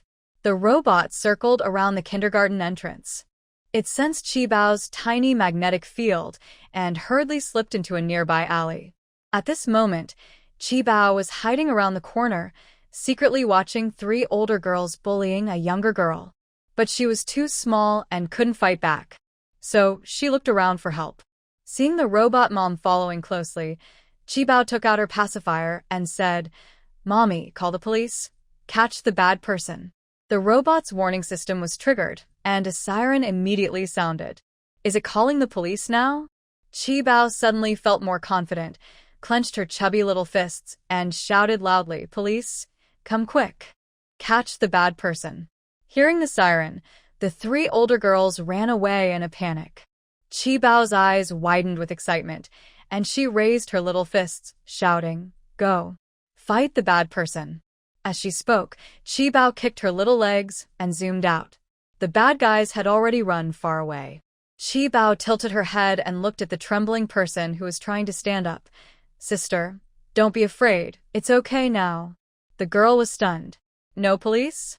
She looked down at the small doll that hadn't reached her knees. The one who saved her was a cute, chubby, adorable little creature. Nothing's wrong with you, sister. Thank you, little sister, the girl said, glancing at the robot behind Qibao. She thought Qibao had sneaked out from the neighboring kindergarten to play, wiped her face, and was about to take her back. Qibao pouted her little mouth. Being led by the girl, she followed closely behind, walking forward. She kept asking, My name is Qibao, what's your name? My name is Qinliang. Baby, are you a little friend from the Sunshine Kindergarten next door? Yes, I am. I go to Sunshine Kindergarten. Chun Liang made a small sound and pulled at her injured mouth, feeling pain and grimacing. Sister, are you hurt? Qi Bao tugged at Chun Liang's hand and tilted her head to look at her. Chun Liang avoided her gaze and touched her swollen cheek. It's nothing, just a small problem. The injury is inside her mouth, so it's not very obvious. Seeing Chun Liang unhappy, Qi Bao reached into her pocket and took out a lollipop. Here, a big sweet. Sister, try it.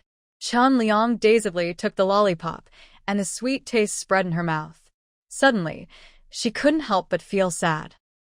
Teacher Chen noticed Qi Bao was missing and searched the kindergarten thoroughly. At the gate, the security guard saw the robot following Qi Bao and called out loudly, "Child, you're back." Teacher Chen hurried outside, blinking her pretty eyes.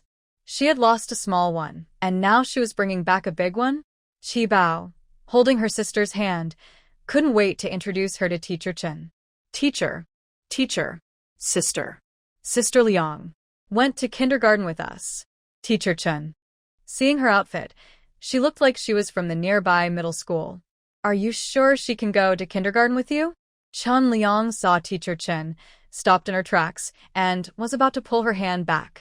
Qi Bao was small but strong, holding onto Chun Liang tightly.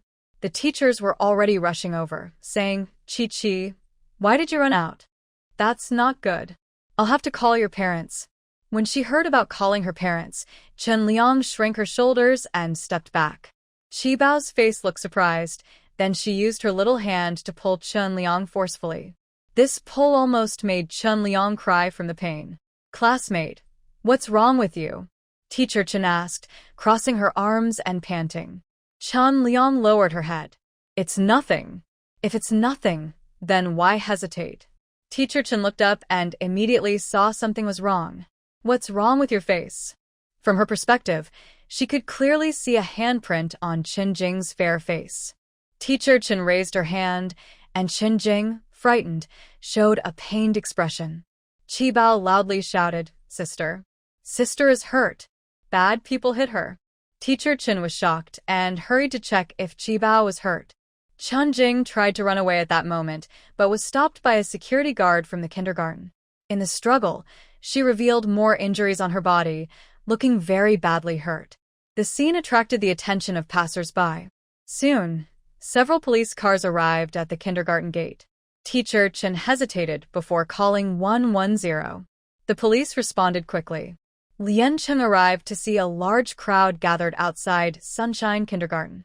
They were talking about how badly a young girl was hurt and discussing school bullying. Lian Cheng was so scared his legs felt weak. Today was Qi Bao's first day at school. He just wanted to see if the little one was mischievous enough to cause trouble at the kindergarten. Was it really necessary to be so dramatic? After learning the general situation from Teacher Chen, Lian Cheng finally relaxed. Qi Bao clutched his small hands and looked around with big, round eyes, anxiously pacing at his feet. Gua gua, gua gua, gua gua. Sister. Sister was taken by the police. As he spoke, Qi Bao tried to pull Lian Cheng to find his sister. Lian Cheng didn't move. He asked, Brother wants to know, what happened to that sister? Teacher Chen told him that Qi Bao just saw some bullying at school. The victim was in the principal's office, and the police were asking questions. But he was worried there might be more to the story. Sister. Bad people hit sister. Qi Bao saw it. Qi Bao grabbed Lian Cheng's fingers and tried to pull him outside the classroom. Lian Cheng's heart raced again.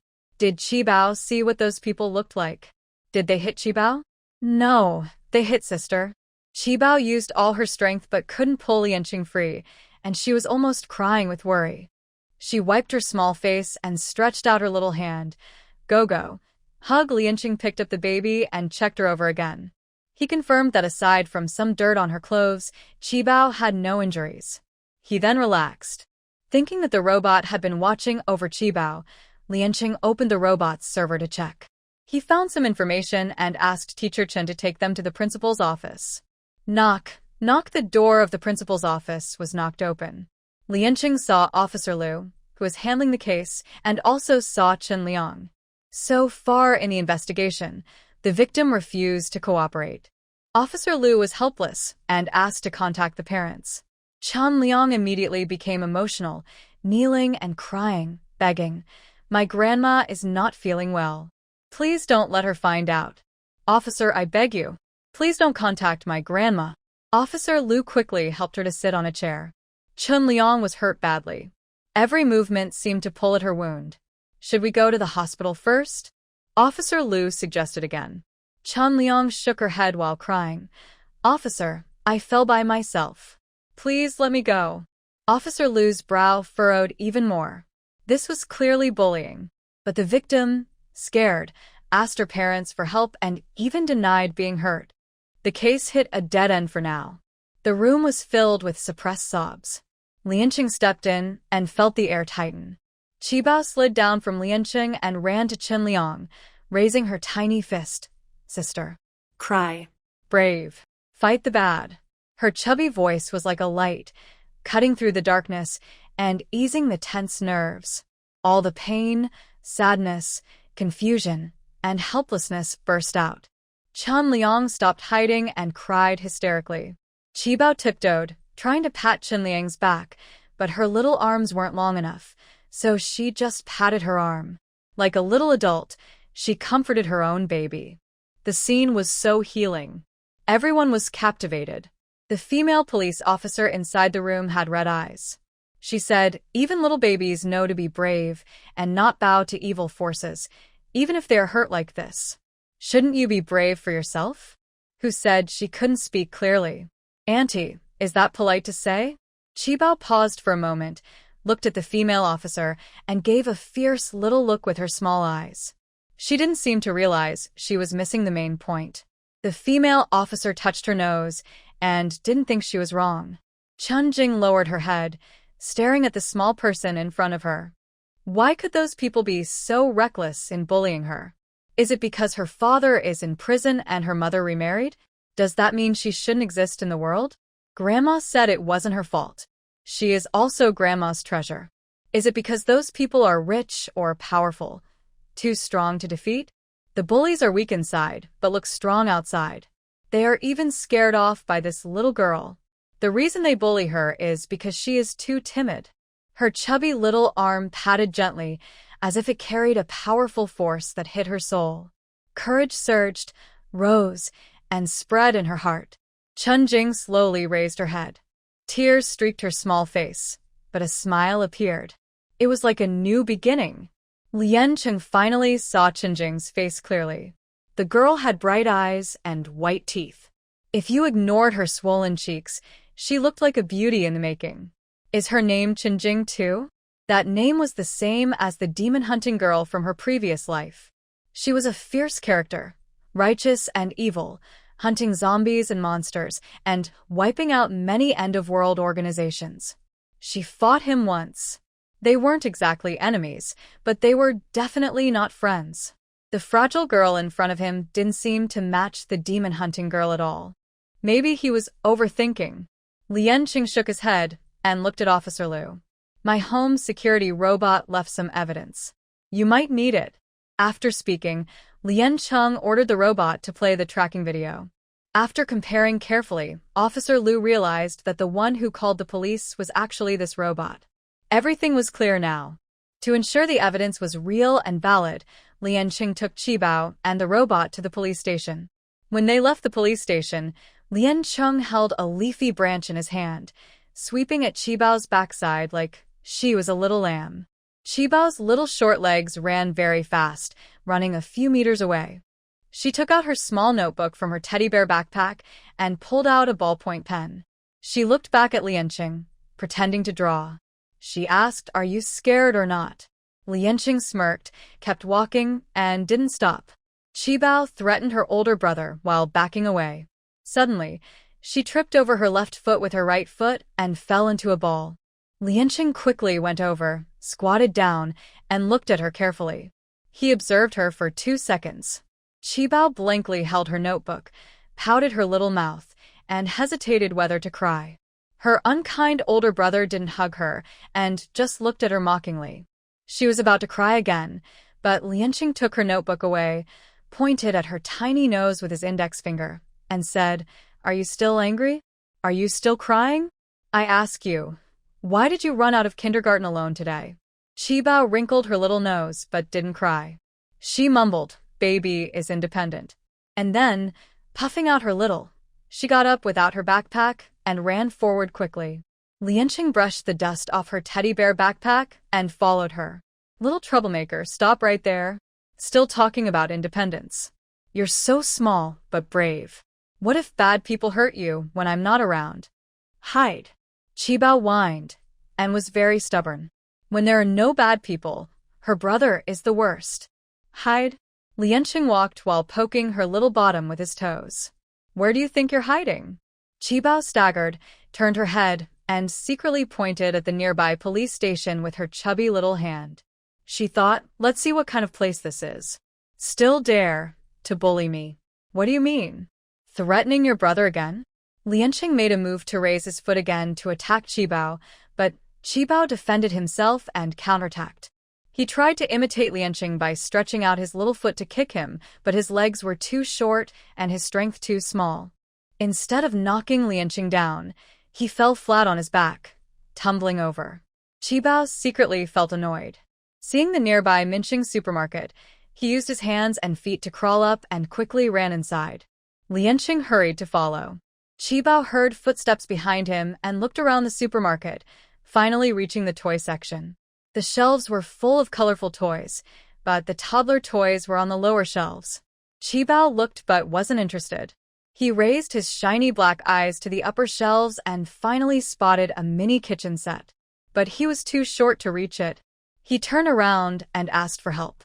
Lianqing quickly slipped behind the shelves and successfully became invisible. Qibao hummed softly. He then turned his attention to a nearby clerk who was chatting with someone. He ran over, looked up happily, and called out Andy. The clerk looked down and said, "Oh, little one, are you lost?"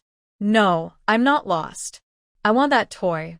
Qibao clearly expressed his wish and led the clerk back to the toy section. Lianqing was secretly watching, thinking he was hiding well, until Qibao, holding the toy set, ran toward him and said happily, "Qibao is angry. I want to buy this." Lianqing was surprised and thought, what's going on?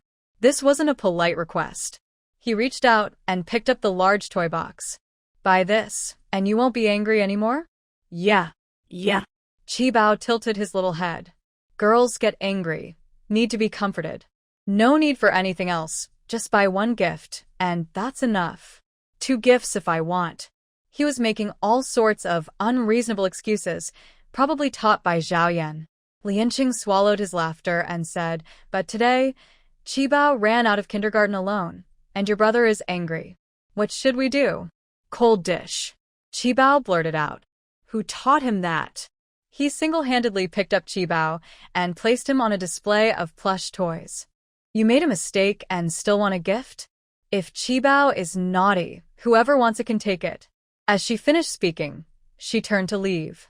Qibao was stunned. Yan said, "A man should be generous. Does her brother really act so stingy?" The shop assistant listened to the siblings' back-and-forth conversation, smiling happily. She pretended to walk by casually and said, "Wow. Whose doll is this?" So pretty. How much does it cost?" "This is Gogo's doll, for sale." "For sale." Qibao, like a little turtle, waved her tiny hands and feet randomly. Her big, wet eyes glanced at the ground. That look scared her to death. Qibao stopped making sound. She didn't dare move her little bottom. Lianqing placed the toy gift box on the ground, crossed his arms, and said, "This doll is a little mischievous, a little lazy, a little naughty. Nothing is perfect. I just put it out here to teach a lesson." Her older brother was acting unkind again. Qibao clenched her small fists. Her little mouth was tightly shut, and tears welled up in her eyes. The shop assistant immediately softened her heart and picked Qibao up from the ground. "Be good, don't cry. Go find your brother to play." Qibao's small feet touched the ground, and she immediately ran toward Lianqing. Lianqing squatted down, opened his arms, ready to hug her tightly. But Qibao stopped in front of him, tilted her little head, and rolled her eyes at him. "What does that mean?" Before Lianqing could react, Qibao quickly stomped his foot and then dragged the toy gift box, running away quickly from the scene of the crime. Lianqing. In the end, Lianqing caught her by the back of her shirt and pulled her out. The little suspect was still clutching a small frying pan tightly in her arms. The toy's outer box was already damaged, so Lianqing could only put the toy into an eco-friendly bag and carry it in his other hand. Qibao's little eyebrows furrowed, and her small feet kicked randomly. Lianqing held the baby close, staring into her eyes. "Little troublemaker, if you keep moving your feet, I'll throw you into the trash can." Qibao's little feet paused. She saw a trash can on the roadside. Immediately, she looked disgusted. "Yucky trash can, so dirty." Lianqing raised his eyebrows and changed to a normal way of holding her. "What? Are you scared? Pot pot. Pick up the fat to make it fragrant." Lianqing twitched the corner of his mouth, so he was still thinking of him. "Brother, if you throw it away, I won't care. Whoever wants it, take it." Qibao was completely indifferent.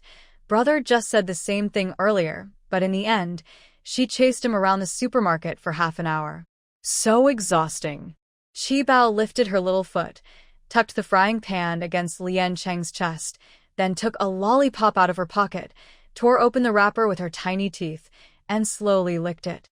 This little troublemaker really has him figured out. Lianqing took Qibao back to kindergarten. Teacher Chen, the principal, and the security head were checking the safety measures at the school. Qibao arrived just in time. With a few sweet words from Teacher Chen, Lianqing held Qibao, who pointed here and there with small hands, revealing her escape route clearly, including the unnoticed dog hole. The hole was very small. Only a lively and clever child like Qibao could squeeze through. Most children couldn't. Because she helped the teacher, Qibao was quite happy. But everything changed when the security guard brought a cement bucket to block the drain. Qibao looked very upset. In a crisis, she would look for an escape route and gather supplies to escape quickly if needed. Lianqing could clearly feel Qibao's mood change. She kept rubbing her small hands, her pretty deer-like eyes full of worry and nervousness. Young children in kindergarten often go through a separation anxiety phase, but Qibao didn't seem to be one of them. Teacher Chen couldn't understand why Qibao suddenly felt so sad. Lianqing was even more confused. They just walked around the schoolyard, even chatting with the security guard at the gate. The principal had informed them of Qibao's special situation, and Teacher Chen let them be. It was almost time to go home. When the small iron gate of the kindergarten opened, Qibao suddenly became lively again. She struggled out of Lianqing's arms, carried her small backpack, and obediently held Lianqing's hand while crossing the road. She also wanted to help carry bags, especially the one with the little chef's cooking set. The bag was too big, so Qibao dragged it on the ground. "Big brother, you carry, Qibao wants to hold," she said. Her chubby little hands pushed the bag back into Lianqing's hands. "Go-go. Qibao will use this to fry eggs and roast meat for Gogo," she said. In her past life, she often cooked meat and fried eggs for her mean sister, but her sister treated her badly. To cook, her small hands were burned and blistered, and she never got to eat anything. Her brother was strict and sometimes hit her, but he never let her go hungry. He would call grandma, give her a bath, and never truly abandon her. Suddenly, Lianqing was moved. "Is this the power of a 4-year-old child?" Lianqing tentatively asked, "Qibao, how old are you this year?" Qibao stretched out her tiny right hand, thought for a few seconds, curled her big thumb, and held up 4 chubby fingers. "4 years old." "Not 4, 2, Lianqing corrected. "Qibao will be 2 years old in just over a month." 2 years old, so it's okay to be a little mischievous. At 2, there's no need to be so independent.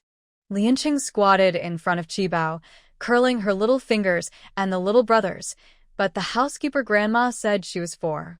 She only heard that children who tell lies grow longer noses, but she never heard that children who lie become even smaller. Qibao's chubby paw showed the number 4.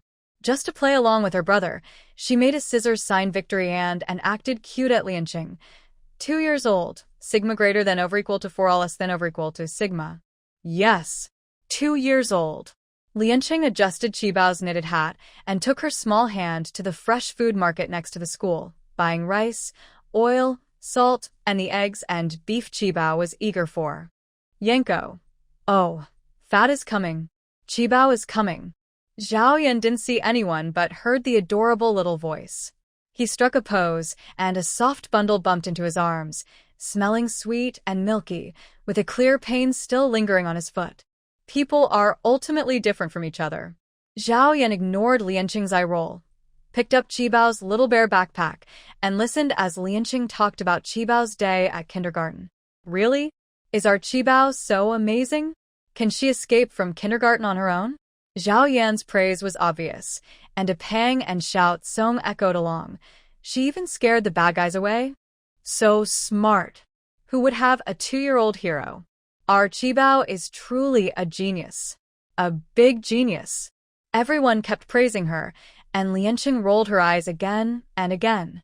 Skipping kindergarten is almost equal to skipping class. Being a hero is almost equal to overestimating oneself. If the little one had that ability to be a hero, it wouldn't be impossible, but she's still so young. How encouraging is it to see her do such a brave thing?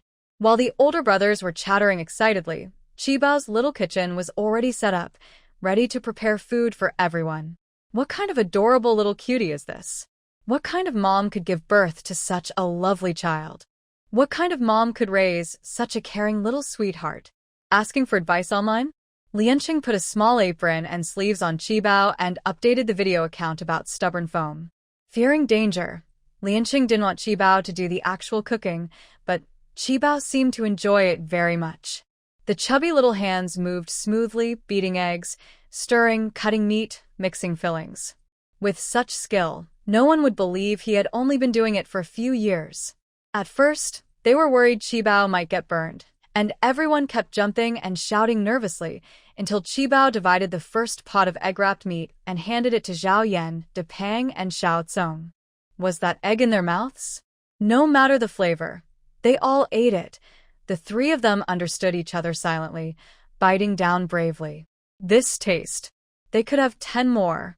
Zhao Yan took out his own 5-inch iron bowl, while De Pang and Xiao Tsong used tiny little plates, which looked even smaller in comparison. The 3 sat in a row, like pets waiting to be fed. Qibao busily cooked eggs and grilled meat, feeding them to Zhao Yan, De Pang, and Xiao Tsong as if it were free.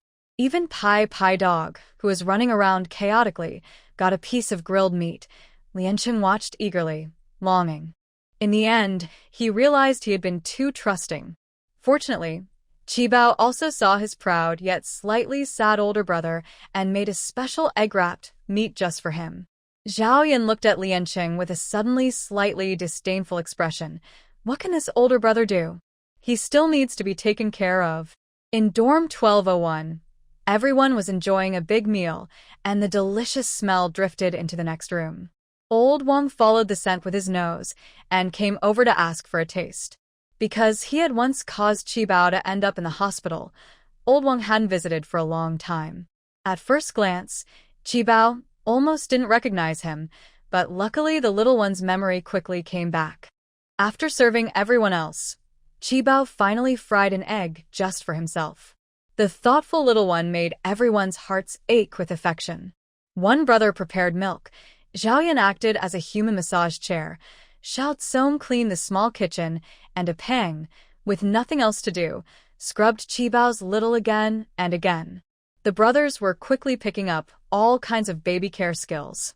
The next morning, the brothers of dorm 1201 were already used to being woken up by the little one. In the past, Qibao would make a huge mess in the dorm, things around as a wake-up call. Now, Qibao had a new trick. He set up the little kitchen, and soon the whole room was filled with the smell of food. The brothers were either woken by the fragrance or startled awake by Qibao himself. No matter how old a child is, cooking alone is always dangerous. And since dorm rules forbid appliances, Lianqing nearly fainted from shock, and Zhao Yan almost jumped out of bed in fright.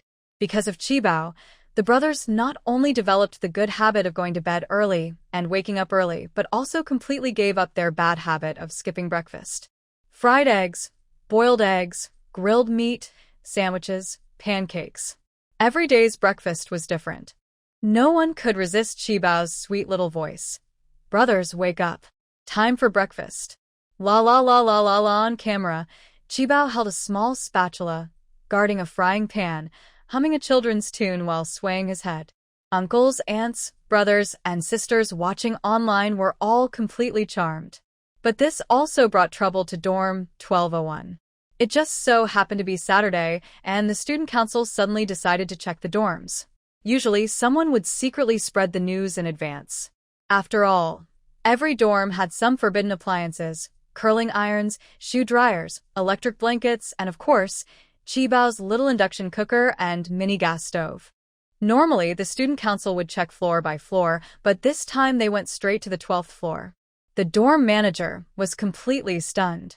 A guy from the neighboring dormitory saw the student council members and ran frantically to the 12th floor to report. Big Fat was petting a dog when he was startled and quickly shoved the dog into Qibao's arms, saying, "Qibao, hide Pippi. Big Fat is going to stop them." This commotion also alarmed a few other brothers. They split up to hide things and stop people, but forgot about Pippi the dog. Qibao looked at her brother's busy back with a puzzled expression. "Guagua, what are you doing? Why did he hide her little pot?" Liancheng saw the little one and casually said, "Bad guys are coming. Brother is hiding the good stuff, so they can't take it." Qibao's little hair stood on end in shock. Bad guys are coming? Big Fat told her to hide Pippi just now. Thinking about Pippi's unfortunate situation, Qibao also started to help. Lu Yao pinched her nose and opened the door, startled by what she saw. Qibao was rummaging through someone's suitcase, almost buried inside. The dorm was a mess: underwear, stinky socks, shoes, everywhere. She had only been inside a few seconds before rushing out. The guys on the video account all looked neat and refined, but the reality was different. Lu Yao waved her hand to clear the smell from her nose and asked, "Is this dorm inhabited by people?" Lian Chen quickly closed the door with a big hand. "Quiet kids, probably causing trouble." "Does that mean kids don't know how to keep things tidy?" Student council checks dorms regularly. Usually, boys prefer to check the girls' dorms, and girls are shy about going to the boys' dorms. Lu Yao, as vice president of the student council, rarely took part in these checks. So, it was obvious they came to cause trouble. In the dorm, you can't use high-power electrical appliances or keep pets. If you have any, hand them over now, Lu Yao said in a formal tone. A tall, thin person in the group immediately stepped forward to support her. "Yes, your kitchen utensils were exposed on the video account. Hurry up and hand them over." Lu Yao looked at her companions with a blank expression, thinking, do they not realize everyone knows they're snooping through social media to cause trouble? Liancheng slightly smiled and said, "That stuff was sponsored by the manufacturer. We used it for photos and have already returned it. It means they are trying to get things from the manufacturer for you. Please don't make things difficult for us." Lu Yao clenched her teeth and said, "Someone reported that you keep pets in the dorm. Are you keeping a dog, a cat, or some other small wild animal?" Downstairs, Lu Yao's loyal admirer heard animal sounds from upstairs, but didn't know what kind of animal it was. Lu Yao was just pretending to trick them. Dead objects are easy to hide, but live ones. Just as Depang and the others were worried that Pai Pai the dog might be in trouble, Qibao suddenly poked her head out from under Liancheng's crotch and asked, "Sister, what's going on?" Depang's older brother often called her a little divine beast. He also said she was a treasure-eating little divine beast, and now she's called a little wild animal too? Lu Yao was momentarily speechless. Then her face darkened. She ordered her henchmen behind her to start searching through boxes and cabinets for forbidden items. They turned over all 12 floors, but couldn't find Pai Pai the dog. Depang quietly asked Qibao in her ear, "Baby, where did you hide Pai Pai?" Qibao was protected in Liancheng's arms, covering her mouth to giggle. "It's a secret between me and Gogo. It means she can't tell you." Liancheng smirked mysteriously. Lu Yao didn't find Pai Pai the dog, but she did find some small appliances, like hairdryers. They weren't really forbidden, but under Lu Yao's supervision, everything was searched out. The dormitory supervisor saw this, frowned, but said nothing. Zhaoyan was called away by a phone call, saying Qibao's car was fixed, and he needed to pick it up. Left alone, Lianqing faced Lu Yao's interrogation. Lu Yao straightened her waist and said, I knew you wouldn't be honest. Look at what we found. To hide her guilt, Lu Yao had everyone search each dorm on the 12th floor again. They collected a pile of small appliances. Before leaving, Lu Yao deliberately made a final move. She returned to dorm 1201. She didn't find any fault with Lianqing and the others, so she just ordered them sternly, you should tidy up your pigsty properly. After saying that, he left proudly. Zhao Yan carried the small cart from the elevator and happened to meet a group of student council members. Hey. Miss Lu, are you done performing? Zhao Yan smirked slightly and looked at Lu Yao with a mysterious expression. Because Zhao Yan's family had some influence, Lu Yao was polite to him. But hearing this, Lu Yao stopped walking and looked at him sharply. Zhao Yan, stop being sarcastic here. Don't think that others' kindness is a sign of weakness. And just because your family has some money, don't look down on others. Humph. Oh. You're angry now? Zhao Yan wanted to tease Lu Yao a little more but accidentally saw a tall, thin person in the group. Are you Lu Yanfeng? Lu Yanfeng was a bit surprised. Huh. Do I know you? Zhao Yan smiled mischievously. I don't know you, but I think you know this. Zhao Yan took out a warranty card with a photo of the damaged small cart. Hey, I want to ask, what is your relationship with Lu Yao? Classmates. What else could it be? Lu Yanfeng glanced at Lu Yao secretly. If they had any relationship, it was more than friends, maybe a little more than just friends. But he couldn't say that in front of Lu Yao now. He waved away what Zhao Yan handed him. What is this? I don't recognize it. Zhao Yan's smile was cold. You should settle this cost. Otherwise, everyone will be embarrassed. The car was still under warranty and didn't need repairs, but Zhao Yan couldn't stand seeing these people bully the little girl. If he didn't make them pay, he wouldn't believe Zhao. Hearing Zhao Yan's voice, Qibao ran out of the dormitory quickly. Yan Ge, whose little car is this? It's so pretty. Even prettier than her little car. Seeing the beautiful little car, Qibao couldn't take her eyes off it. When Qibao arrived, Zhao Yan's whole aura softened a bit. He squatted down and patted the modified off-road vehicle in front of him. This is Qibao's little car. Brother Yan took it for a makeover. Isn't it amazing? Wow, so cool. A pink little car. Qibao eagerly reached out to touch the hood. Move aside. You're blocking the way.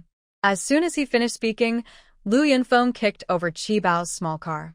Qibao staggered and fell into a squat. Lianqing happened to see this scene as he came out. He quickly picked up his little one and asked loudly, What are you doing? Lianqing's voice was so loud that the whole dorm building could hear. Bullying a kid? What kind of person are you? If you have the guts, challenge me to a fight.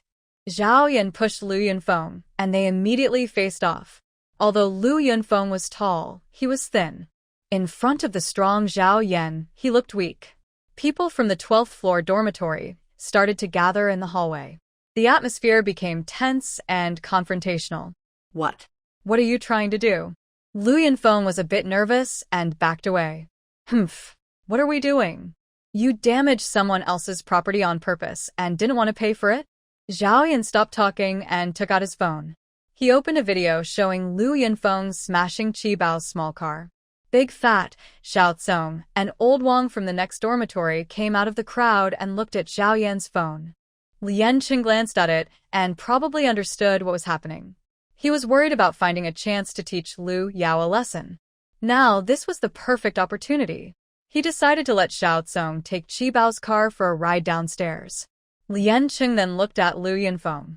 When Lu Yanfeng heard the smashing sounds in the video, he immediately panicked. Wasn't that area under surveillance? How could there be a video? He only went over to help because he saw Lu Yao upset about the car and wanted to vent his anger. But now it was all caught on camera? What Lu Yanfeng didn't know was that Qibao's off-road vehicle was a realistic replica, equipped with a dashcam from the factory. During maintenance, the staff found the video. Zhao Yan turned the phone screen to everyone and said, Everyone, take a good look. Qibao's car was definitely smashed by Lu Yanfeng. He even wants to deny it. Usually, he's so gentle and polite, student council president too. his strength and speed. Does he have a violent side?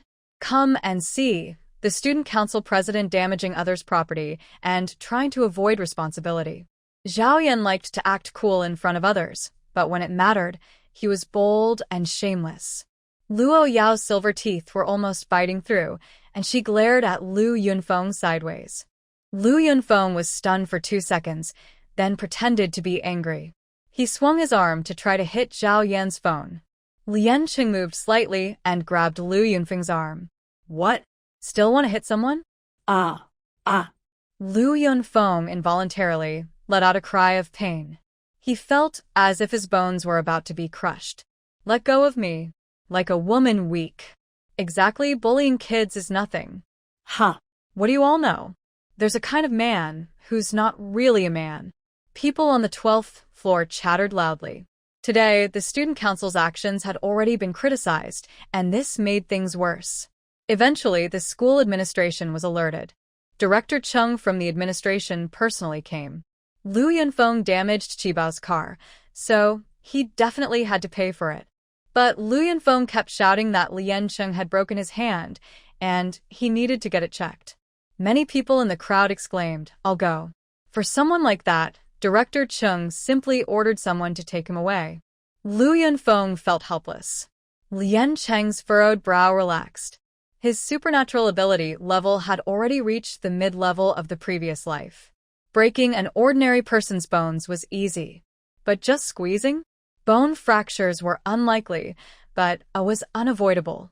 Lu Yunfeng's arm probably wouldn't heal in less than 10 or 15 days. Since she was a girl, Lian Qing and Zhao Yan chose not to pursue the matter out of understanding. But if they didn't intervene, others would surely criticize them. As vice president of the student council, Luo Yao led a team to inspect the first-year boys' dormitory. She abused her power by confiscating others' lawful property. She had to take responsibility for this, mainly because she also used items like hairdryers and curling irons herself. Her social media account proved this. Someone protested. If they wanted to confiscate their belongings, Luo Yao had to hand over her own first. In the end, her vice president position was revoked. The event ended here, and everyone dispersed. Xiao Tsong just brought Qibao back. Suddenly, there was a ding sound. The elevator doors opened. Qibao, driving a small car, quickly zoomed out. Wow, Brother Yen, the car looks so cool now. Xiao Tsong also let out a cheer. The small off-road vehicle smoothly stopped in front of Lian Qing and Zhao Yan. This car is modified like a race car. Brother Yen, you're amazing. Xiao Tsong got out of the car and gave Zhao Yan a thumbs up. Zhao Yan crossed his arms in front of his chest. Of course. Don't you see what my major is? My advice is like expert advice. It's been approved by the professionals and the shop agrees. I didn't spend a penny on the modifications. Lian Qing twitched his mouth. He really couldn't believe it. You're in automotive engineering and you turned a car into an airplane? And you're a mechanical major too. Is he showing off? Xiao Tsong asked, confused. What did you change on the car? Seeing Lian Cheng's face almost dripping with frustration, Zhao Yan awkwardly cleared his nose. Hee. Not much. Just painted it, replaced the battery box, upgraded the tires. Then Zhao Yan opened the car door, hunched inside, and whispered to Qibao. We also added a spoiler, turbocharged it, upgraded the clutch system. We'll play a bit longer. Brother Yan will teach you how to operate it. Lian Qing. He heard everything clearly. Zhao Yan, that troublemaker. Qibao was convinced by Zhao Yan. She grabbed the steering wheel, swung the back of the car, and left a very cool little silhouette for Lian Qing to see. Lian Qing gritted his teeth. Chi. His brother was angry again. Qibao shivered, instinctively tightening her little feet on the brake. Zhao Yan encouraged her. Qibao, don't be afraid. Brother Yan is here. He won't let anyone hurt you. Qibao looked at Zhao Yan with doubt in her eyes. Can you protect her 24 hours a day? Why not go out with the pretty sister? Her brother will spank her. Secretly spank her. So, Brother Yan isn't reliable either. Suddenly, Qibao turned the car around. your Qibao is back again. Beep beep. Hee hee. The little car zoomed back to Lianqing's place. Qibao tilted her head and looked at Lianqing, smiling innocently and harmlessly, acting very well behaved. He secretly stuck a note on Qibao's little car. Minors driving, do not imitate. Pippi the dog was still in the space. He had a bad feeling because, like his little owner, he was either craving snacks or causing trouble. When Lianqing found a chance to enter Qibao's space, the dog was rolling in the spirit spring, and all the spirit spring water he had carefully gathered was spilled. The snacks on the shelves were scattered everywhere. Lianqing grabbed a hanger and chased Pippi around the space. Pippi, somehow, kept digging under the shelves, as if he had inherited some secret skill. Qibao was punished to sit quietly in her baby chair, reflecting on her mistakes. She cheerfully cheered for Pippi with her little voice. Lianqing stared at her tiny feet, wishing he could give her a full childhood. He really wanted to send this little one to school. He picked up a bottle of mineral water from the shelf, twisted it open, and took a big sip. Just as he caught his breath, ding ding ding. The house buyer had arrived, and he was told to handle the transfer procedures. He had ordered a batch of large equipment to be shipped back home, had paid the deposit, and his bank account was now empty. He was also planning to stock up on some supplies. Lianqing hung up the phone, annoyed, and said to Qibao, little rascal, today you and Pippi are going to sit and reflect. Brother has to go out for a bit. If you dare to cause trouble again, I'll give Pippi to the kids at the kindergarten to raise. Woof woof woof. It was all Kashiki's fault. What did the dog do wrong? Qibao. She looked at Pippi in confusion. Is the dog talking? Does spirit spring water have this effect? Seeing the two little ones look so stunned, Lianqing mischievously curled his lips. He carried Qibao and Pippi out of the space. Just then, he ran into Zhao Yan coming out of the bathroom. Wasn't this person supposed to be on a date? Didn't you say you were taking Qibao to the swimming pool? Why are you back so soon? Zhao Yan brushed away the damp, messy hair in front of his forehead and casually wiped his face with a towel. Lianqing clenched his fist and pressed it to his lips, clearing his throat. Yes, Qibao is feeling a bit lazy today. She hasn't moved much at the swimming pool. He quickly masked his sudden panic and guilt, acting very casually. He looked at Qibao, who was happily chasing Pai Pai Dog and making noise in the bedroom. You call this laziness? I need to go out for a bit. Can you watch Qibao for me? Without making eye contact with Zhao Yan, Lianqing left these words and hurried out the door. It was easy to get what he wanted. Now, just by taking Qibao along, the little sister would automatically come over to him. He even earned a sweet title for caring for Qibao. Looking after someone as adorable as Qibao was a perfect job for Zhao Yan. He was happy to do it. He reached into Qibao's little fold and said, Good girl, let's go have fun with Brother Yan. Qibao, who was busy stealing popcorn with Pai Pai Dog, had popcorn crumbs on her mouth and kicked her little feet. Pull it out, I still need to supervise Pai Pai Dog to reflect on his misdeeds. She cast a quick, sneaky glance into the bedroom. Is Big Brother not here? Yengua, where are you off to having fun? Lianqing was also not around. Otherwise, Qibao's little bottom would be in trouble again. Zhao Yan chuckled softly, finding the little one adorable. Dressed in sportswear, he carried Qibao out the door. With 1.5 million transferred into his account, Lianqing straightened up. He no longer needed Qibao's money to stock up. Now he had to send Qibao to kindergarten and find some activities for her. Otherwise, if she did nothing, he wouldn't be able to do anything either. Lianqing took Qibao to the suburbs, claiming it was to experience life. They bought a big pile of potatoes, sweet potatoes, and corn, filling her tiny space. His little sister was being forced to carry a huge sweet potato by her older brother. She was already tired of it and wanted to give up. She didn't want potatoes, sweet potatoes, or corn. She wanted a little pig. A man named Mr. Yang has a mother pig that gave birth to 12 piglets, all still nursing and very cute. Qibao immediately took a liking to them. Unlike the chickens, sheep, or cows on the farm, Qibao wasn't interested in them. Instead, she ran into the pig pen to chase the piglets, full of energy. She was so lively that she seemed ready to nibble on them. Lien Cheng was very annoyed by Qi Bao's unusual obsession. He covered his nose and refused to hold her, even when she rolled on the ground. He grabbed the piglets by their backs and carried them away. Back at school, Zhaoyan looked at her with a sad expression.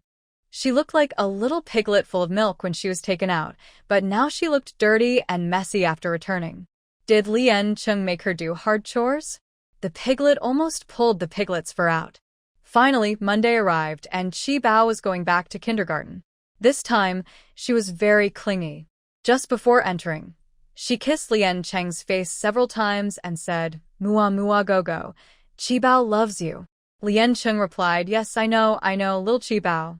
Do you not want to go to kindergarten?" Her sad little mood made Lien Cheng very alert. The incident with Chen Liang had happened days ago. He had taken the piglet out for a walk, which was basically a way to relax. But was the little one still unable to get out of her shadow? Qi Bao fidgeted with her small hands. She didn't really want to skip kindergarten, but she felt a little scared, especially when the iron gate of the kindergarten was closed and the dog hole was blocked again. It always reminded her of the bad dad.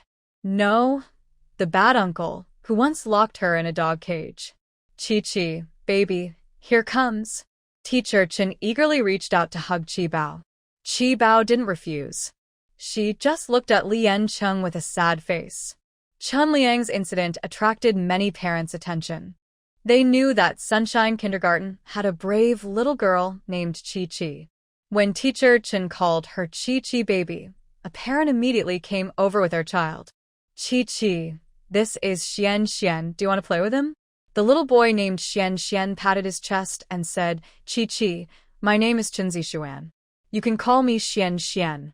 I am 5 years old. I can protect you." Sibao compared to Brother Yen and the others. This older brother doesn't seem very smart. With Chen Zixuan as a role model, the little kids in kindergarten gathered around, wanting to be friends with Sibao and play together. For a moment, Sibao became the little popular kid in the kindergarten. With the company of older brothers and sisters, Sibao's small fear disappeared completely. Chen Jing's case was quickly resolved. Since the victims of bullying were minors and couldn't be held criminally responsible, the police mediated the situation. The bullies had to apologize publicly to Chen Jing and pay for medical expenses and emotional damages. In this case, the school also shared some responsibility for not noticing earlier, and the police ordered them to make improvements. Not long after Sibao started school, the Public Security Bureau of the university town sent a banner praising her bravery. It was personally delivered by Director Li. Descendants of heroes are also little heroes. Director Li's eyes were slightly red, and when he said this, a shining light flickered in his eyes, a light called faith. The more Sibao learned about her, the more she liked her. Everyone in the kindergarten, from the principal to the security guards and cleaners, became Sibao's support team. After Director Li left, the security guard came into the classroom holding a small gift box. It was a gift for Sibao.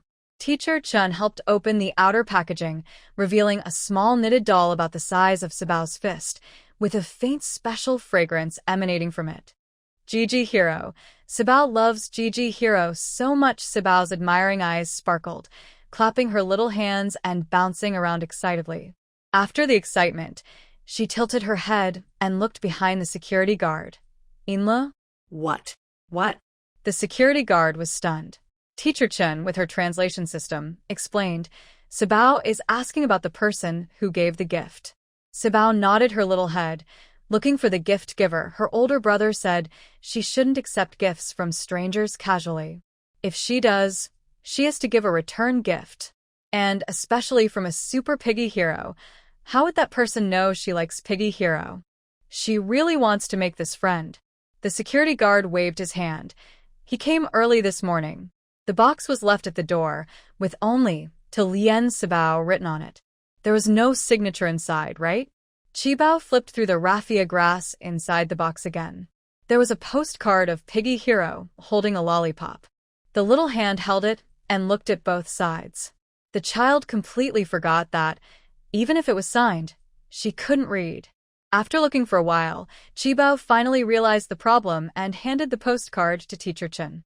Teacher Chen looked at the postcard. It had only 2 words written in a freehand style. Thank you. No need to ask, she probably guessed who sent it, but it was unsigned. Maybe she didn't want others to know it was her? Teacher Chen squatted down, smiling as she looked at Qibao. The gift was from Piggy Hero, given to the bravest little friend.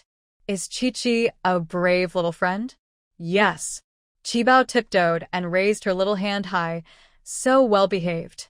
Teacher Chen couldn't help but hug Qibao tightly, holding her again and again.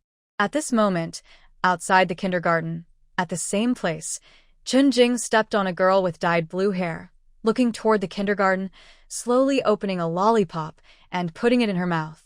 There were also 2 unruly girls who had already been knocked down. If you want to get revenge, find me. You can't touch her. Earlier today, Chunjing was about to deliver a gift to Qibao when she saw someone sneaking at the kindergarten gate, placing a gift box and then running away. She didn't recognize the person, but the decoration on the box and the words for sticky on it made her throat tighten. When she opened it, it was a bloody, dead rat.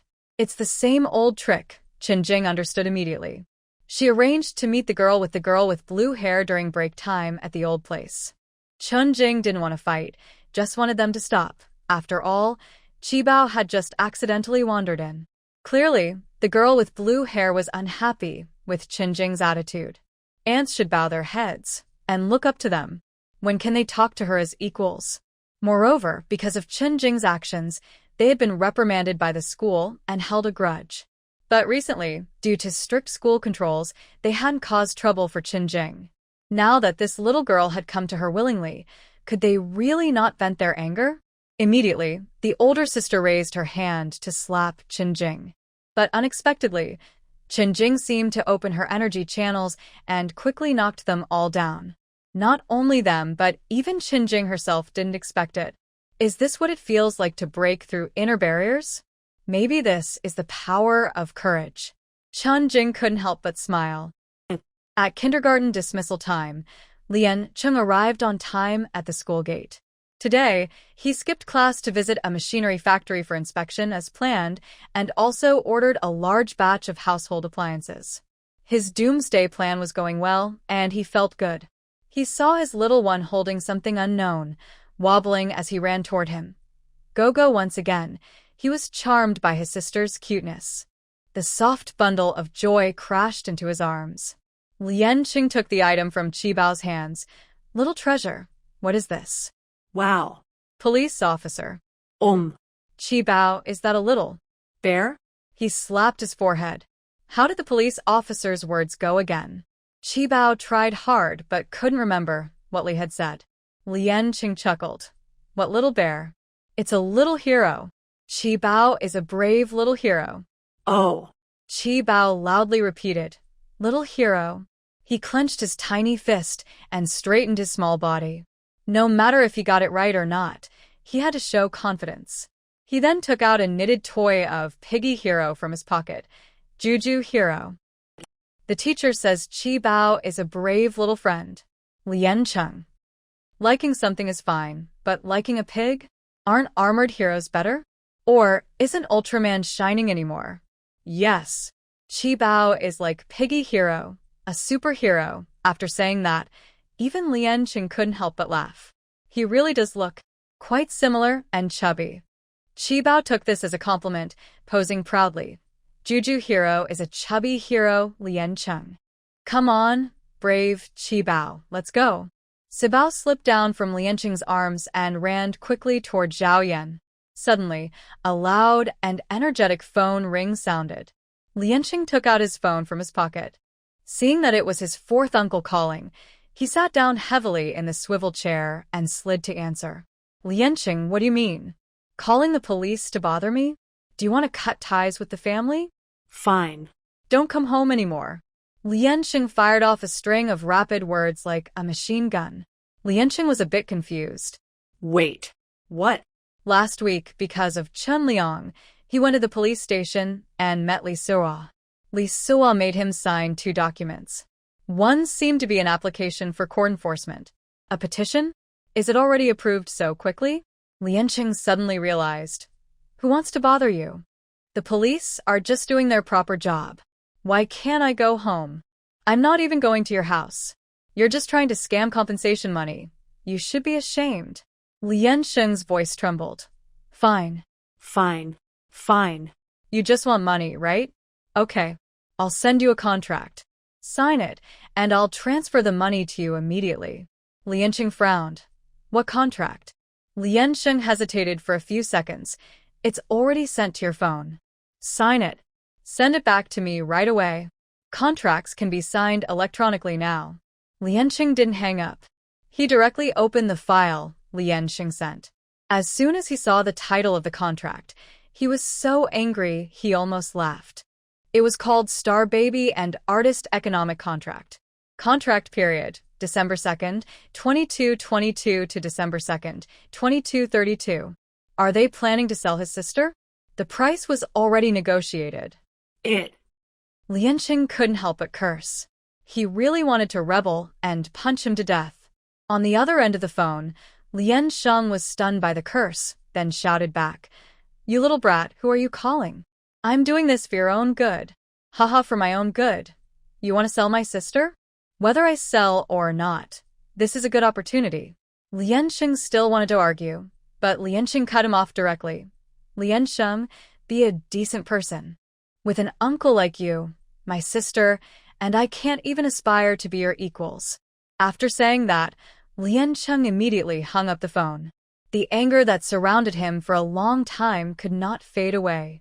Suddenly, the air became quiet. 3 adults and 1 child all looked at him with wide eyes. Brother Chung, what's going on? The big guy looked confused. Xiao Song nudged the big guy with his elbow. Did he not seem angry? Why didn't he show any signs of it? Why didn't he have any sense? Zhao Yan put down Qi Bao and leaned over. Aren't you usually good at pretending? What's wrong today? Liansheng. Can you speak normally? Qi Bao hurriedly squeezed in front of Liansheng, raising his little hand. Gwa gwa gwa gwa hug.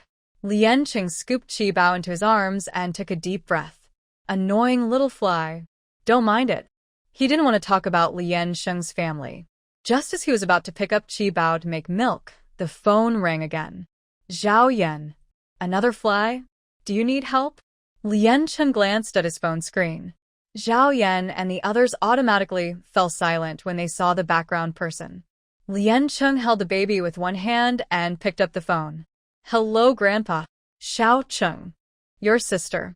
The voice on the other end choked with emotion. Grandpa, Chi-Chi is fine. What about Grandma? Grandma. I'll video call you. Liansheng sighed and switched to a video call. Grandpa. Grandma. Uncle. Aunt. His second uncle, second aunt, 3 cousins, and 2 younger cousins weren't there. This was his real loving family. In the video, Grandma was trembling as she was helped by Aunt to get up from the bed. He knew it would be like this. Grandma, your heart isn't good. Don't get too excited. Brat, you know Grandma's heart isn't good. Chi-Chi is back. Why didn't you tell me? Not bringing her home? If it weren't for your 4th uncle. Chi-Chi. Chi-Chi. Even Uncle C didn't expect this. He just wanted to give the elderly couple a little reassurance, but as soon as he mentioned Chi-Chi, the call was immediately disconnected. When he tried to call again, it kept ringing without answer. In the video, Grandma was excitedly calling Chi-Chi's name, as if she might faint at any moment. This scared Liansheng so much that he quickly aimed the camera at Chi-Chi's little face. Chi-Chi thought they were live streaming, so she was acting cute and funny, doing everything she could to entertain. Liansheng pinched Chi-Chi's small face. Chi-Chi, call Grandpa and Grandma. Yay, Grandma. That Grandma sounded a bit strange. Liansheng couldn't help but want to stand up, reach for the baby bottle. Ugh. Oh. Feeling controlled by the little one, he felt a bit frustrated. Liansheng pinched Chi-Chi's small face again. Call Grandma-in-law. Chi-Chi tilted her little head and pouted her lips. Grandma through the screen, he saw a big hand reaching out to poke Chi-Chi's face. Chi-Chi quickly covered her face with her tiny hands. Uncle Lee took the phone and smiled kindly. Xiao Cheng. Pinch. Pinch Chi-Chi's little face. Call me Uncle. Uncle. Liansheng. pinching a little face as a way to switch the mood? How does that work? Since they rarely get to talk on the phone, he still wanted to fulfill Uncle Lee's request. He pinched Chi-Chi's small chin. Chi-Chi, call Uncle. Big wife. Cough. Haha. Cough. I mean, Uncle, what big wife? Lian-Cheng couldn't help but burst out laughing. Chi-Chi rolled her eyes at her older brother. Can't we just have fun normally? She pouted her little lips. Uncle. Yes, Uncle. Lian-Cheng suppressed his smile, straightened Chi-Chi's little bear hat. In the video, only Auntie was staring blankly, without saying a word. Lian-Cheng kissed Chi-Chi's small face. Chi-Chi and Annie too. Chi-Chi pushed her brother's hand away, blocking the camera. Why does this auntie look a little like her brother? The aunt quietly wiped away her tears and moved a little closer. Small town, tomorrow I will go to the city. To the city. Grandma waved her hand, causing a ripple of excitement. Grandma, in just over a month I will take Qibao back home. The mountain road is so far. And your health. Old lady, stop joking. Do you think the next trip over the mountain will be easy? Don't cause trouble. Grandpa patted his thigh. Don't bother the kids. In the scene, Grandpa sighed but kept Grandma firmly under control. Lian-Cheng smiled and said, Qibao, tell Grandma that we'll be home soon. Grandma, take care of your health. Qibao. She looked up at Lian-Cheng. Oh, We're going home soon, Grandma. Take care of yourself. Everyone in the scene stayed still, afraid to miss any move from the little one. What's everyone doing? Suddenly, a deep, penetrating voice sounded. Uncle, holding his phone, trembled and quickly turned around. Grandma, the phone was hidden behind Uncle Lian, and the camera could only see the bedside table in Grandma's room. Lian-Cheng made a shushing gesture. Qibao quietly asked, Grandma? Lian-Cheng whispered back, Great-grandmother. This elder is over 100 years old. If she gets startled, it could be very dangerous. Lian-Cheng gently hung up the phone and sighed. Little Qibao, look at the trouble you've caused. Qibao. Why does she always have to take the blame? Qibao huffed and slid down to the floor, her chubby little hands on her small waist. Grandma, fix the phone. Is this a negotiation? Lian-Cheng chuckled, poking her little forehead with his index finger. Fair? Does Qibao know what fairness is? Qibao wobbled half a step, looked at the clean wooden floor, and sat down heavily. Her shiny, grape-like eyes looked around. The other three adults were busy with their own things. No one was watching this show. Pippi the dog barked. Woof, woof, woof. Qibao's little eyes lit up, her eyelids flicked up, and she pointed at Lian-Cheng with her tiny finger. Pippi says you're bullying the little kid. This translator is not qualified. The dog is saying that this adult is bullying the child. Lian-Cheng's mouth twitched. He grabbed Qibao's armpit and lifted the little one up. Little liar. You can't even speak clearly. How can you understand what the dog is saying? Are you still drinking milk or not? Qibao flailed her arms and legs in struggle, her little chubby body trembling. She is not a liar. She really can understand what Pai Pai is saying. Why doesn't her brother believe her? Grandma? Qibao's tiny fists moved in the air, suddenly froze, and her face went blank. Then she realized, wow. Her small voice was full of confidence. Everyone was used to this scene by now. Zhao Yan rolled his eyes at Lian-Cheng. He knew Lian-Cheng would threaten the little one and then happily go to feed the baby. Happily, Lian-Cheng. Lian-Cheng had planned to take Qibao to the farm early in the morning. This time, Zhao Yan insisted on coming along. He drove his big car, and not only went but also brought a female friend with him. When Qibao arrived and immediately ran into Uncle Yang's pig pen to explore, what could anyone say? Zhao Yan took his female friend to visit the farm. When they returned, they saw Lian-Cheng packing Qibao into a black trash bag and loading her into the car. Zhao Yan, speechless. If there's one, there's a second. After a few times, even Lian-Cheng couldn't take it anymore. So he discussed with Qibao, little troublemaker, you see, the secret base is too small. The little pig has no place to stay. Why don't you focus on training? When the space gets bigger, I'll buy a little pig for you to play with every day. How about that? Qi Bao sat with her neck hunched by the spirit spring, her face blank. She was completely upset. Training is really hard, okay? Lianqing reached the suburbs and sometimes found a quiet place to organize the space inside the shelter. Today, he suddenly had an idea. He cleared a small spot under the shelf, about the size of a sesame seed, to try growing some leafy greens. The space was limited, and the shelter's pet didn't like practicing cultivation. Relying only on the stored supplies, they would eventually run out in the end times. So Lianqing thought about planting vegetables, maybe even developing an eco-farm. The pet always got distracted when practicing and would lose focus whenever serious matters were mentioned. It had been a while without any response. Lianqing quietly tiptoed closer and nudged the chubby little creature with his toe. The round, plump thing automatically flopped over. What was it doing? Lianqing didn't know what this pet was thinking. Its mind was completely elsewhere. The pet looked at the bright blue sky inside the space, dreaming about 1,000 ways to cook a little piglet. He couldn't help but think, humans can only control weaker creatures. In his previous life, at the Han family's estate near the southern mountain, there was a small farm where he sometimes went to forage. But He had been pecked by a mutated rooster, kicked by a cow, and nudged by a lamb. He only managed to catch a half-dead piglet once. He originally wanted to raise it, but Han Jingjing turned it into a roasted piglet. That day, Han Jingjing surprisingly gave him a piece of meat. The taste. Just thinking about it made his mouth water. Hey, little rascal, what are you craving? Lianqing nudged the pet again with his toe. meat. The pet held a piece of rope in its tiny hand, playing with it in a loop. At first, Lianqing didn't know what kind of meat it was. While playing with the piglet, Uncle Yang said his piglet was missing. One was gone. There was a torn piece of rope left in the pig pen. Lianqing looked seriously at the small, sturdy creature at his feet.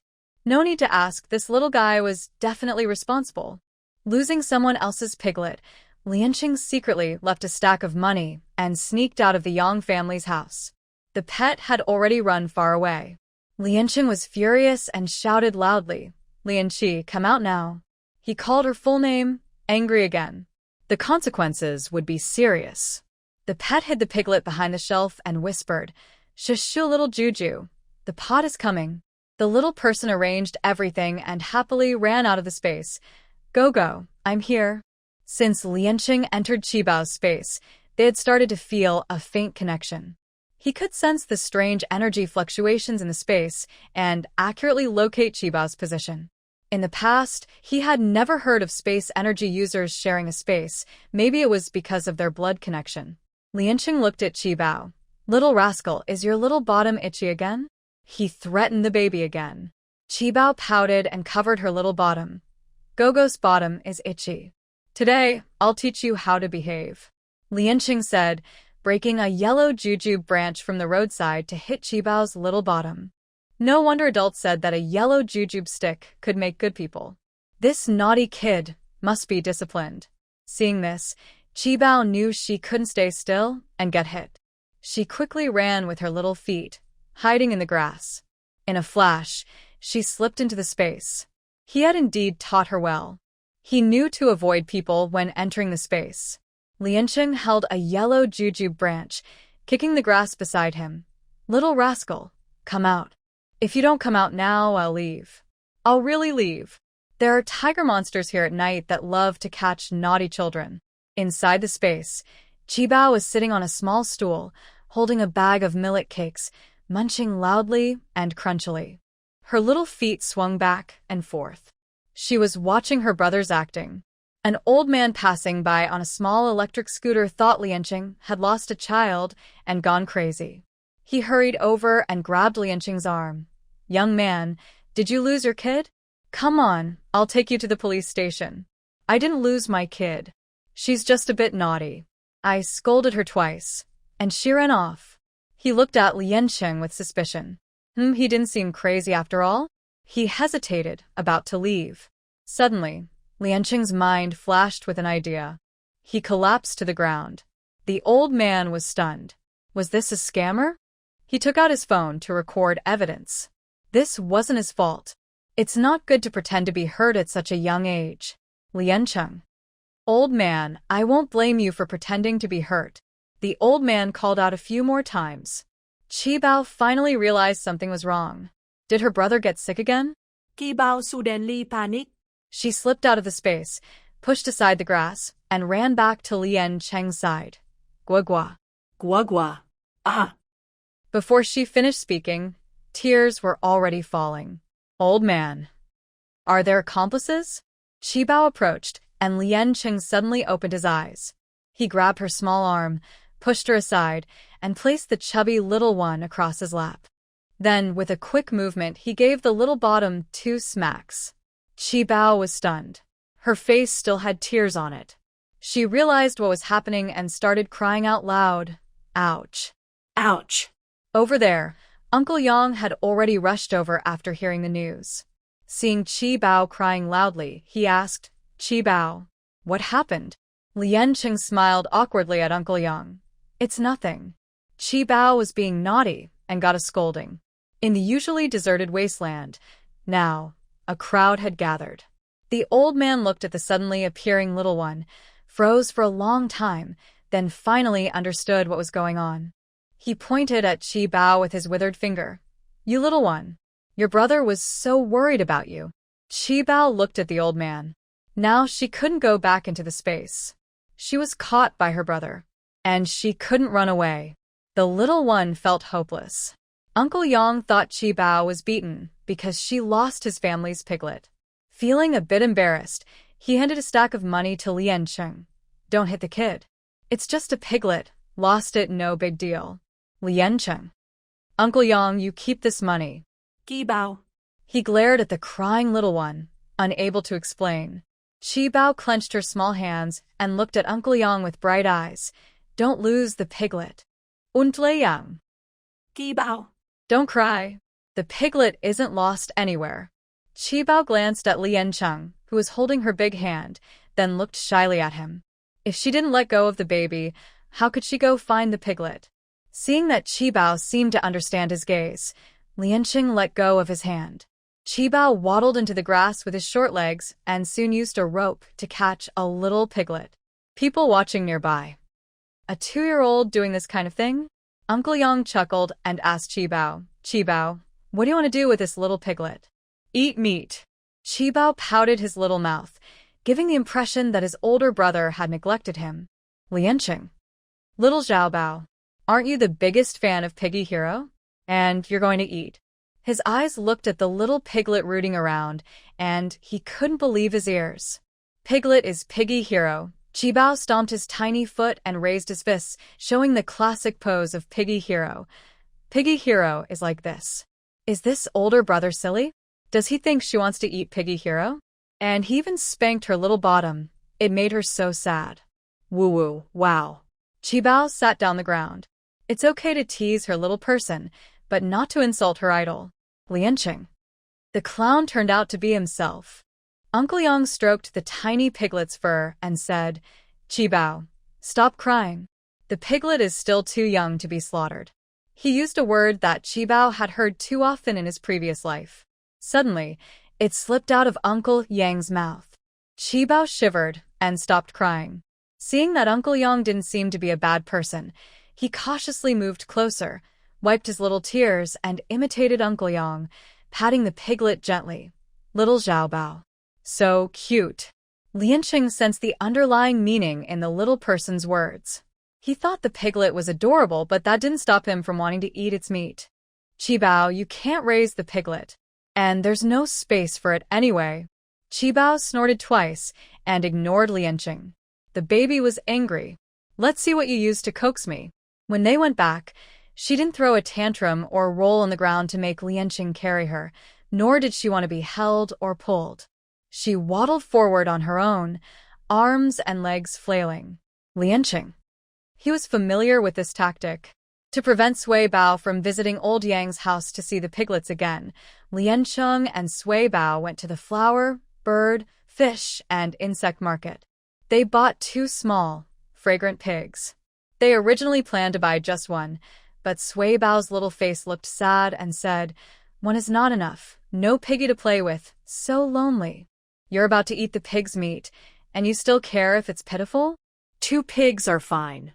The seller promised they would grow no larger than 30 kilograms, about the size of 2 Sui Baos, so the space should just be enough to hold them. With the new feed storage in hand, Lian Cheng bought some anti-corrosion wood, planning to build a pig pen in the corner of the space. But this means even less room for storage. By December, the weather in the south gets colder each day, and the northwest wind blows so strongly that it hurts your ears. This situation isn't very good. Lian Cheng adjusted Sui Bao's little bear hat. "Little Xiaobao, from now on, you'll be in charge of feeding the piglets. What will you feed them? In the end of the world, there's nothing to eat, let alone pigs." This problem was handed over to Milk Baby. If they can't feed the pigs, they might as well deal with them. Sui Bao's chubby paws rubbed his plump little face, a small person with big worries. The space feels like spring all year round, with perfect temperature and humidity for plants and animals to grow. They tied the piglets to the shelf, and Lian Cheng started building the pig pen. The spring water had already been spoiled once by the dog, so the pigs must be watched carefully. Sui Bao, the little person, was busy tinkering, sharing his snacks with the piglets and stuffing the leftover milk bottle into their mouths. Sui Bao's chubby paw grabbed a pig's head. "Picky eaters are good kids." Liu Sheng, Pretending not to hear. Continuing to work. After Lian Cheng placed the piglets into the pig pen, Sui Bao ran over holding a handful of green vegetables. "Guagua, do you want to eat these vegetables?" Lian Cheng took a closer look. The chicken feather greens were almost 2 inches tall. In a couple of days, they could be harvested. But most of them had been pulled out, leaving only a few trembling ones leaning on the shelf, having escaped destruction. Lian Cheng looked at the small, short plant at her feet. She was both surprised and a little speechless. "Xiao Zhebao, these are for people to eat. If piglets eat them, you'll only have the cold wind to keep you full." Qibao pouted and said, "Pulling out vegetables. Meat is good too." Lianqing picked up her little piglet. "Being picky isn't good. Kids need to eat more vegetables to boost their immune system, stay healthy, and grow tall." That annoying, squeaky voice of the clip. Lianqing realized it a bit late. She took a few more bites and then returned to her serious teaching mode. Qibao looked down at the small bok choy she had been fussing over, her little eyebrows knitting together. "Guagua, plant more vegetables." Plant lots. Lianqing's lips curved slightly. "But the space is too small. Look, Qibao's snacks and toys are all stuffed in there. How can I plant anything?" According to the normal growth cycle of chicken feather greens, it takes about 30 days for a crop. Because of the climate and soil differences inside the space, it can be harvested in about 7 days. Plants grow about 4 times faster inside than outside. I wonder if animals do too? Moreover, Lianqing also keenly noticed that the thick fog along the edge of the space was gradually thinning. In her previous life, she had only heard that space mutants could expand their space through cultivation, but she didn't know that space expansion might be related to the life elements inside. Qibao.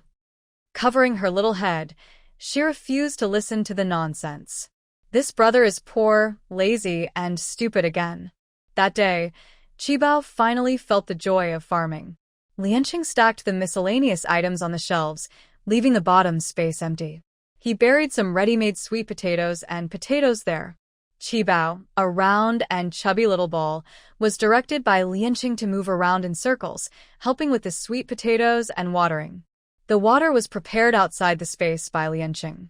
When Qibao was moved inside, he quickly started watering with his tiny feet. Lianqing also planted a batch of small green vegetables. After finishing everything, Qibao was so tired that he fell asleep in Lianqing's arms. Maybe, because of overexertion, Qibao didn't sleep well that night. He dreamt about farming and working in the fields. His little feet kicked Lianqing a few times. Early the next morning, there was no breakfast and no wake-up service.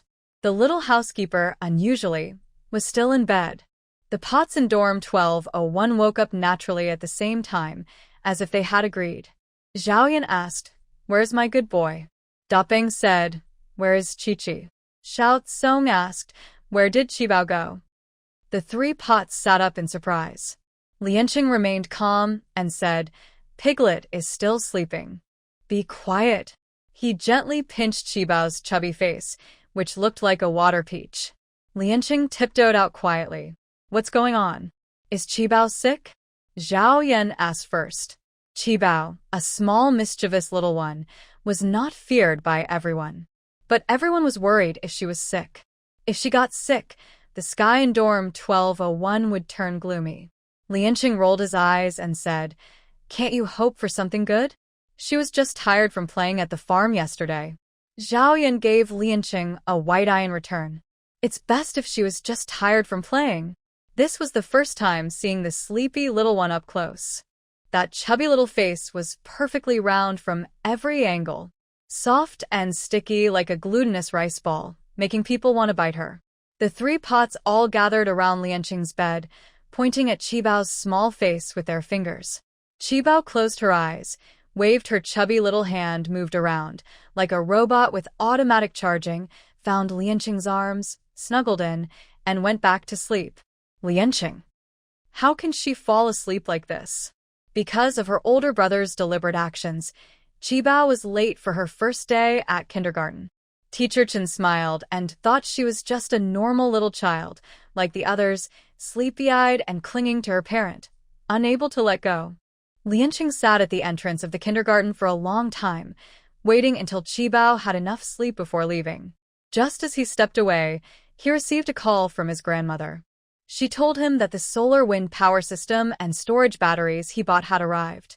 She also asked where he got the money and why he bought such useless things. Lianqing responded briefly and dismissively. His grandparents live in a mountain village over 1,000 meters high, where water and electricity are already scarce. After the end of the world, the power and water supplies on the mountain were cut off entirely. His grandfather and grandmother survived earthquakes, floods, and tsunamis but could not withstand the extreme weather. In the past, they died from heat stroke. Because of this, Lianqing had early on ordered a home power system. After a recent inspection, he added 3 custom power units and 3 high-capacity heating and cooling systems, costing him tens of thousands of yuan.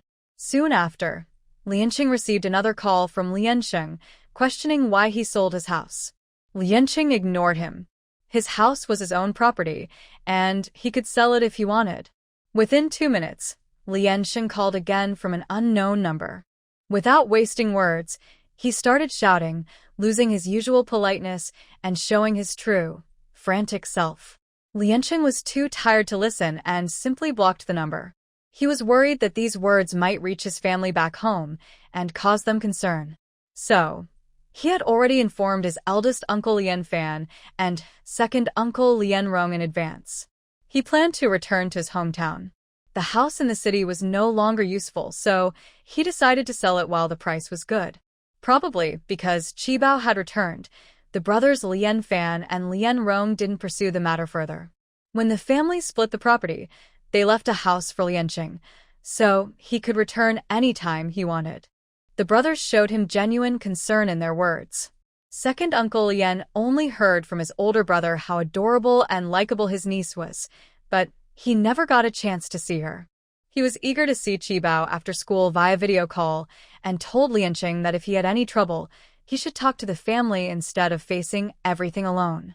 Older people tend to be a bit nagging, but Lianqing patiently listened and responded politely. Satisfied, second uncle Lian Rong finally hung up the call. Lianqing put away his phone and looked up at the sky at a 45-degree angle.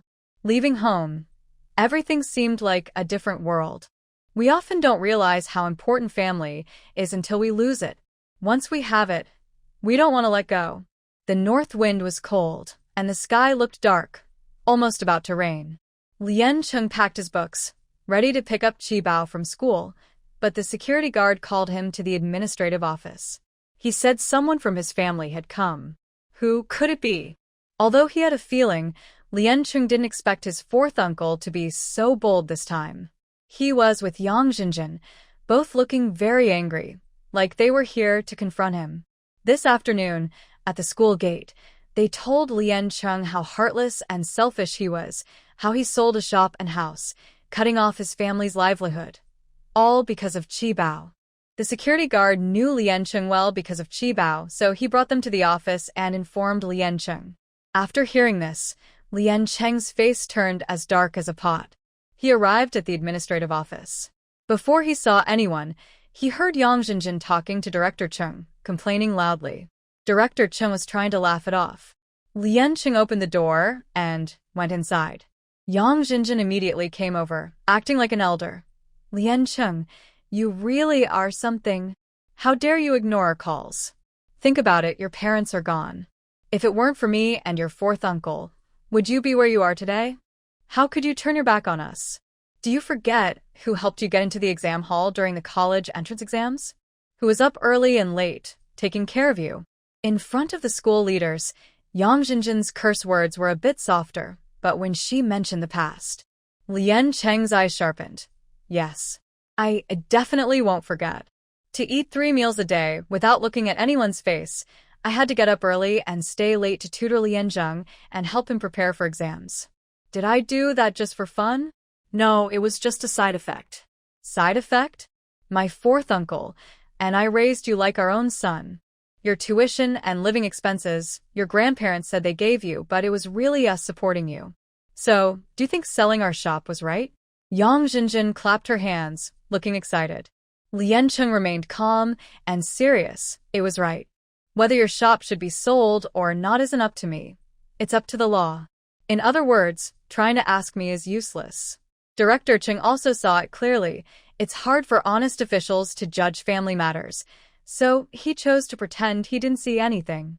You heartless thing, ungrateful wolf, beyond the law, there's family love. Your father is gone, and I, as his younger uncle, will teach you a good lesson today, you wasteful brat. A slap landed on Yang Jinjin's face. Yang Hen. Lien Chung. He originally wanted to slap Lien Chung, but this kid pulled his wife in front as a shield, so fast that he didn't even see clearly. It looked like he did it on purpose. Lien Chung's shock was written all over his face. Lien Chung smirked mischievously. Yang Jinjin shouted loudly and reached out to scratch Lien Chung. I knew you weren't on my side. Your heart is with the Lien family, with that little troublemaker. I won't let you get away with it. No. Wife, listen to my explanation. It was a mistake, a pure mistake. I didn't do it on purpose. Lien Chung retreated step by step, pushed to the wall, and was overwhelmed and beaten without resistance. This woman is too fierce. Director Chung from the school office shrank back. Before things were sorted out, the office was a mess because of these two. The security guard couldn't stop them. Lien Chung didn't say another word, called 110. Just then, the police from the university city arrived, and after hearing the story, they took the people away. Lien Chung had already received 1.06 million yuan in compensation transferred from the court. He didn't expect this matter to be successfully handled by Li's office. Dealing with debtors requires speed, accuracy, and decisiveness, so they can't transfer assets. Li Yaowen, with many years of experience in civil disputes, quickly applied for property preservation from the court, which helped resolve this matter fast. Lien Chung dialed Li's office. Hello. Uncle Li, good kid, I was just about to call you. Uncle Zhang, Uncle Wu, and some old colleagues from the office want to see little Bao. Isn't his birthday coming up soon? I booked a private room at Yinkaju. Tomorrow night, you can bring little treasure over so everyone can have a lively celebration. Before I could thank him, Uncle Li interrupted hurriedly. Lien Chung was momentarily stunned. It was his own oversight as the older brother. Hey. Little Chung, are you listening? Yes, Uncle Li. Tomorrow night, invite your classmates and roommates. Let's make it a lively birthday for little treasure. Okay. Thank you, Uncle Li. You don't need to thank me. My relationship with your dad is lifelong. You're like my own children. Your parents. Never mind. Just remember, tomorrow night at Yinkaju, dress our little princess beautifully. I'll send you the address later. Every time Uncle Li mentioned his parents, he seemed to have endless things to say, but was afraid to speak openly. A living person should always look forward, right? Lien Cheng put away his phone. Just then, Chi Bao was running out of kindergarten, dragging her teddy bear backpack. She eagerly threw herself into Lien Cheng's arms, holding a small red flower in her chubby hand. Go, I helped Orange teacher put the little baby to sleep. She's still a little baby herself. And she's helping other babies sleep too. Just thinking about it made his lips curl into a smile. Lien Cheng took Chi Bao's small backpack. Is this a reward from Teacher Orange? A little red flower? Chi Bao nodded, then held the flower close to her brother's nose. Suddenly, a light drizzle began, mixed with tiny hailstones. The cold wind hit them suddenly, making the siblings shiver. Lien Cheng quickly wrapped Chi Bao in his coat. The small red flower was battered by the hail and drooped. Chi Bao shook the flower and said, "The flower is cold now." Lien Cheng looked up at the darkening sky, lost in thought. He didn't know if the flower was cold, but he knew he was about to feel very cold. All I hear is noisy complaints about this terrible weather, about the end of the world. He dares not tell anyone. Even if he did, others might not believe him. Moreover, whether the end of the world will come, and when, are still unknown. He vaguely remembers that the last end-of-the-world event happened about a month later, followed by one disaster after another. Chi Bao's cute little voice pulls Lien Cheng out of his thoughts. Lien Cheng adjusts his coat, shielding Chi Bao as they rush into the rain and snow. Lien Cheng's coat is already covered with a thin layer of water droplets. Chi Bao slips down to the ground, the little bare ears on his hat wobbling as he dashes to grab a towel to wipe Lien Cheng. He huffs and puffs, using all his strength, looking careful and serious in his small way. Lien Cheng feels warm inside and takes the towel, asking, "Chi Bao, how you want to celebrate your birthday tomorrow?" He has never celebrated a birthday in 2 lives, even during the end times. Chi Bao stands in front of Lien Cheng, tilting his little head, his big, blinking eyes showing a bit of confusion. Celebrate with Gog. Lien Cheng automatically understands that every day spent with his brother is like a birthday. He scoops up the chubby little one and gives him a big kiss. Chi Bao is quite annoyed, waving his chubby little paws again and again. When Zhao Yan comes in, he sees this strange scene. "Lien Cheng, why did you make Chi Bao angry again?" Big and small smart ones squeeze out from behind Zhao Yan happily saying, "Chi, keep going." Keep. Chi Bao's birthday tomorrow. He was about to say he wouldn't bring them along. Zhao Yan looks shocked. Chi Bao's birthday tomorrow? How could you not tell us in advance? You must be trying to avoid us and set up a good brother image in front of Chi Bao. Is it still possible to book a restaurant now? Zhao Yan babbles as he takes out his phone to call. Everything is arranged. Tomorrow, Chi Bao's uncles and grandpas will have a small gathering. Lien Cheng quickly stuffs the chubby little one into Zhao Yan's arms. "You guys." Lien Cheng originally wanted to tease them a bit, but then he saw 3 faces just as stunned as Chi Bao's, and he changes his tone. "Let's go together. More people, more fun. Chi Bao will be happy." Chi Bao immediately raised his little fists and cheered happy. Zhao Yan couldn't help but gently pinch Chi Bao's cute face. "You're so happy on your birthday? No wonder you're my Chi Bao." The compliments kept pouring out. But honestly, should I take these silly kids to Chi Bao's birthday party? Am I starting to regret this? Lien Cheng took Chi Bao to the biggest shopping mall in Anhui North City. "Little treasure, what birthday gift do you want?" Chi Bao touched the plush toy, the small car, and some snacks. Finally, he ran straight to the fresh food section. "Lien Cheng, no more toys? No more snacks?" Lien Cheng was stunned for a few seconds before catching up. The little one with short legs hurriedly carried vegetables like cabbage, greens, and carrots into Lien Cheng's shopping cart as if they were free. The busy little figure suddenly became a unique sight in the mall. Lien Cheng stood there, stunned. Chi Bao looked like a sensible little genius, while he seemed like an innocent fool who didn't understand the world. The curious looks around made Lien Cheng feel uneasy. Whatever Chi Bao took, he quickly grabbed, stuffed, and then went to pay. After paying, Lien Cheng collapsed on the ground, exhausted. He looked at Chi Bao with confusion. "Little treasure, why do you want so many cabbages and dried radishes?" Chi Bao looked puzzled. "Isn't that what brother wanted?" He always stored things in her space. Seeing no one around, Qibao moved all the purchased items into his space and even pulled his brother inside. Lian Cheng finally noticed something different. Qibao's space had expanded. Does that mean he can keep storing supplies? Not only that, the sweet potatoes I planted last time have already started to vine, and the potato seedlings are lush and green. There is also Lingquan, which has grown from a small puddle into a water tank-sized pond. Now, even Lianqing is sure that the expansion of the space is related to the life elements of the plants and animals inside. While Lianqing was thinking about this, the little Zibao was already busy. She was feeding her piglets. Lianqing was curious about how the piglets were growing, so he peeked into the pig pen. He often entered the space every few days. Usually, Zibao was just messing around on her own. He thought that after a few days, the piglets should be hungry and thin, but unexpectedly, it seemed like the piglets had grown a bit. Zibao's little paws kept throwing small cabbages into the pig pen. No wonder, in recent days, Zibao kept shouting for more cabbages to buy, and the cabbages they bought would sometimes mysteriously disappear. Since Zibao learned how to scan and pay, she had gained the freedom to shop. As long as Lianqing wasn't watching, the space would sometimes suddenly have a lot of new things, snacks, toys, and cabbages. Not only did she buy them herself, but she also secretly bought things and let the robot pay. And now, the cabbages have all been dug up by the pigs?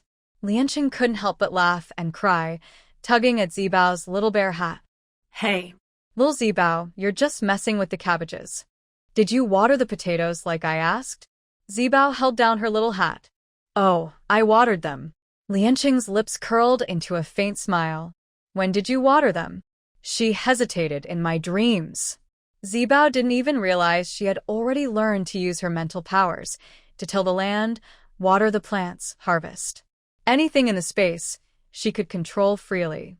Lianqing had a rough idea because he could feel the psychic fluctuations of the cubs at night these days. It seemed his guidance was working. Zibao was rubbing her chubby face, looking troubled. Lianqing picked up the little cub and pointed to an open space about 10 square meters near the thick fog. Good, Zibao. How about we use this place to grow vegetables and raise chickens? Chickens? Qibao's big eyes widened. Surprise came so suddenly that it was hard to prepare for. Lianqing took Qibao to the farmer's market, where they bought some meat and poultry, various seeds, and even some chicks. Qibao casually caught 2 little ducks, finally meeting creatures smaller than herself. She couldn't help but want to tease them. She thought of it as a birthday gift for Qibao. Lianqing was very generous. Seeing some small fish fry, he bought a net full and kept them in a large ceramic basin where he grew vegetables. The space was carefully planned by the siblings, but it was still too small. The 2 little ducks and chicks were mixed together, looking quite pitiful. Qibao protected her ducks fiercely, feeling that her brother's chicks were bullying her ducks. She secretly took the ducks out of the chicken coop and ran around with them in the room. Of course, Lianqing didn't know about this. Back in the bedroom, he dressed Qibao in a princess dress over a thick coat and happily went to the birthday party. The reception was at a new-style Chinese restaurant. It wasn't very fancy, but the warm orange glow made it feel cozy. When Lianqing arrived, he saw a sign at the restaurant entrance that said, "Little Qi's birthday party this way." Following the signs, they reached a private room. It was called a private room, but it was actually a small banquet hall. It was already full of people. Little Lian is here. Come meet Uncle Zhang, Uncle Wu, and Aunt Xiaowan. Li stopped the siblings at the door. The birthday girl wants a hug from her uncles. Qibao recognized Li Su, so he didn't refuse, just on his little hand and staring intently at Lianqing. Li Su led Lianqing toward the main table. The atmosphere there seemed a bit tense. As Li Su and Lianqing approached, the lively crowd suddenly fell silent. Lianqing could vaguely hear words like Shark Gang and Poison King, along with Uncle Wu pounding his chest and saying he wouldn't take off his police uniform until he caught those people. Several uncles had red eyes, while a few aunts looked very happy to see Qibao. Li Su pulled Lianqing to sit down and handed Qibao to his wife, Li Wan. Old Wu, Xiao Cheng is here. Today is a good day, so forget about those other things, he said. Lien Cheng recognized some of the people there, former colleagues of his father and old classmates, all working together. It was said his father once saved Uncle Wu's life, so they shared a close bond. Lien Cheng greeted everyone one by one. Qibao, still small, imitated him, calling out sweetly to the uncles and aunts. The mood eased a little. The birthday party hadn't officially started yet. The people from dorm 1201, carrying gifts, arrived slowly.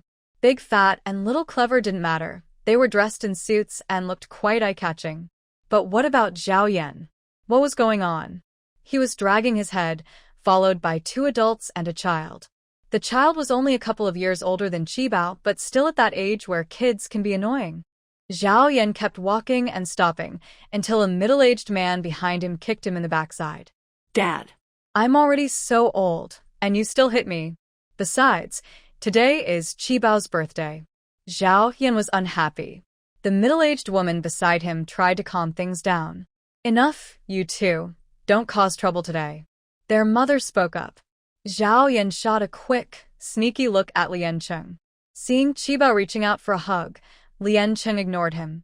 Zhao Yan quickly stepped forward, snatched the little one, and hugged him. Good boy. Today let's stick with Brother Yan, okay? Lien Cheng. Don't you see the aunt nearby eager to hold the little one? How can you be so inconsiderate? Qibao was still shy around strangers. He could change hands a little, but after a while, he would look for his brother. When he saw Zhao Yan, his little eyes lit up. Yan Ge, do you want to hold Qibao? Upon opening his mouth, Zhao Yan was even more reluctant to let go. Zhao Yan's mother, Ms. Qi Rufeng, quickly placed her leather jacket into his father's arms. The little girl in Zhao Yan's arms looked at her with longing. Qibao. Qibao. Come. Godmother will hug you. Rufeng is here. Sit quickly. Li Huang Grata. Why are you here, Zhao Chenggong? You're overestimating yourself. Even mice hide from cats, right? Zhao Chenggong, also known as Zhao Yan's father, waved his hand. Officer Wu, what old stories are you talking about? You've become old Wu now. I, Zhao, am a legal citizen and a big taxpayer. Today is a special day. I have to come. Old Lien once said that if the second child is a girl, she can't be my daughter-in-law, but she will have to recognize me as her godfather. Bah. Old Zhao, I don't like hearing that. My relationship with old Lien isn't any less close than yours. Chi should be the one to recognize a godfather first, right? Li pointed to the opposite side. Since you're here, sit down. Stop talking nonsense. Let's have a good drink today. The uncles and elders started chatting, pouring drinks and exchanging toasts. Lien Cheng gave Zhao Yan a look and moved toward the table where Pang and the others sat. What's going on with your parents? He felt the relationship with Uncle Li and the others was quite subtle. He didn't know much about the older generation's affairs, but he knew the uncles and elders. He hadn't met Zhao Yan's parents either. Now that he had developed such a close connection with Zhao Yan, he thought that perhaps there was more to the story. Zhao Yan shook his head. Don't ask me. I don't know either. I only know I was tricked. I said I wanted to study automotive engineering, but my parents absolutely disagreed. But since... When did it start? Oh. It was when I said I wanted to apply to Yenshan University. After that, they stopped opposing. She also encouraged me to study hard. Then I met you. And we became roommates. It felt like everything was meant to be, until yesterday. I called Lao Zhao to ask for some help with some red envelopes, hoping to buy a new car for Qibao. But that old guy was even more excited than I was. Later, I learned from my mom that my dad isn't as straightforward as I thought. When he was young, he often got into trouble and almost went down the wrong path. Luckily, he met your dad. And things just turned out that way. Do you know what the most ridiculous thing is? Zhao Yan. Zhao Yan pointed at himself and said angrily, it was my dad who secretly sent money step by step to your young servant. Young servant? Do you know what a young servant is? Lien Cheng's mouth twitched. No wonder in the past life, Zhao Yan always had some hidden anger towards him. He subtly moved a little, as if the bad feelings could spread. It's better to stay away from this silly guy. Pang and Xiao Tsong also kept their distance. This kind of brother Yan really is quite nervous.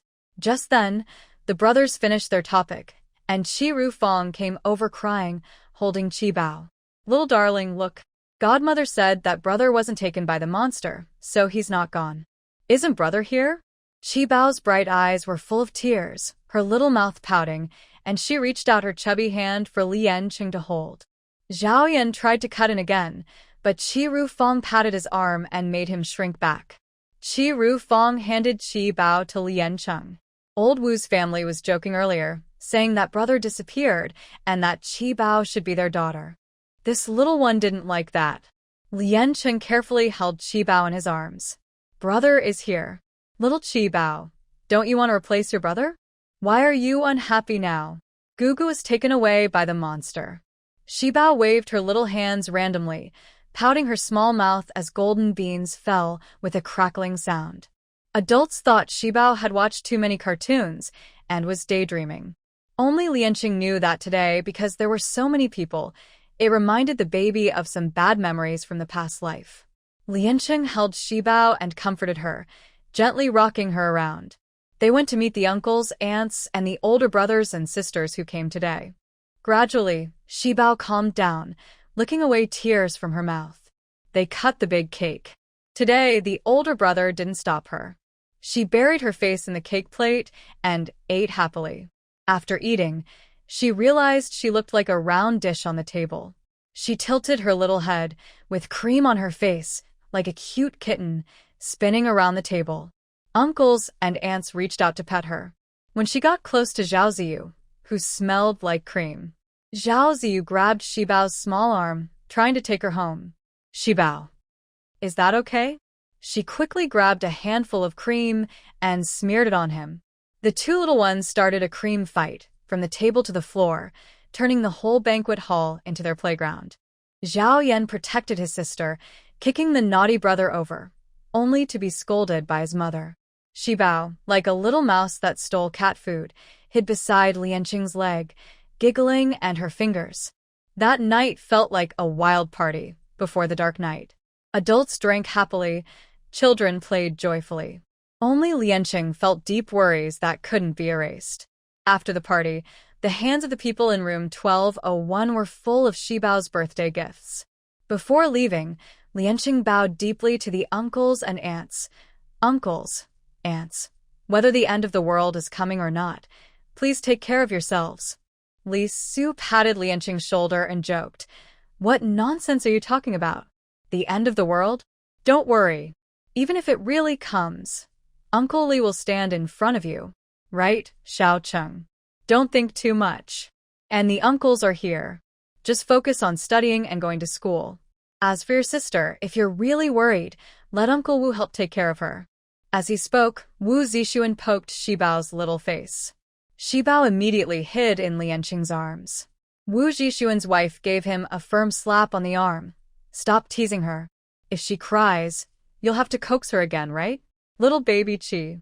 Chi Bao glanced at her pretty aunt and then hid her small face in Li Yanqing's embrace. Why did she start crying? So embarrassing. Li Yanqing smiled bitterly and said goodbye to everyone. Zhao Yan drove over, put Chi Bao's gift into the trunk, and the whole family, for adults and one child, headed back to school. Zhao Yan couldn't wait to open the gift he gave Chi Bao. Ding ding ding. A children's supervision phone watch. With this, Chi Bao can see brother Yan anytime, anywhere. Do you like it, little treasure? Wow. I love it. She had seen this before. Her mischievous sister also had one, which could call friends through little holes and even do video calls. Chi Bao took the supervision watch and tried it on her small wrist. Zhao Yan quickly took it and helped her put it on, also giving her a matching Bluetooth shoulder mic and earphones. It was amazing. Zhao Yan thought to himself how clever he was.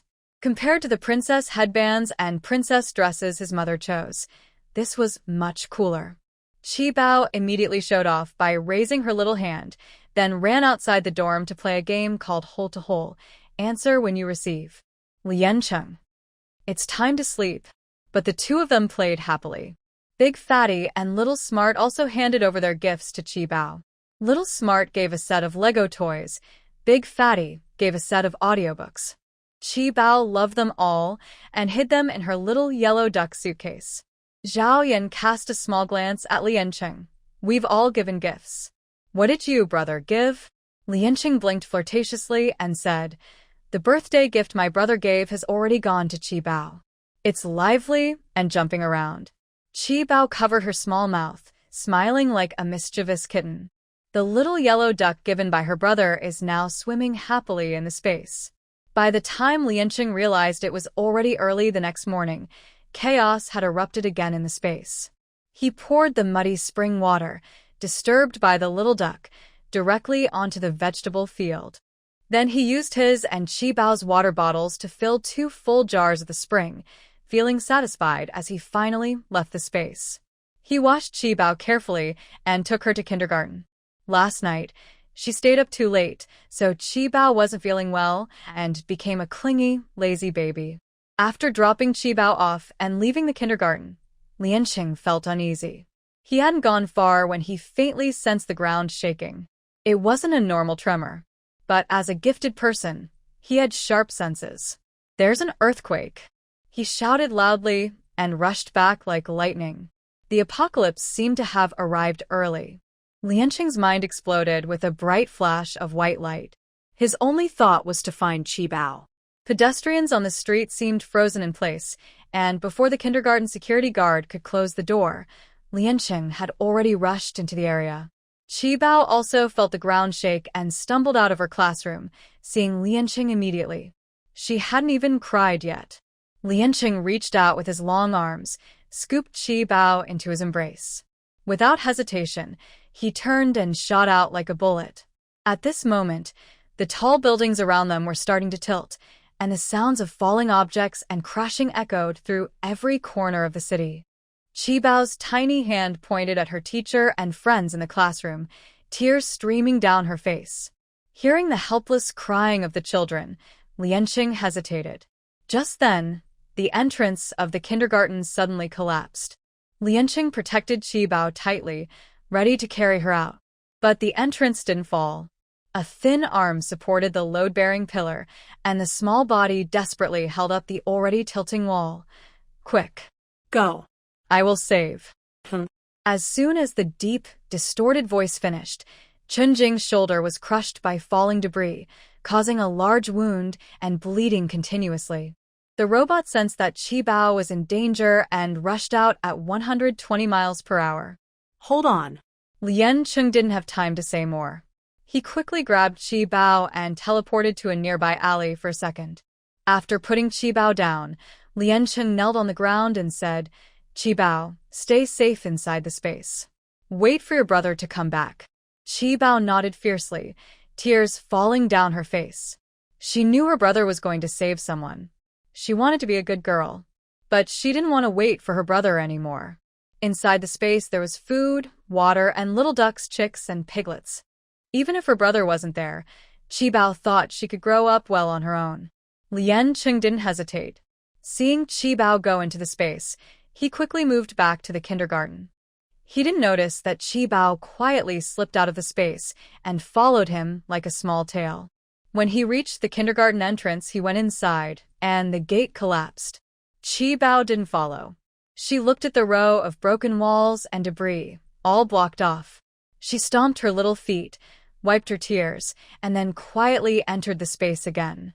Inside the space, Qi Bao pouted her cheeks, her bright black eyes fixed on the direction of the kindergarten. Liancheng returned to the kindergarten, where the security guard and teachers were carrying and leading a group of little children out of the classroom. Chunjing was holding 2 children and was among them.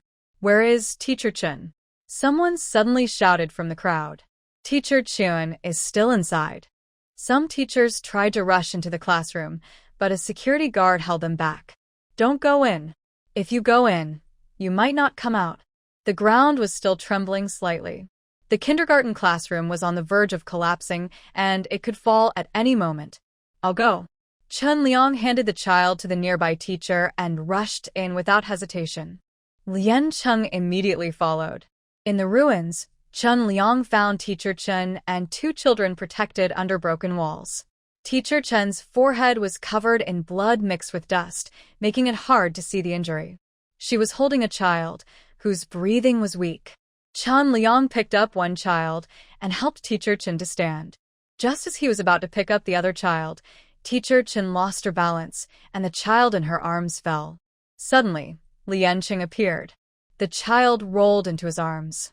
He turned slightly, and Teacher Chen collapsed onto his shoulder. Quick. The classroom is about to collapse, he shouted. In the blink of an eye, Lian Qing carried the child in one arm and supported Teacher Chen on his shoulder, appearing in the kindergarten yard. Chen Liang didn't hesitate either, holding the child with both hands, not missing a thing. Soon, the pathway at the kindergarten entrance was cleared. A group of people, big and small, came out one after another, collapsing on the ground. Only the robot mother remained, with a dent in her head, tirelessly searching for the baby. Suddenly, Qibao appeared in everyone's view, carrying a small bear backpack, running over quickly. "How is Teacher Cheng?" Qibao asked. Lian Qing put down the person in his arms. "Qibao, hurry, and give your water to the brother." Qibao quickly put down her small bear backpack, took out a water bottle, and handed it to Lian Qing. Lian Qing poured a little water onto Teacher Chen's wound. It made a hole. Spring water seemed useless for such a serious injury. Teacher Chen's lips turned visibly purple, and her breathing seemed to be blocked by something, growing weaker and weaker. The teachers present knew some first aid. They tried to bandage the minor injuries first. Looking at Teacher Chen's wound, besides crying, there seemed to be no other way. Someone called 120, but given the situation, help probably wouldn't arrive soon. Qibao gently held Teacher Chen's hand, calling him old wet repeatedly, which made everyone's heart ache. Lian Qing clenched his teeth and poured a few sips of spiritual spring water into Teacher Chen's mouth. It's a desperate attempt, like trying to save a dying horse. Before the teachers involved in the rescue could act, Lian Qing moved quickly and forcefully, his heart pounding in his chest. At first, Teacher Chen showed signs of rejection, making gurgling sounds in his throat. After a few seconds, the strange sound stopped. As the spiritual spring water seeped in, Teacher Chen's breathing gradually became steady. Just as Lian Qing let out a breath of relief, a small child nearby coughed twice and then stopped breathing. Several teachers hurriedly performed first aid. But the child was struggling to breathe, with little air coming in, and they couldn't find any bleeding points. Most likely, the child had internal bleeding like Teacher Chen. The male teacher remained silent, while the female teacher sobbed softly. In the face of a disaster, ordinary people often feel helpless. Lian Qing. Following the same method, he gave the child another sip of spiritual spring water. He didn't know if it would save the child, but he did his best. Lian Qing collapsed onto the ground. He saw a person nearby, head buried deep in their knees, clearly badly injured but silent. He instinctively glanced at the collapsed gate at the kindergarten entrance. Lian Qing tightened his grip on the water bottle and threw it to Qin Jing. Hey, Drink some water and take it easy. The spring water can help psychics improve their abilities, and it should be very helpful for Chen Liang's injuries. Chen Liang acted as if it was unintentional. He reached out slightly, holding the jar, and looked at the pig-shaped figure on the jar. He couldn't help but smile. At this moment, the tiny helper was busy, working like a diligent little bee, wiping tears for children, patting them to sleep, and running errands for the teachers. Soon, the brothers from dorm 1201 appeared at the entrance of Yanshan University. Pippi the dog in Depang's arms kept barking loudly. The tiny helper didn't hear him. He was helping Lian Qing pack the robot into a recycled cardboard box, which was actually stored in a space pocket. Before long, a dog tail appeared behind the tiny helper. Seeing that the tiny helper was safe, the brothers relaxed a little. The family had lost contact, and Zhao Yan was rushing home. Depang and Xiao Tsong stayed by Lian Qing's side because they weren't locals. Another half-hour passed, and a police car with sirens blaring pulled up in front of Yanshan University. Li Su and a few others hurried over. "Xiao Qing, are you okay?" Lian Qing felt relieved. "I'm fine. Both the tiny helper and I are safe. However, apart from Sunshine Kindergarten, no one was buried under the rubble. Some people were trapped, especially in the residential buildings. When they heard the sirens, people came out onto the streets to seek help. Lee Soo and his team were quickly surrounded. In the face of such a disaster, they were the main support. Some families' children were trapped, others' daughters were missing. Everyone was anxious, talking over each other. They kept arguing about whether to save this family first or that one. Lien Cheng grabbed Lee Soo's arm. Uncle Lee, aftershocks could happen at any time. Saving people now is too dangerous. Actually, he wanted to ask, is it worth it? Lee Soo shook off Lien Cheng's hand. We can save one person at a time. Every second counts. Xiao Cheng, take your sister and go. With that, Lee Soo left with a resolute back. He knew it would come to this. Even in the end times, some people are destined to burn themselves to become others' light. The ambulance arrived quickly and Teacher Chen and the injured child were rushed to the disaster area hospital. The rescue team also arrived, but after quickly dropping off the two people to take charge, they hurriedly left in their vehicle. Wannan City was not at the earthquake center. The epicenter was about 50 kilometers away in Taoyuan County, where the damage was even worse. Military and government departments quickly gathered relief supplies, and rescue teams rushed to the front lines. In Wannan City, the city government mainly provided equipment and medical support, organized residents to help themselves, and systematically arranged for survivors to evacuate to prevent further damage from aftershocks.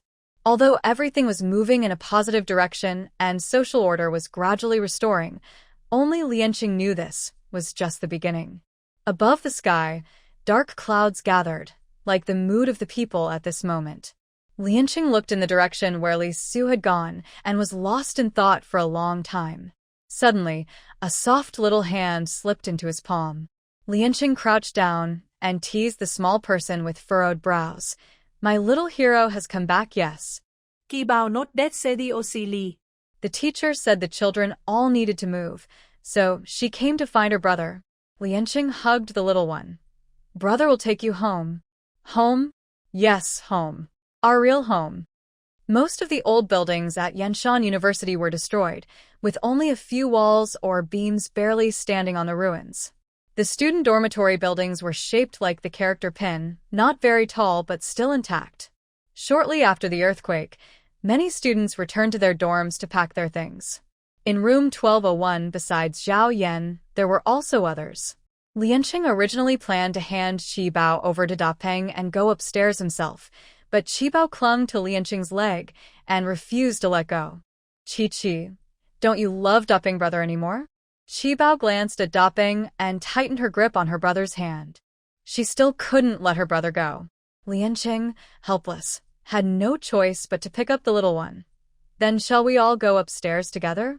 Pixie nodded, and her little friends agreed. Da Peng and Xiao Tsong. They all went back to the dorm. Lianqing packed his things, while Pixie quickly crawled under the bed, secretly hiding her belongings in her space when Da Peng and Xiao Tsong weren't looking. Soon everything was packed, Da Peng and Xiao Tsong with big and small bags. Lianqing carried a bag on his back and held a child in his arms. It looked very cool, didn't it? Others might think he was going on a trip. Da Peng and Xiao Tsong felt something was wrong, but didn't have time to ask. Suddenly, aftershocks hit. The dorm was filled with shouts. Lianqing protected Pixie underneath him. In just a few seconds, the aftershock passed, and Lianqing quickly ran away. I can't believe it. Did I eat too many mint candies? Da Peng, hurry up. Xiao Tsong called out and rushed downstairs. Items kept falling from upstairs. Lianqing hid under an old sycamore tree, while Pixie stayed in his arms. They both stared intently at the boys' dorm entrance. Finally, Da Peng and Xiao Tsong arrived. From the girls' dorm side, Lu Yao hobbled out, calling for help. She seemed hurt by something that hit her leg. She kept asking for help, but no one responded. Helping her now would only put herself in danger. By chance, Lu Yao saw Lianqing approaching with a limp. She begged, Lianqing, help me. My notebook is in the hallway and my final paper is inside. Lien Cheng. Helping her? That would be just asking for trouble. Lien Cheng turned to leave. You don't like me, do you? Is your liking so cheap? Lu Yao bit her lip, looking tearful and angry at the same time. Lien Cheng. Was it your unclear words, or did I misunderstand? When did I say I liked you? Well, I can see it in your eyes. She looked shy, nervous, and pretended to be innocent.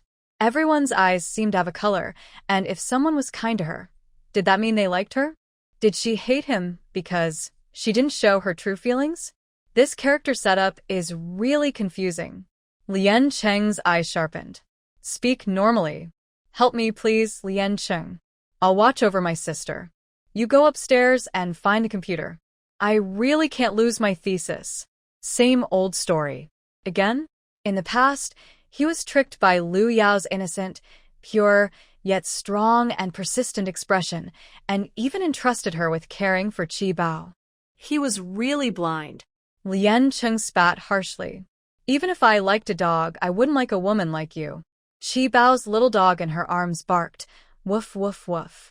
Don't compare this dog to that woman. That woman wants to catch the dog. She's not a good person. Qi Bao quickly pinched the dog's mouth with her small hands. Just now, when her brother called out to the dog, she couldn't help but take the dog out of the space. Why is this dog barking at people now? Lu Yao's face changed.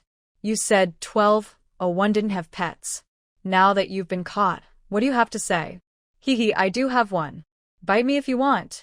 In this end-of-the-world situation, who cares if you have a dog in your room? De Peng stepped in front of Lien Cheng. Brother Cheng moved back. It's not good if others see. Pippi whimpered silently, and Qi Bao, feeling guilty, hid in Lien Cheng's arms. The crowd dispersed, and the sound of falling objects from above stopped.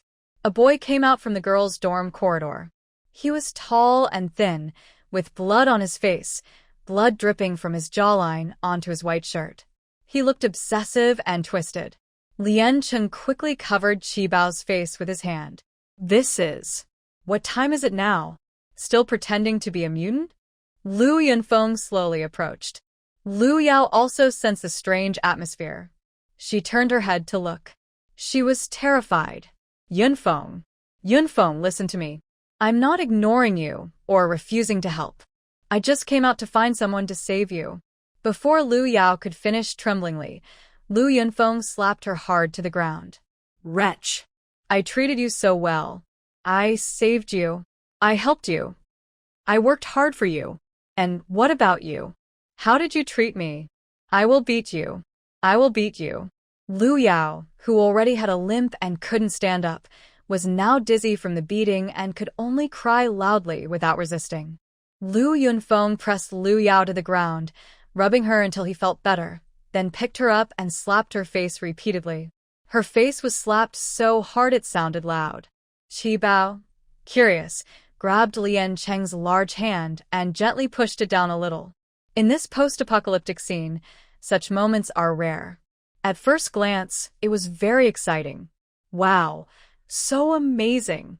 Qi Bao's small mouth opened wide like a quail egg, then she waved her little fists excitedly. Keep going. Lien Cheng looked down, expression blank. The siblings exchanged a glance. Qi Bao then pulled Lien Cheng's big hand down to cover her small face. Could this kid be more interested in watching trouble than helping? Lien Cheng wouldn't interfere in such matters. After all, neither Lu Yao nor Lu Yunfeng were good people. Fortunately, the school security quickly arrived and helped Lu Yao out of trouble. Lu Yao sobbed and explained that Lu Yunfeng, driven by love and hatred, thought she had seen him die and didn't save him when she went downstairs to find someone. She kept talking nonsense. Lien Cheng, tired of listening, took the chubby and smart kids to a safe place. The school provided some emergency supplies, so lunch was settled. Qi Bao, holding a sweet donut, nibbled on its small bites. Yanshan University is in a relatively open area. Li Su negotiated with the school authorities to set up a temporary shelter and moved nearby residents there.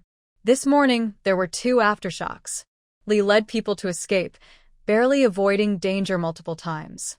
Many students joined the rescue team after hearing the call, including Fatty, Little Smart, and Old Wong from the neighboring dorm. The earthquake was widespread, affecting not only northern Anhui but many other countries and regions. Millions of people suffered from the disaster. This is not just a problem for one family or one country. It is a crisis faced by all humanity. A nation's hope needs the protection of millions. I am not one of the millions, but just one person among them. Lee stood in front of everyone, a faint light shining on him, casting a mysterious shadow. Once, there was a man who said, "I care for everyone and everyone cares for me." I am not everyone, but just one among many. The shadows flickered and blurred. Lian Qing looked at Li's uniform, covered in ash. The familiar appearance gradually matched his memory. There are no real heroes, just ordinary people. The man who once carried his entire world has never come back. Unconsciously, tears slipped from his eyes. By the playground, Lian Qing sat quietly, seeming out of place in the lively, passionate world. Qibao's small finger brushed across Lian Cheng's eye corner. Go, stop crying. Lian Qing looked down at the little one leaning beside him. He is now his little world. He is not one of the millions. Wow, we're brave. Show off fighting monsters. He glanced at the boys on the playground standing tall and straight. His own spirit felt a little weaker. Qibao puffed up his small chest, clenched his right fist, and held a donut in his left hand, ready to fight. Lian Qing accidentally chuckled, amused by the little one. Those tiny fists look like steamed buns, monsters one bite at a time. None of them can even fill a gap in their teeth. And fighting monsters? Really? Qibao looked at his small fist, then quickly retracted it. Qibao hide. Then he threw a playful punch. Fight. Fight. Fight. Qibao waved his small hand, holding the donut in front of Lian Qing. He lifted his chin. So awesome, humph. Still not convinced? Lian Qing opened his mouth to say something. Qibao. Wow. The donut was gone. The sadness is so deep. My brother is not a normal person. Guagua is a big strange show, fighting and fighting.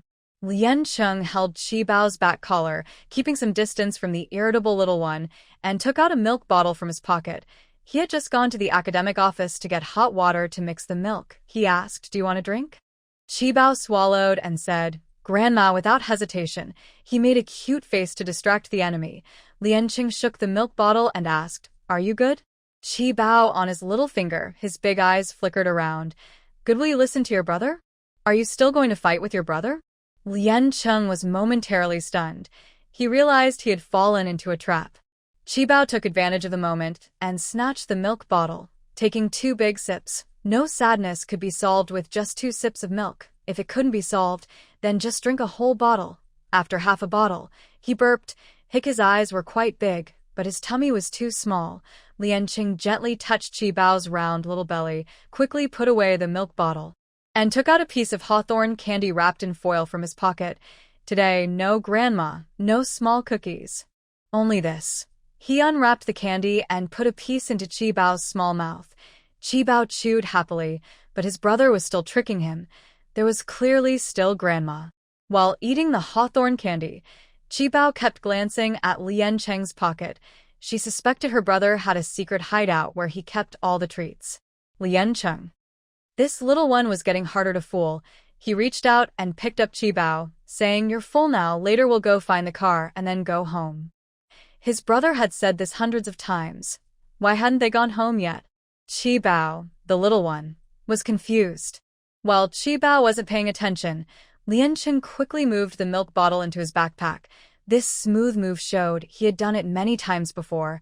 Lian Qing wanted to talk to Li about going back to their hometown, but the man only left a sentence. "Take good care of your sister." He hurriedly left, and suddenly heavy rain began to pour. The northwest wind howled, as if it wanted to people away. The man bravely rushed into the storm. The wind and frost did not bend his back. His back was as solid as a mountain. Through the misty rain curtain, Lian Qing saw him leading people into an old, unsafe building. School classes stopped. Yeshibo, this little gem, was stumbling, so he couldn't do anything. North Anhui City is not a place to stay long. The roads out of the city are unclear if they've been cleared. He asked the education office twice, and finally got an answer. The police contacted a freight company and quickly arranged hundreds of trucks to evacuate the disaster area residents. Lianqing could leave with these people and then find a vehicle to go home.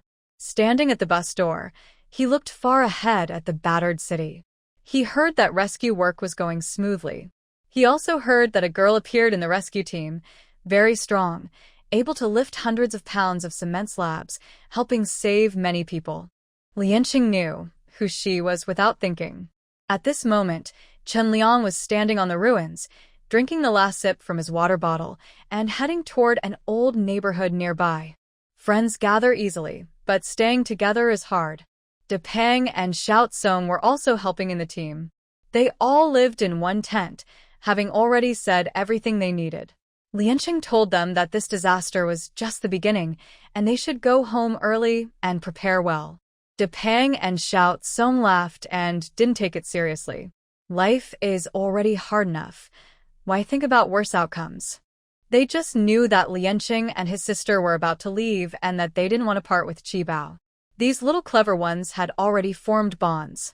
Qibao understood the word farewell from their looks and words. Lianqing set off on his journey home.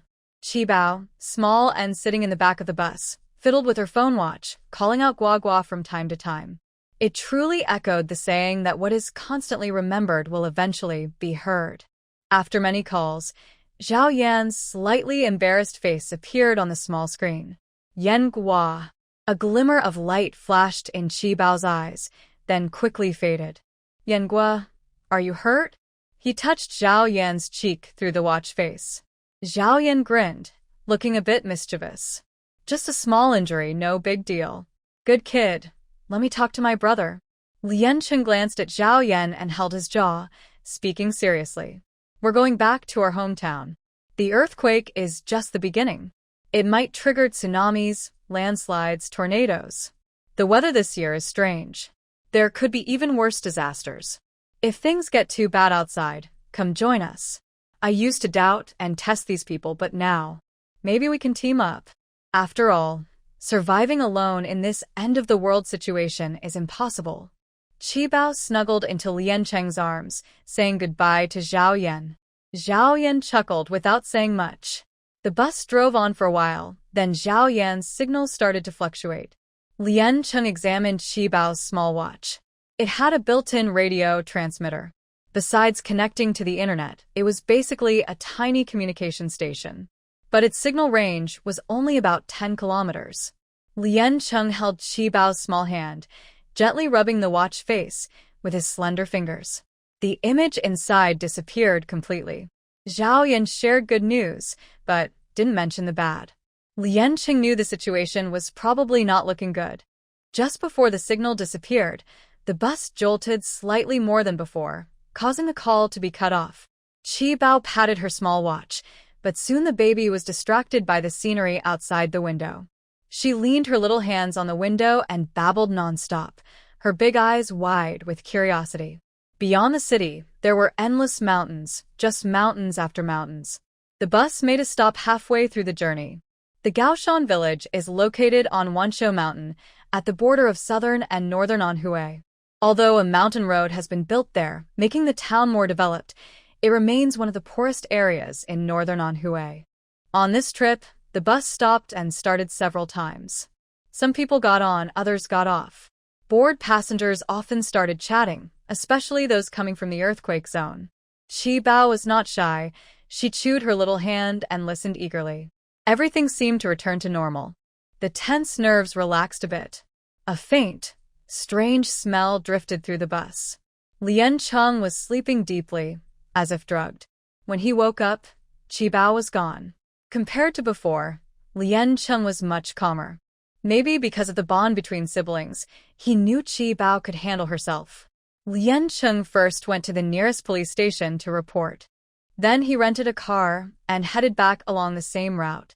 When passing a toll station, he heard the staff describe a middle-aged couple holding a very beautiful little girl heading toward a nearby town. Lianqing searched in the direction they mentioned. Meanwhile, Qibao had just woken up in a small dark room. A few faint yellow rays of light shone in. There were several older brothers and sisters around her. One older brother looked injured, with a bandage over his eye. A young girl was curled up, seeming to be asleep. Where was she? Chi Bao turned her little head, but didn't see her brothers. Nearby, a little brother looked hungry and started crying. Chi Bao took a lollipop from her pocket and offered it to him. Go, stop crying. This is sweet. The little brother took the lollipop, but didn't stop crying. Suddenly, someone outside the dark room shouted fiercely, "Stop crying. If you cry again, there will be no food." Chi Bao quickly pulled back her little hand, took a lick of her lollipop, and then put it back into her brother's mouth. With a clink of chains, a bald man entered carrying a pot of cooked sweet potatoes. "Time to eat. Cry. Cry. Cry. I knew you'd cry. If you keep crying, I'll throw you all to the dogs." He threw the enamel basin onto the ground. Immediately, the timid children curled up in fear, some even crying out loud. Chi Bao's big eyes widened as she looked carefully at the man. He had a broad forehead, a short chin, and a fierce face. Definitely not a good person. He was probably one of those child traffickers her brothers often talked about. Trying to look cute might not work, but maybe she could persuade him. Suddenly, Chi Bao noticed a red corner sticking out of the bald man's pocket. She pointed her little finger and asked, "Red ticket?" Hee. This kid is clever. The bald man grinned and took out a banknote from his pocket, waving it in front of Chi Bao. "Do you know what money is?" Chi Bao nodded seriously, pretending to understand. She had seen money once in her past life, and again in this one. But that didn't stop her from acting cute. Chi Bao pointed at the banknote in the man's hand. Wow. "What's so special about this red ticket?" Oh. "You know where to find red tickets?" The man immediately hugged Chi Bao, speaking in a coaxing tone like to a small child. Chi Bao nodded again, frowning slightly, acting like a little adult. The man suddenly became interested. He picked up Chi Bao and walked outside. "Can you tell Uncle where the money is hidden? Uncle will buy you a big chicken leg." Wow. So much money. Chi Bao confidently puffed out her small chest and made a big shape with her hands. The bald man carried Chi Bao outside. They were in a warehouse made of 3 connected shipping containers. The area around was empty, with tall grass about as high as Chi Bao. In front of the warehouse, there was a cleared space with a foldable square table. On the table, there was a plate of roasted chicken and a bowl of peanuts. A middle-aged man with a beard was eating happily, and next to him sat a stern-looking middle-aged woman holding a takeout box, eating her meal. When she saw the bald man come out, the woman was the first to stand up. "Waiting for you to finish eating. Why did you bring the kid out?" "Big sister. This kid says there's money." The bald man grinned mischievously. "Money, money, money, just money. Is it so easy to earn?" The woman looked impatient and sat back down. Chi Bao looked at the man's beard and then at the bald man's shiny head. How did this uncle's hair grow down to his chin? The bald man placed Chi Bao on the ground and started discussing whether to believe her claim about money. "Big sister. Kids don't lie. She says there's money. Let's go see." If there isn't any, no harm done. If there is, it's like hitting the jackpot." The woman shot a sharp look at the bald man. "Jackpot? That would be risking too much." "No way." Chi Bao, a tiny bundle, stood by the table, drooling over the roasted chicken. Her brother said not to panic in trouble, first to keep herself safe, and second to fill her stomach. While the bad guys argued loudly, Chi Bao tiptoed, stretching her little hand toward the table. Suddenly, she was hit by a pair of chopsticks that shot out unexpectedly. She covered her sore little hand and looked at the bearded man with a sad face. This big beard was really mean. Chi Bao remembered him. She pouted her little lips, trying not to cry. The arguing continued. "This kid looks well cared for, not from an ordinary family. Let's go see what's going on." Dakia. "I told you you're grown up, but you still believe what kids say. Last night I even dreamt of Guanyin goddess. Do you want to check?" When she heard her mean aunt mention her, Chi Bao shivered with surprise, feeling like a scared little rabbit. She nervously tugged at her aunt's clothes and said, "Money, I mean money." Lots and lots of money. C. I told you kids can't lie. The bald man picked up Chi Bao and then turned to the bearded man. Brother-in-law, tell me about my sister. As he spoke, the bald man handed Chi Bao a chicken leg. She opened her small mouth to take a bite, but before she could, the bearded man crouched in front of her, holding her gently. Little kid, don't lie. Do you know where the money is? Can you find the way? Chi Bao hesitated, clutching the chicken leg and shrinking into the bald man's arms. How could she know the way? She did have some red tickets, but she kept them hidden in her secret base. She wasn't a fool. She wouldn't give away her red tickets easily. In the cave, Gogo hid the money. Oh, I saw it. So many, many coins. Chi Bao touched her small nose. Her teacher said that children who lie would grow long noses, but her nose hadn't grown. Maybe she wasn't lying after all? Feeling a bit more confident, she chewed her chicken leg more eagerly. The bearded man saw she didn't seem to be lying. He guessed that her brother had stolen some money, which wasn't safe to keep at home or in the bank, so he hid it somewhere. After the earthquake in northern Anhui, many people had become more dishonest, hiding stolen goods outside and retrieving them later. That was normal, and they knew all about it. The bearded man thought he had figured out the truth. He believed her brother's hiding spot was near the bus stop where they had parked. He stood up, clapped his hands, and paced back and forth, more and more excited. After Chi Bao finished her chicken leg, she made a smacking sound with her lips. Suddenly, a pair of dirty canvas shoes appeared in front of her. Looking up, she saw thin, long legs wrapped in loose pants, swaying in the breeze, looking empty and fragile. She tilted her head and looked at the person. It was the bearded man. His weak body and fierce face didn't seem to match at all. The bearded man glared at the child and said, "Little kid, take us to find the stuff your brother hid. Don't lie, or I'll break your legs and throw you out on the street." He paused, then suddenly raised his voice. "Phở đại tên, Ki Bao Shai Vơ." Her small feet wobbled, and she lunged forward, bumping into the bearded man's leg. He staggered and nearly lost his balance, leaning on the table edge to steady himself. Chi Bao grabbed his leg and stood up, her oily little hands casually wiping the thin pants. "Poor little thing can't even stand steadily. Do you want me to carry you?" The bearded man muttered angrily, then called out to the nearby container, "Dechong. We're leaving soon." Coming. The bald man, carrying a large black backpack, gave the bearded man a quick look and said, "Let's go. Time to leave." The middle-aged woman stayed behind to watch the children inside the container. The two men followed Chi Bao. The bald man's backpack looked quite heavy. He picked up Chi Bao and carried her for a while, then stopped. The bearded man pulled out a fully enclosed electric tricycle from the grass pile. The bald man drove the tricycle. The bearded man held his backpack and stayed inside the vehicle. Chi Bao's eyes lingered on the backpack for a few seconds, curious about what was inside. She lifted her little head and looked at the man across from her. She was annoyed but said nothing. Soon, they arrived outside a school. The bearded man opened his backpack. Could it be the sleeping girl? Chi Bao then noticed that the girl was missing an arm, and her legs looked strange. The bearded man took advantage of the absence of people outside the school and kicked the girl off the vehicle. "You good for nothing. If you don't finish the task today, you'll regret it." There was a clattering sound. An old, rusty enamel bowl was thrown onto the ground.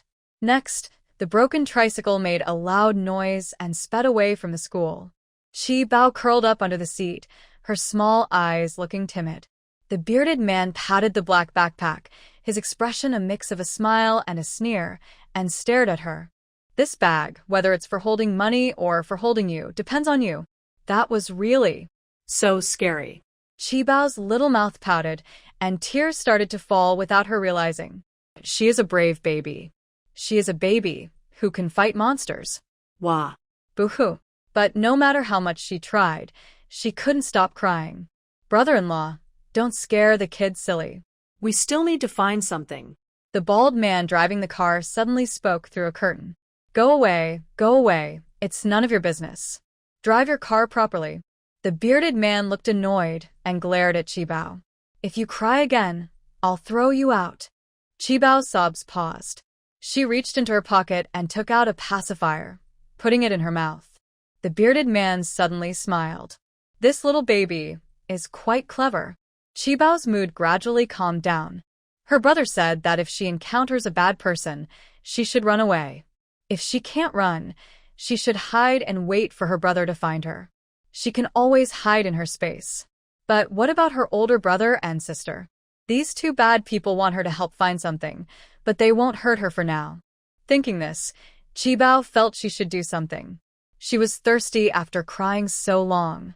Using her hands and feet, she crawled out from under the seat. Baby wants water. Cough, cough. Qibao wiped her little tears and sat down heavily in the middle of the car, as if saying, if she doesn't get water, she won't move.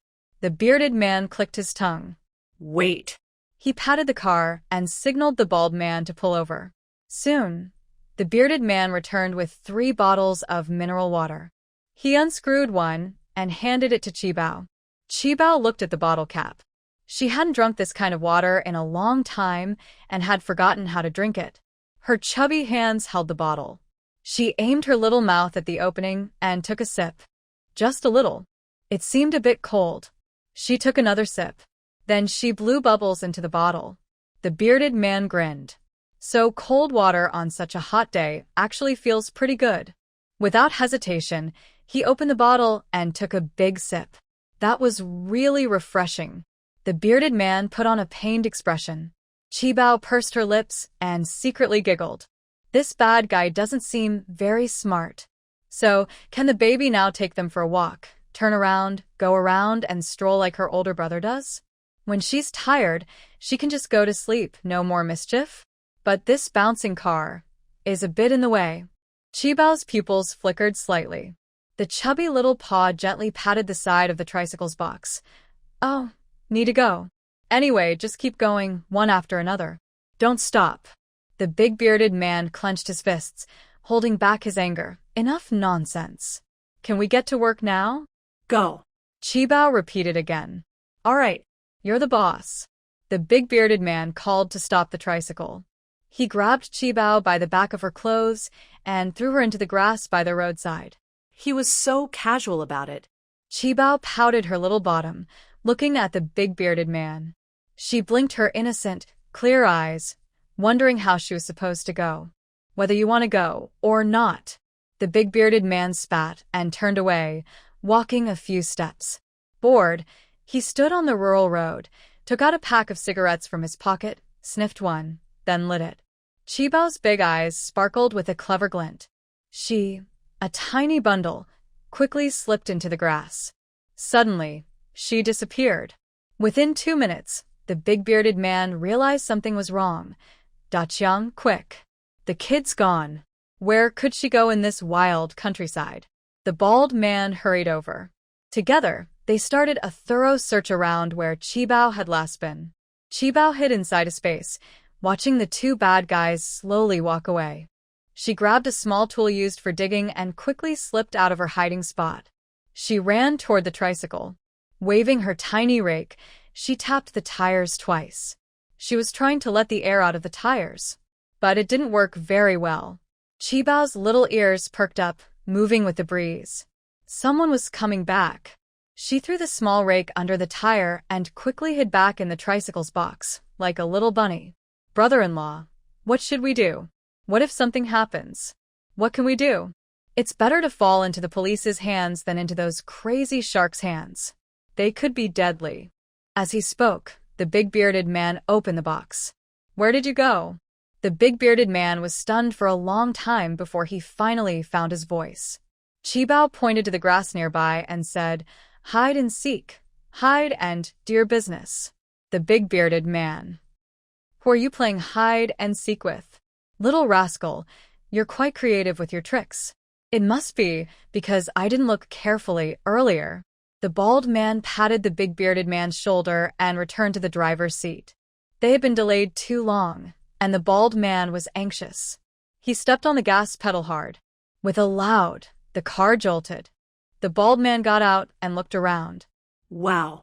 Who's so mean to put a rake on the road? No one doubted Qibao at all. Who would think a 2-year-old could do such a thing? Now the car was damaged.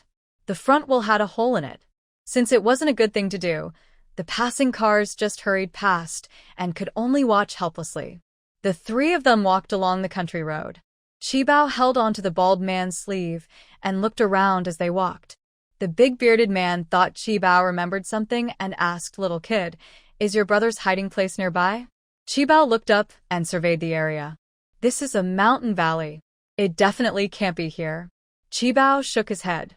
"It's over there where a pretty sister lives." And a house. The big bearded man frowned, his mind drifting away. Annoyed that Qibao was walking slowly, the bald man simply grabbed Qibao. "Kid, where exactly is the hole you mentioned?" Qibao stretched his neck and looked around. In the distance, he could vaguely see the outline of buildings. He casually pointed. "There. Looks like it's over there."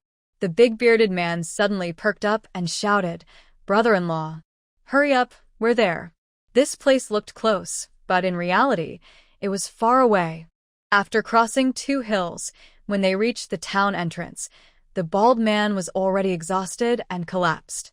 The bearded man walked a little further and was panting, far behind. Qibao no longer wanted to be carried and ran ahead quickly.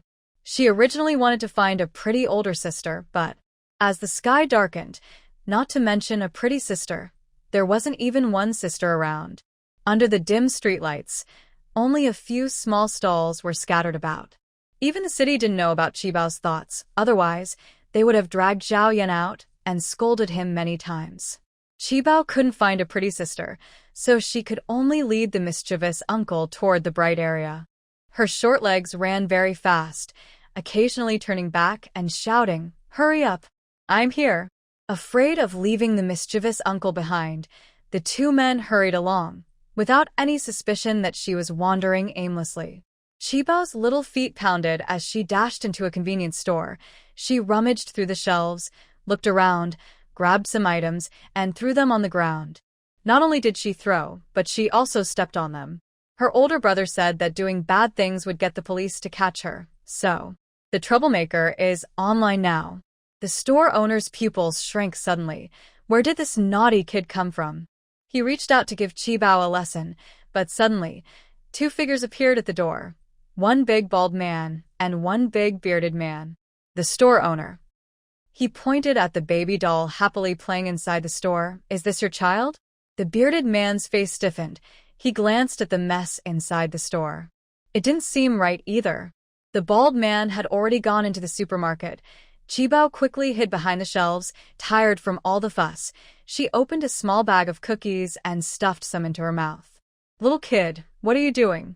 A rough big hand reached out and grabbed her by the collar. Qibao shrank her little neck and clutched the snack bag tightly, saying, "Baby, hungry now." The bald man grinned wickedly. This little troublemaker is quite greedy.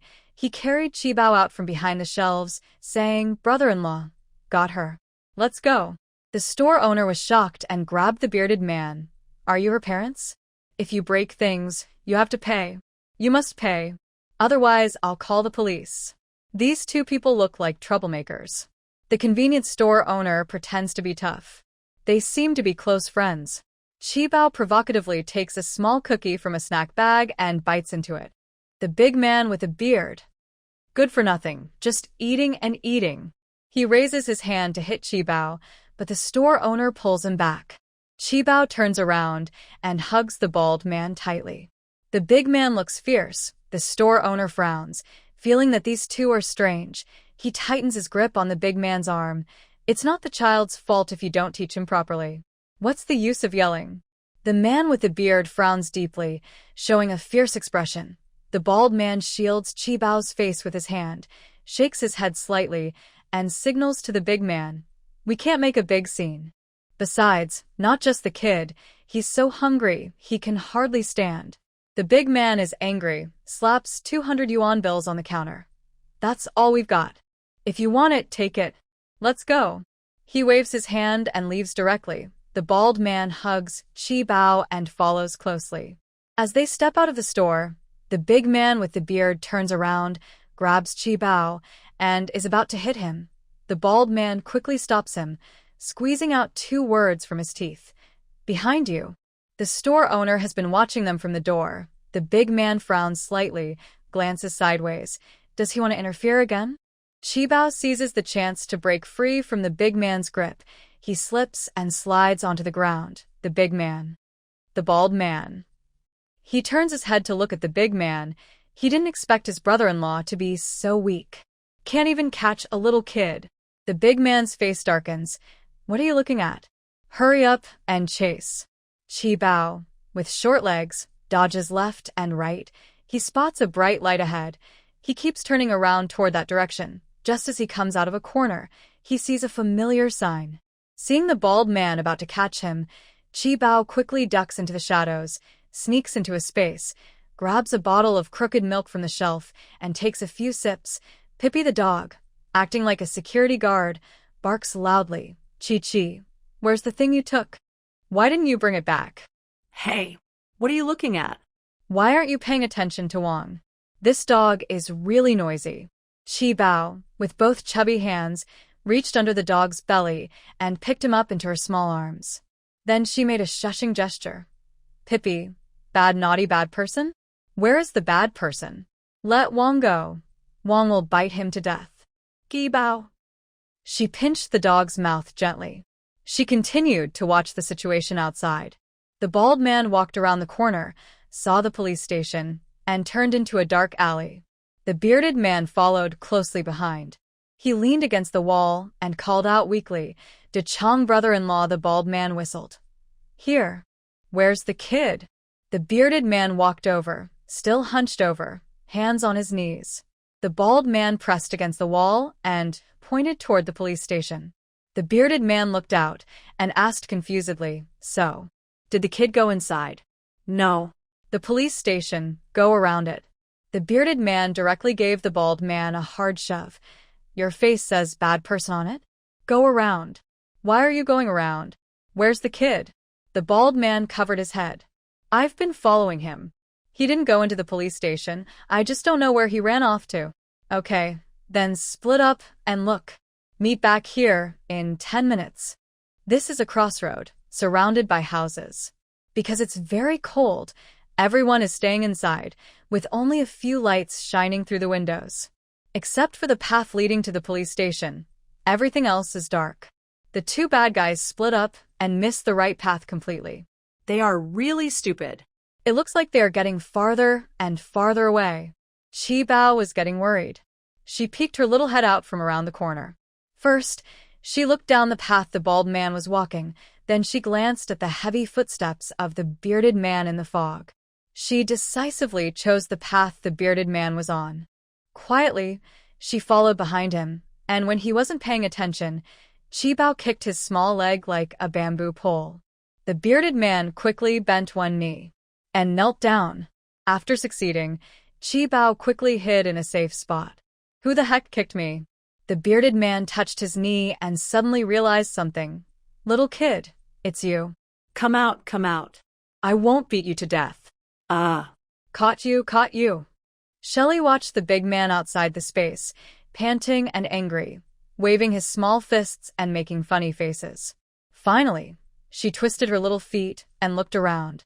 She only wanted to test the big man a little. Unexpectedly, her small feet were quite powerful.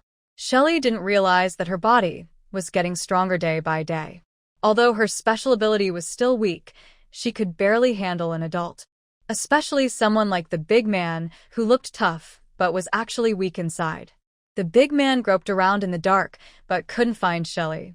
He stomped his foot angrily and said, "Tonight, there's a big wolf here. Just wait to be eaten." Shelley. She was already a 2-year-old big baby. The wolf grandma couldn't scare her. Shelley rolled her eyes and, while the big man wasn't paying attention, gave him a little kick. The big man was caught off guard and got kicked again. He turned around and saw Shelley running away. "Little rabbit, stop right there," he shouted. Shelley ran a little further, then turned her head and shook her little head at him. "Come chase me." La la la. She was openly teasing him. The big man got angry and chased after her. "Wait for me," he shouted. But she was faster. Shelley quickly ran away, not hearing the bad guy's movements. At a corner of a fork in the road, she stopped her little steps. The bald man heard the noise and sneaked around from behind the big man. "Brother-in-law, did you find her?" he asked. "The little rabbit. He's teasing us," the big man said fiercely, glaring in the direction Shelley ran. The noise outside was too loud. The lights in the apartment building started turning on one after another. The big man hesitated, afraid to make a move. He was worried that if he wasn't careful, Shelley might cause even more trouble. "No, it can't be. That money will all be lost?" The bald man swallowed hard and looked along the line of sight of the big bearded man. Shibao, a small child, stood at a fork in the road, in the dim, flickering light. Although their voices were very quiet, Shibao pressed close to the wall and listened carefully. His little hand pinched in the wall, and his black eyes sparkled with a glint. Then he imitated the big bearded man, lowering his voice and whispering, "Money, money. Little money. So much little money." He reached into his pocket and quickly shoved a few red bills into the wall. From afar, it looked like he was taking something. This kid's older brother is really something. Hiding stolen items so close to the police station, the bald man couldn't wait and hurried toward the fork in the road. Shibao stretched his little hand then turned his head and saw the bald man catching up, immediately pulling back his hand. A few red bills fell to the ground, but he didn't have time to pick them up and ran away. The bald man reached the fork, stretched out his shiny round head, and looked left and right. This little troublemaker runs pretty fast. He especially looked toward the police station, no sign of the kid, so he relaxed. He took out his phone, turned on the flashlight, and saw 2 small bills right at his feet. "Brother-in-law, quick. Quick. There's really money." Picking up the red bills from the ground, the bald man examined them carefully. Yes, real money. The big bearded man took out his phone and started searching. "Where's the kid? Don't do anything bad. Don't worry. He can't escape. He's probably hiding now." The bald man looked around without raising his head. The big bearded man was still worried. He leaned out slightly and looked toward the police station for a few seconds. The police station's door was shut tight. This kind of retractable gate makes a loud noise. If they open the door, they might notice. Pulling her heart back inside her stomach, the big man also focused on finding money. Shibao hid in the space, seeing that the 2 bad guys didn't chase after her. She slipped out again onto the fork in the road leading to the police station. A small bundle of her along the wall, hiding in the darkness, she looked around carefully, walking and stopping repeatedly. The sliding door at the police station left a small gap, just enough for her tiny body to squeeze through. Shibao huffed and puffed as she squeezed into the door, pouting her little bottom, using her hands and feet to climb the steps, then ran into the police station hall. The police officer on duty, a young woman, was stunned, holding a steaming cup of water. Shibao tilted her little head. "Big sister?" The officer snapped out of her surprise, quickly put down her cup, and squatted down. "Little friend, it's so late. Why are you here alone? Where are your grown-ups? Are you cold?" Shibao scratched her head. "Can you ask one question at a time, sister?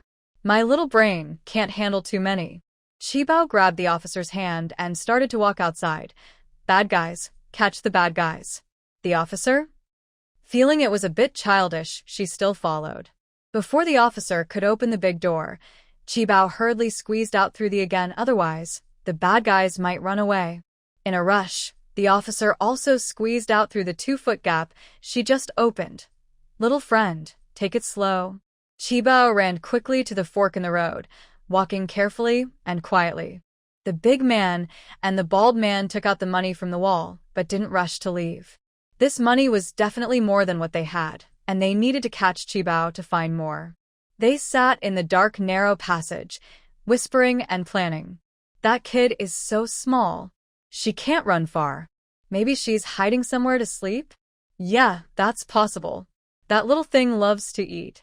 Tomorrow morning, we can prepare some buns, fried dough sticks, and steamed cakes to lure her out. Steamed cakes? No need for those, they're tasteless. And we have to wait until tomorrow morning. Won't the police be on duty then? Maybe we should just forget it. Forget it? Forget what? Today, I must skin that kid alive. She likes cake, but doesn't like fried dough sticks. Chi Bao eavesdropped around the corner, hiding behind a wall. Under the dim yellow light, a small shadow stretched long on the ground. The big man with a beard looked at the street corner, paused, then pushed the bald man, who quickly stood up. Hearing the faint footsteps, Chi Bao peeked out his little head. The bearded man pointed and shouted, "You little brat, stop right there. Come catch me."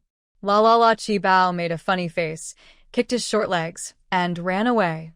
The big man pushed the bald man, and as they came out from the corner, they saw Chi Bao dragging a female police officer, walking hurriedly.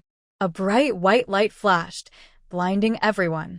The police officer waved her flashlight and asked, "Who are you?"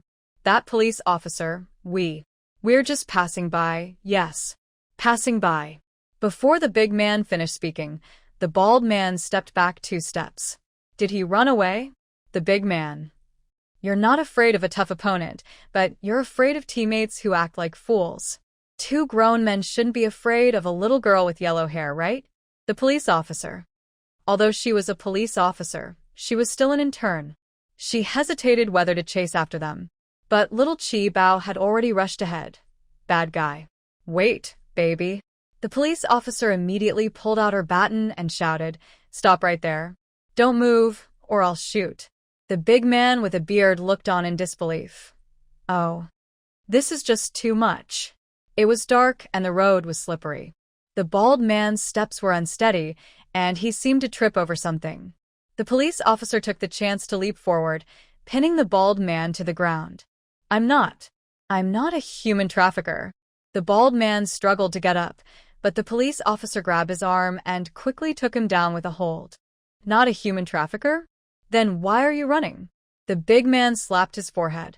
It seemed his little brother-in-law was beyond saving. When Kazibio was alone, the big man wanted to take her away. The police officer quickly reacted, sweeping her long leg and knocking the man down cleanly and quickly. The big man cried out in pain, still holding his nose. Kazibio waved her little fists and gave him a punch on the tip of his nose.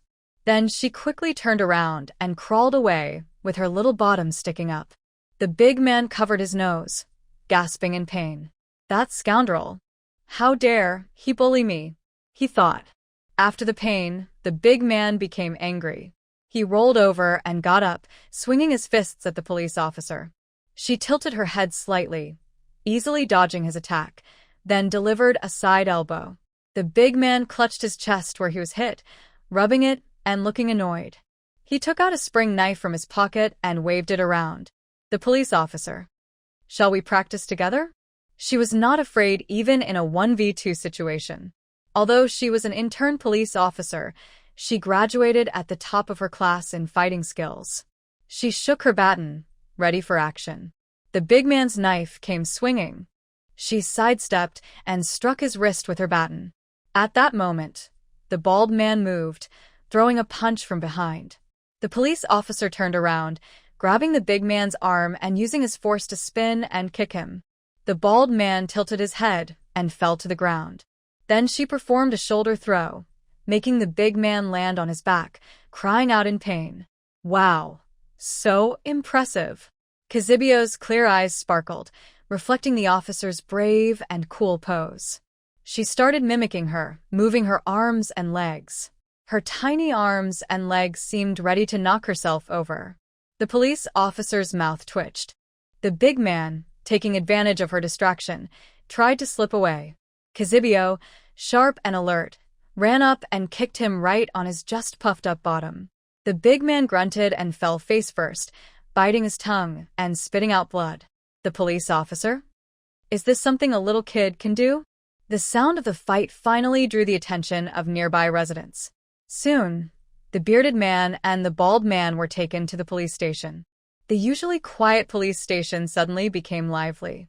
Cute little one was once again surrounded by onlookers. This is just a small scene. Baby can handle it. But she wasn't very happy. Qibao was holding a warm bottle of milk, her bright eyes looking around. But her brother wasn't here. She missed her brother, really missed him. The more she thought about him, the sadder she became. Tears welled up in her eyes, and her little hands were busy wiping them. A group of police officers sat in a circle, chattering. "Little girl, don't cry. Call your brother.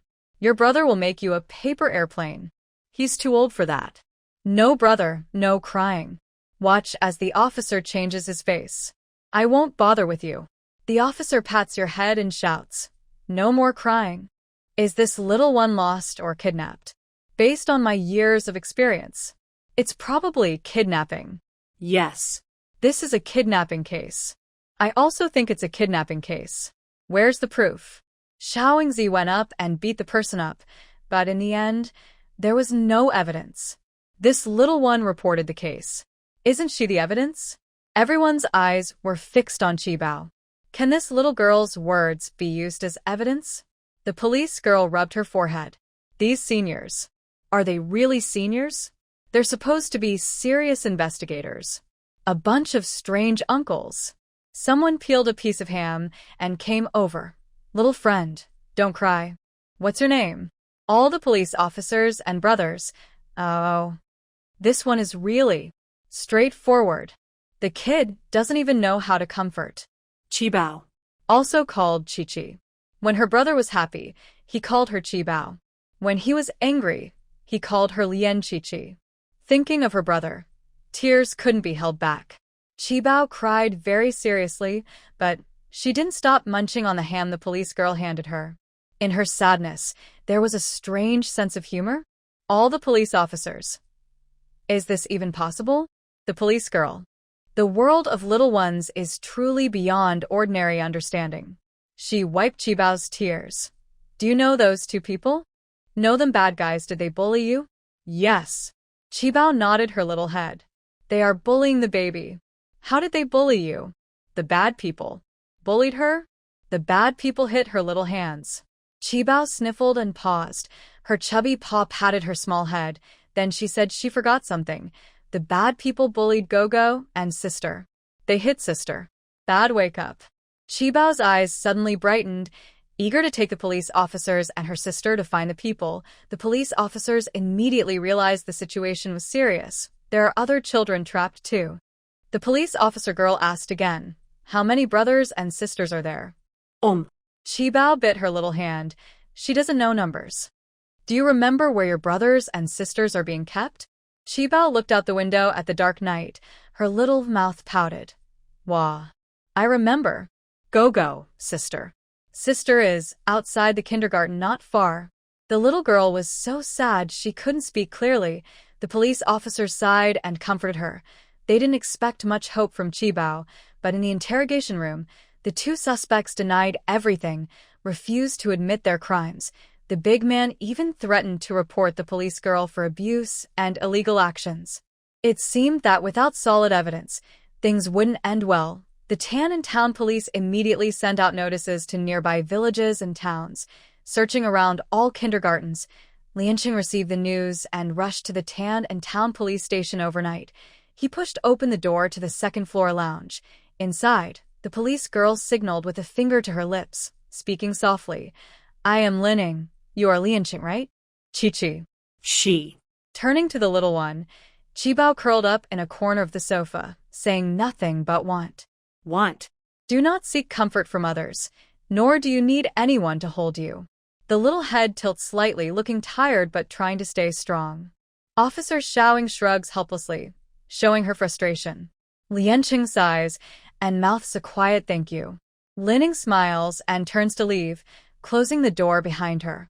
Lianqing walks softly inside, holding the little one in his arms.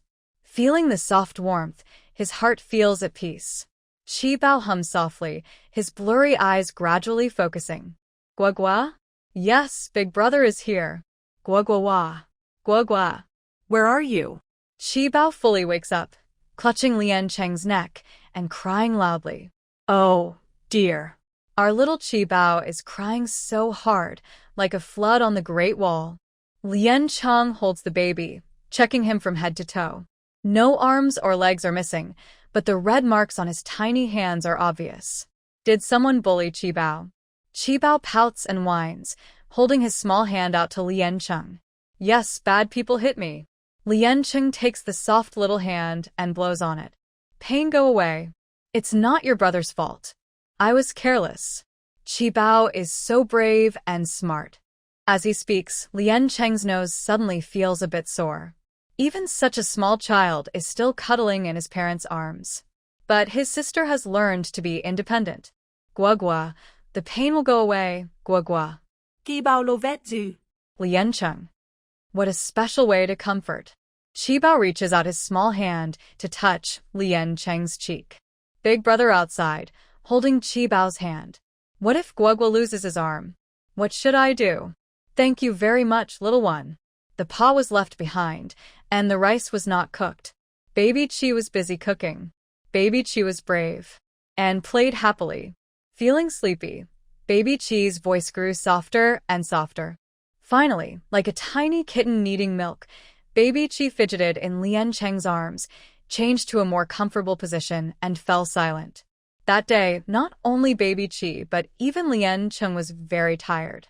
He held the little one and quickly fell asleep. The heating in the police station was warm and made him feel safe. Midway, Lining came in and added an extra blanket for the siblings. Lian Cheng sensed it but didn't open his eyes, just tightened his hold on Baby Qi. The next morning, the first rays of dawn shone through the window, dancing on the long eyelashes like playful children. He reached out his hand to block the annoying light and barely opened his eyes. Looking down, he saw the little one lying on his chest, face pressed close, with tiny hands clutching his sweater, as if afraid he would run away. Lian Cheng carefully picked up the little one, just about to put him down. Baby Qi suddenly twitched. Pop, yeah, big brother is here. Lian Cheng gently lifted Baby Qi upright and sat on the sofa. Piglet is awake. Yes, I'm awake. Baby Qi rubbed her sleepy eyes and looked around the sofa. Hey, where are my shoes? Lian Cheng searched under the sofa and took out Baby Qi's little shoes, putting them on her. Before the shoes were fully on, Baby Qi slid down and ran off smoothly. Hey. Little troublemaker, just spent the night with Big Brother, and now you don't want him anymore, right? Lian Cheng's voice paused sharply, sensing something was wrong. What happened to his little one's feet? Why was she limping? Last night I checked. Lian Cheng quickly caught the little one, held him in his arms, took off his tiny shoes, and also removed his little pants. The small legs, like lotus roots, had no visible injuries. He carefully examined the chubby little feet. The tops of the feet were fine and all the toes were there. He flipped over the soles. Wow. There was a big blister. Right under the chubby big toe, the blister was so large that the whole bottom of the foot looked slightly swollen. He turned over the other foot, which also had a blister, but much smaller. Baby, does it hurt? Lian Cheng was almost crying. Qibao poked his foot. Side hurts. Is there any other place that hurts? Lian Cheng, worried, started to take off more clothes. He took off pants and shirt again. Does the little one not care about face? A police officer came in and called them. Qibao quickly wrapped himself with Lian Cheng's coat. The police officer saw the siblings and said, Did he wet his pants? I'll get a change. Lian Cheng looked up before he could speak, but the officer had already closed the door. And left? Was it really necessary to be so eager? Qibao covered his face with his hand. Oh, the reputation of a baby. Ruined by his older brother. Nothing left. Oh, no paper, no paper. Okay. No in the pants, no in the pants. Is there any other place that hurts? Lian Cheng hurriedly put the pants back on Qibao. Losing face is small. The cold is the real problem. Pain. Qibao whined and pouted. Is he angry? Lian Cheng poked his puffed cheeks. I haven't asked you yet. What happened to your little foot? Qibao looked down at his chubby foot, and his toes moved restlessly. Just went for a walk. Seems pretty proud, huh? Lian Cheng's mouth twitched. He took out some anti-inflammatory ointment from his bag and applied it to the foot. How many streets did you run around on that foot? No, I didn't run around. Qibao put on a serious face. I just went for a walk. Your brother told you to walk, Pippi, and you went. And hurt someone? Lien Cheng's pupils widened in shock. He knew nothing about what happened yesterday. He only just heard Qibao mention it now. Lien Cheng felt his heart race. The police officer only said that Qibao came to the station on her own, not realizing there were so many twists and turns. Lien Cheng picked up Qibao. Where is the bad person? The bad uncle was caught. Qibao made a fist with her tiny hand. Qibao, brava. So strong. Lien Cheng. Is he really that powerful? He wrapped a piece of gauze around Qibao's little foot and put on her socks. At that moment, loud shouting came from the first-floor hall. Someone was demanding to check injuries and file a complaint, claiming the police used excessive force without evidence. They carried Qibao's little shoes and a bottle of milk as they went down from the second floor. Lien Cheng didn't recognize the big-bearded man. The bald man looked familiar, but his face. He had no impression. So, Lien Cheng couldn't identify him. Qibao snuggled in Lien Cheng's arms, drinking her milk. Through the glass window of the interrogation room, her gaze fixed on the bald man's head for a long time. Does the bad uncle feel cold without a hat? Qibao touched her little hat, then couldn't help but look at the big beard man again. After finishing her milk, Qibao struggled to get down from Lien Cheng's arms, her tiny feet stepping carefully on the ground. She moved closer to the big beard man. He sat in the interrogation chair, his hands bound with silver bracelets. His face had purple bruises. 2 of his front teeth were missing, and he kept letting out cold air when he spoke. Little brat, what are you looking at? He just kept talking. Why so fierce? Qibao was startled. She turned her head to look at her brother. Baby is not afraid. Qibao climbed onto the big beard man's lap, holding onto the edge of the interrogation chair. The police officer. Children shouldn't get so close when pointing out suspects. This little one is causing trouble again. Big beard man. What do you want to do? As soon as he finished speaking, Qibao grabbed his beard and pulled hard. Ouch. The police are letting the kid attack. Come see. What's going on in this world? Police hitting people is not illegal, and children don't have to pay for their crimes. Hearing the big man complain loudly, Qibao immediately felt something was wrong. She grabbed a handful of his beard and quickly slipped down from his body. Turning around, she stomped away. And ran? The police officer. He touched his nose, looked up and down, and wondered what was happening. He saw nothing. Lien Cheng chased Qibao out quickly. The little one ran to another interrogation room. She followed the same method, skillfully climbed onto the bald man, threw her handheld beard onto his head, and cheerfully asked, Uncle, are you cold? Lien Cheng. Something flashed through his mind. The police officer? Who doesn't keep their hair in cold weather or wear a hat? Unless that person often disguises themselves. The police officer in charge also realized this. Lien Cheng exchanged glances with a few officers, then took Qibao outside. Lining, who was helping with the interrogation, also came out. Any impressions? The bald man has a similar build, but his face. It's really hard to tell apart. Lien Cheng frowned deeply. Officer Sun, who was handling the case, came out and waved a photo in his hand. Is this a disguise? Lien Cheng nodded. No wonder they couldn't find this person based on his description. These photos were taken from the bus. We've compared them, and the bald man's build really looks like the person who took Chi-Chi. He's a repeat offender, and there's also a woman. Officer Sun placed the photos on the table and pointed. If it's a disguise, then it's tricky. Due to the recent earthquake in Anhui North, the buses don't have real name registration, especially those leaving the quake zone. Qibao squirmed in Lien Cheng's arms, glanced at the photos, and muttered softly, Bad wake up. Others might overlook it, but Lien Cheng. He took the photo to Qibao and playfully asked, Does Qibao recognize this Annie? Qibao looked at the photo, babbled for a while, then nodded and shook her head. She looked very similar, especially her eyes, but her clothes were different. The technology for disguises nowadays is amazing. Adults are often confused, let alone children. Before Officer Sun could finish speaking, little Chi Bao raised her tiny hand and said, "Oops. Where is the car? The car can wake up early." Lien Cheng. "Are you sure the car can take you to find the bad ant by itself?" Officer Sun looked surprised. "Really? You really know where the car is?" Chi Bao nodded her small head vigorously. She remembered the path she took. Time is limited. The suspect can only be detained for 24 hours. We are leaving now. With no more clues, Officer Sun could only follow the path Chi Bao pointed out. Chi Bao came on foot, but now they were driving. So many scenes had changed. To avoid getting lost, the little girl was very careful. She stuck her head out the car window and kept her big eyes focused.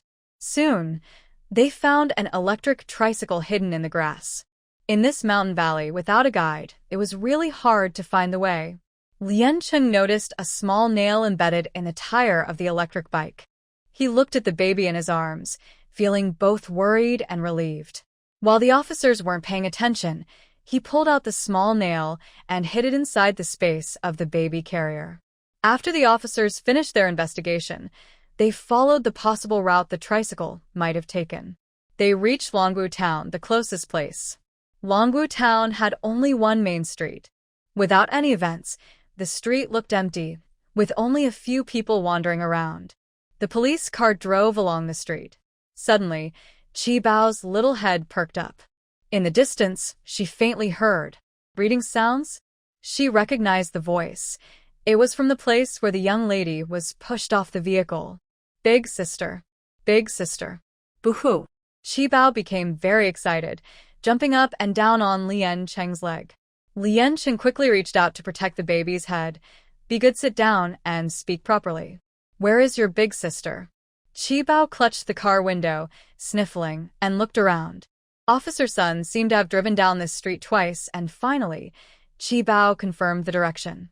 They followed Chi Bao's guidance and found a middle school. No wonder there had been no response after the alert was issued for so long. The big sister wasn't outside the kindergarten at all. Seeing police cars parked at the school gate, the security guard came out and asked, "What can I do for you, officers?" "Sir, have you seen any unfamiliar little girls nearby? Someone begging on the street or strangers?" Officer Sun showed his badge, but the old man didn't look at it. "There was a little girl who came early yesterday morning. She said she was in a car accident, lost her hand, and broke her leg. Her parents, well, she said they went out to raise money. We wanted to call the police, but she said it wasn't necessary. And this morning, she was gone." Officer Sun thought for a moment. If the girl's leg was broken and no one came to pick her up, and since last night the bald man and the big guy were also caught, they probably Didn't go far. Xiao Wu, Xiao Wen, and Ingzi search within a 4-kilometer radius of the school. Pay special attention to under bridges and places where banks provide shelter. Each of the 4 searched in a different direction. Officer Sun also joined the search team. Lien Cheng held Chi Bao, hiding in the car. It had started to drizzle lightly, mixed with snow. Such cold weather outside overnight. Could she survive? Just as Lien Cheng was worried about the little girl, they found her. Lin Ying held her close, her eyes red. "Big sister." Chi Bao tried to pull at Lin Ying's clothes, but Lien Cheng stopped her. "Big sister is sleeping. She's dreaming about her parents." "Chi Bao, don't be naughty." Chi Bao looked at Lien Cheng with big, round eyes. The little puppy whined softly, like a pet begging for attention, then obediently snuggled into her brother's arms. She wanted to sleep too, to dream about her parents. Lin Ying's tears overflowed. No matter how she tried, she couldn't warm the child in her arms. The police car sped to the nearest hospital. They waited outside the emergency room. Officer Sun looked worried. With the child trapped in danger, rescue work was urgent. Officer Sun reported to the station, and a special team was formed. Police from Longwu Town Police Station were dispatched to search within the range of electric tricycles around Longwu Town. Soon, the emergency lights went out. A doctor came out. "Child. Is anyone here a parent? Please come see her one last time." A quick glance showed only police officers. The doctor sighed helplessly after speaking. Lin Ying didn't hesitate. and walked straight into the operating room. A thin, small girl lay on the bed, her face very pale, and she struggled to say "Mom" in a faint voice. Lining held the girl's hand. Hey, she said softly. Feeling a response, the girl opened her mouth hard and managed to say "brother." "Don't worry. I will find your brother, I promise." Through the door of the operating room, Lien Chung saw the dying girl. Maybe the spiritual spring water could save her. But what's the use of saving her? The darkness stretched endlessly ahead. Losing her hands and feet, facing the end of the world, life was full of despair and couldn't even make a ripple. Perhaps not saving her was also a kind act. Lien Chung gently brushed his lips against Qibao's forehead. The little one was sleeping deeply. Maybe she was really dreaming of her dad and mom? Not long after, news came from the Dragon Marshalltown police station. Last night, the police had caught the bearded man and the bald man, but they had already caused a distraction. When the police found the warehouse, the children had already been moved away. Officer Sun ran his hand through his hair and kicked the car's hood. A bunch of inhumane monsters. I don't believe they're getting away with this. Xiao Wu, Xiao Wen, Ingzi, get in the car. We're going to the scene. Ingzi was stunned, a little slow to react, but she got into the car. Lien Chung sat inside the vehicle.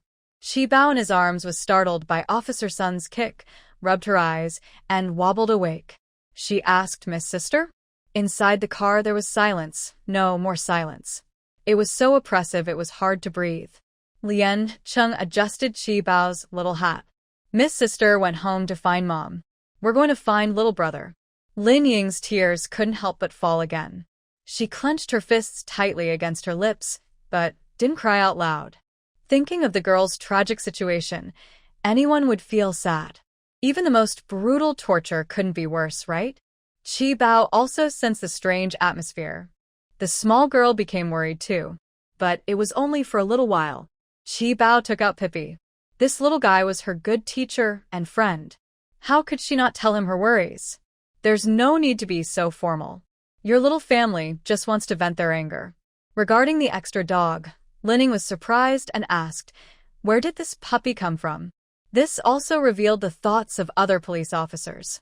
Lien Chung smiled and said, "It's been here all along." With such a small dog, where can it be carried? Inside a backpack, pocket, or clothes? Qibao was quietly talking to Pai Pai Dog. Soon, they arrived outside the container warehouse. Qibao's little feet couldn't sit still and kept kicking to jump down. Lien Chung firmly held her back. "No." Qibao pouted her lips. The baby was unhappy. Her big brother was her obstacle in finding her little brother. A special police officer led a police dog over and said, "Captain Sun, we've searched within a 3-kilometer radius, but no luck. Expand the search area, at all costs. We must find the child." Everywhere was crowded with onlookers. When they heard the siren, villagers nearby came out and pointed at them. Pai Pai Dog barked twice. Qibao patted the dog's head and asked, "Pai Pai, what's the matter?" Pai Pai barked loudly. Woof woof woof. With so many humans around, the smell was diluted. How could they find anything? Qibao listened carefully, her small ears alert. The smell isn't strong. Is the little brother nearby? She wrinkled her tiny nose and lowered her head, looking very disappointed. Pai Pai Dog barked again. Woof woof woof. Chi Chi, the little one, cheered up a bit. Pai Pai's nose was very sensitive. As long as they found something with a stronger smell, clothes, a stinky sock, or even a pile of, they could find the person. It was clear that the human traffickers were professionals. They even used dirt to cover clothes and shoes. One person and one dog whispered in Lien Cheng's arms. It seemed like they could really understand.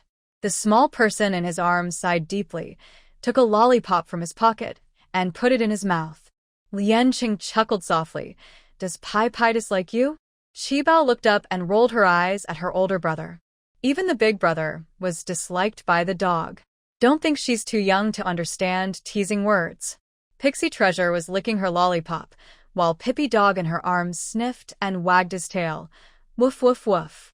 This smell is so unique. Pixie Treasure took out her own lollipop and looked at it. What's so special about it? Pippi Dog. Woof woof.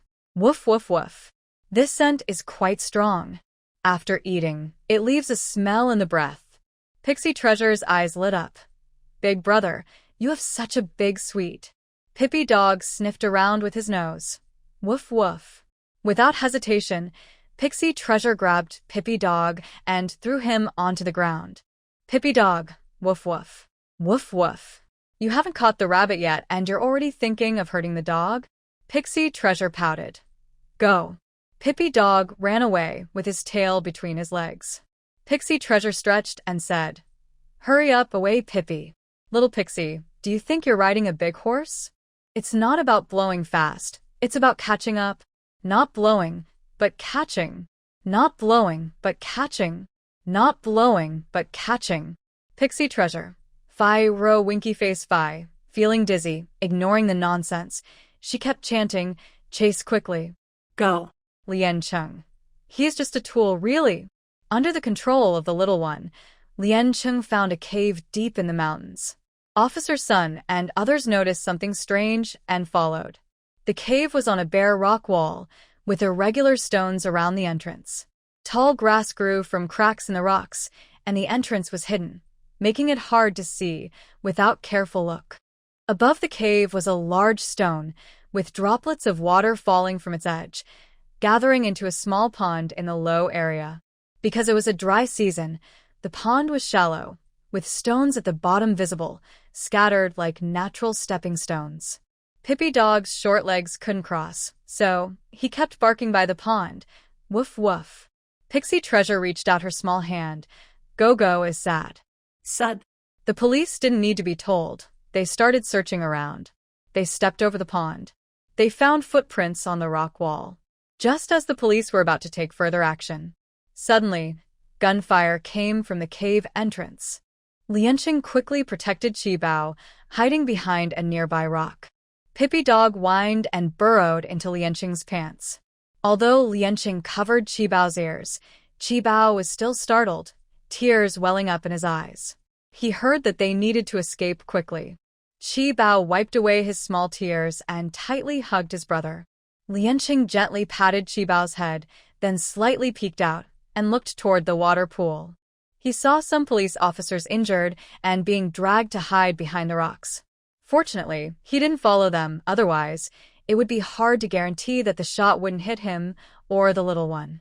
While feeling relieved, Lianqing's sharp eyes caught a slight movement in the grass at the cave entrance above. A woman stood up from the tall grass, saying, Listen up, everyone below. If you want to save the people, leave 1 million yuan and a dirt bike at the cliff's edge. Step back now. You have half an hour. Starting now, go. The woman held a gun and was holding a small boy, about 4 or 5 years old, as a hostage. The police officers below hesitated, and Officer Sun shouted back, Don't hurt the child. We will prepare the money and the vehicle. The police quickly made plans. Lianqing looked around and observed. These criminals really knew how to choose their location. The cave was on a high point, with no cover around, making it impossible to find a good position. All they could do now was delay time. Normally, if a criminal was a woman and things got exposed, she should run away immediately. But instead, she hid with the child. Using infrared goggles, the police found about 11 children inside the cave, big boys around 10 years old and smaller ones, just a little older than Qibao, about 3 or 4. Could one woman really hold so many children hostage? And the dirt bike wasn't something a middle-aged woman could handle alone. It was clear she had accomplices. However, due to the limitations of the infrared goggles' distance and angle, they didn't see any men inside the cave. It's unknown whether the kidnappers had others outside the cave. The police brought in a negotiation expert to talk with the traffickers. Lianqing quietly observed from behind a large rock. Every time a key issue was discussed, the grass near the traffickers' feet would shake slightly. This situation was suspicious. Officer Sun. Lianqing waved to Officer Sunday. In the cold weather, Officer Sun broke out in a light sweat and hurried over. What's the matter? Lianqing pointed toward the cave. Someone is behind the rocks near that woman's feet. Be careful. There's Something wrong. Chi Bao, with a serious look, nodded in agreement. Officer Sun? He could see that clearly. They were at least 300 or 400 meters away. Lien Cheng poked the little nose of the baby. Chi Bao, did you see that too? Chi Bao nodded. The baby saw it. The police had already dispatched a helicopter, trying to approach from the hilltop or from above. Although Lien Cheng's information wasn't completely certain, it was still useful. Captain Sun immediately took out a walkie-talkie. Suspected new suspect spotted near the woman's feet. Be careful. Over. Half an hour quickly passed. The trafficker grew impatient waiting, and the police had to start their action early. Lien Cheng kept a close eye on the movement at the cave entrance. Special police officers descended rapidly from the mountaintop. A large rock blocked their view, so they had to go around the cliffs on both sides. While the trafficker was distracted, one officer kicked him in the side with his foot. At the same time, another officer came down from the other side and looked behind the rocks at the cave entrance. Another trafficker had moved to a different position. In the blink of an eye, a gun barrel suddenly appeared from the dark hole. From afar, the scarred man's figure hidden in the shadows was clearly visible. Lien Cheng didn't have time to warn. He used his spiritual energy to push the air directly toward the entrance. The grass at the hole was blown down by the strong wind. The scarred man staggered backward, and his gun misfired. In panic, the woman trafficker forcefully threw her child into the air. Lien Cheng's pupils shrank suddenly. Be careful. His words were blown away by the wind into a jumble. Without thinking, Lien Cheng quickly appeared below the cliff, catching the small boy steadily in his arms. Everyone only saw a flash of movement. Is this something a person can do? Almost everyone showed the same look of disbelief. Chi Bao sat blankly behind a big rock, her eyes blinking rapidly. She clenched her small hands, pinching them. Where did her brother go? Does her brother not want her anymore? Did he take another little baby? Pai Pai Dog was jumping around, trying to get her attention. Chi Bao held back her tears, stood up, stomped her little feet, and pouted. She grabbed the dog and ran out, slipping it into her pocket. After showing her strength, Lien Cheng felt strangely guilty and cleared his throat. The police officers finally came back to their senses. Lin Ning looked at Lien Cheng with a meaningful expression. Little brother, have you practiced before? Huh? Oh, yes. Lien Cheng touched his nose. It seemed he really had practiced. Now, with this incredible superpower, over time, more people with special abilities appeared. They probably wouldn't find it so strange anymore, right? Lin Ning. Actually, what she wanted to ask was, what kind of martial art did you practice? Everyone. Ignoring their curious gazes, Lien Cheng touched the little boy's forehead. This kid seems to be sick. The air froze for a second, then chaos broke out. Quick. Xiao Wu, you're so clumsy. Don't hold the child. Drive the car. Ingzi, hold the child. Hurry to the hospital. Lin Ning hugged the little boy, and several police officers hurriedly ran outside with him. The little boy had been silent while in the woman's arms, who was a human trafficker. At first, we thought the trafficker had used ether or some other drug. Now, seeing this, I don't want to see tragedy happen again. Lin Ying's steps were unsteady, but it didn't slow her down. She ran quickly all the way. The crowd around parted. From behind, Chi Bao's small, fierce face appeared. One tiny arm hugged a dog, and a small hand was on her hip. Whoa, this angry little look. Is it time for a reckoning? Lien Cheng's lips curled slightly in a careless smile. Feeling ignored, she stomped her tiny foot. What does "see men 11 mean? What did you say? Gumen. Holding hands, Guoguo lost her food. What should we do? Sorry. A few police officers looked down and awkwardly passed by Lien Cheng. Chi Bao lifted her small head, stretched out a chubby paw. Her little expression was proud. No longer holding my hand. Understanding what Chi Bao's little eyes meant, Lien Cheng took her tiny paw, his mouth twitching. Little troublemaker, Who did you learn that from? Qibao looked at Lian Cheng with disdain. The traffickers were subdued by special police and detained aside. The police used flashlights to go deeper into the dark cave.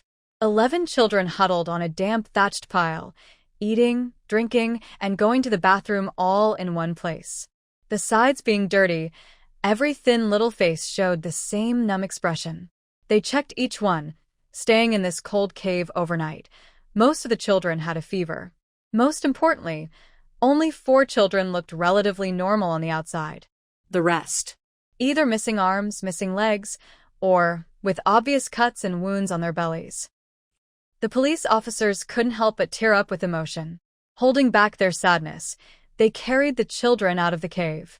Special police used ropes to lower themselves and handed each child down the cliff one by one. People nearby heard that the police had caught the criminal and came to watch. Most of them stayed on the mountain road, wanting to see what the dangerous person looked like. Lian Cheng was also there, holding Qibao, standing among the crowd. He watched as the small children with broken limbs were carefully taken out. Some women and young girls couldn't hold back their tears and covered their mouths to sob. Men and elderly people cursed loudly, calling the criminal beast, animal, and not human. In his past life, Lian Cheng had seen many starving bodies and wild beasts fighting, so he felt numb. Other people's suffering didn't matter much to him. What mattered was the small person he held in his arms. Qibao recognized the older kids and wanted to go over to them, leaving his brother behind. Lian Cheng, did you ask your older brother for his opinion? He grabbed Qibao's collar and said, "Little troublemaker, be good." Qibao twisted his small body like a little calf, saying, "Early pot, big pot. We are friends." His older brother chuckled, "Haha, you have quite a few brothers." He's so eager to help, but it's clear they're just friends. Anyway, his real brother doesn't care about these things. Qibao turned and kicked Lian Cheng's foot, saying, "Big pot, big pot." Lian Cheng, Sigma. This little strength is quite something. The dry grass was trampled into a small path. At the end of the path, a slightly older boy appeared. The boy's eyes were covered with a bandage, but he refused help from the police. He looked proud and stubborn, feeling the breeze, hearing voices and insects, and tentatively took one step forward. He wasn't used to relying on others, so he wouldn't fall. His older brother didn't carry or hold his hand. He looked very lonely. Qibao broke free from his brother's grip and ran over, calling softly. Big Pot, the boy stopped in his tracks. "Is that you?" Yes. "Pot, do you know me?" Qibao tilted his head to look into the boy's eyes. If his eyes are covered, he can't see the way, and he definitely doesn't recognize people. Qibao reached out her small hand to hold her older brother's, feeling the soft touch in her palm. The boy smiled and said, "I don't know you, but I recognize your voice. I thought you ran away." Qibao scratched her head and said, "Oh, I did run away, but I came back. I came back early, sister. I came back early and woke up the bad guys." Sister? The boy's smile froze. What happened to her? She. Qibao looked toward Lianqing. Gugugu is taking her to her family. Her family is already worried. Oh, really? But he had heard that the little girl didn't have a mother, only a father. Her father worked far away most of the time, and she stayed at home with her old grandfather and younger brother. The boy didn't break her lie. He had advised the little girl to try to escape if she could, but she didn't want to leave her brother. She was caught by human traffickers who used her weakness. They could hide in the traffickers' den, but she still had to beg on the street to earn extra money for the traffickers, losing her freedom. He didn't blame her for that. The reason they were able to be saved was because of the little baby in front of them. The boy frowned, then relaxed again. Lianqing watched the boy from afar. He was only about 10 years old, kidnapped to this remote mountain corner, with his eyes damaged, yet he remained so calm. It wasn't just calm, but cold and indifferent. It seemed everything was in his eyes, yet nothing mattered to him. He stood there silently, like a transparent person. This feeling was more like he was a 1,000-year-old fox, not a child. Rebirth could happen to their brother and sister, and encountering a strange spirit was not impossible either. The thought made Lianqing shiver. He hoped his little one wouldn't be taken away by the old fox. Suddenly, Qibao took out a bottle of milk from her pocket space. She looked up at her older brother. His mouth was dry and wrinkled, probably just as thirsty as her. Qibao casually handed him the milk. Guogua, drink your milk. My name is Qibao. What's your name? I'm Wu Ming. The boy pushed the bottle back. I don't drink milk. I'm a grown-up now. Qibao drinks. Lianqing rolled his eyes. He has no name. Little fool, they're just fooling you. Your older brother is just quietly watching you be fooled, then crying. Qibao looked down at the crooked milk in her hand. Aren't adults supposed to drink milk too?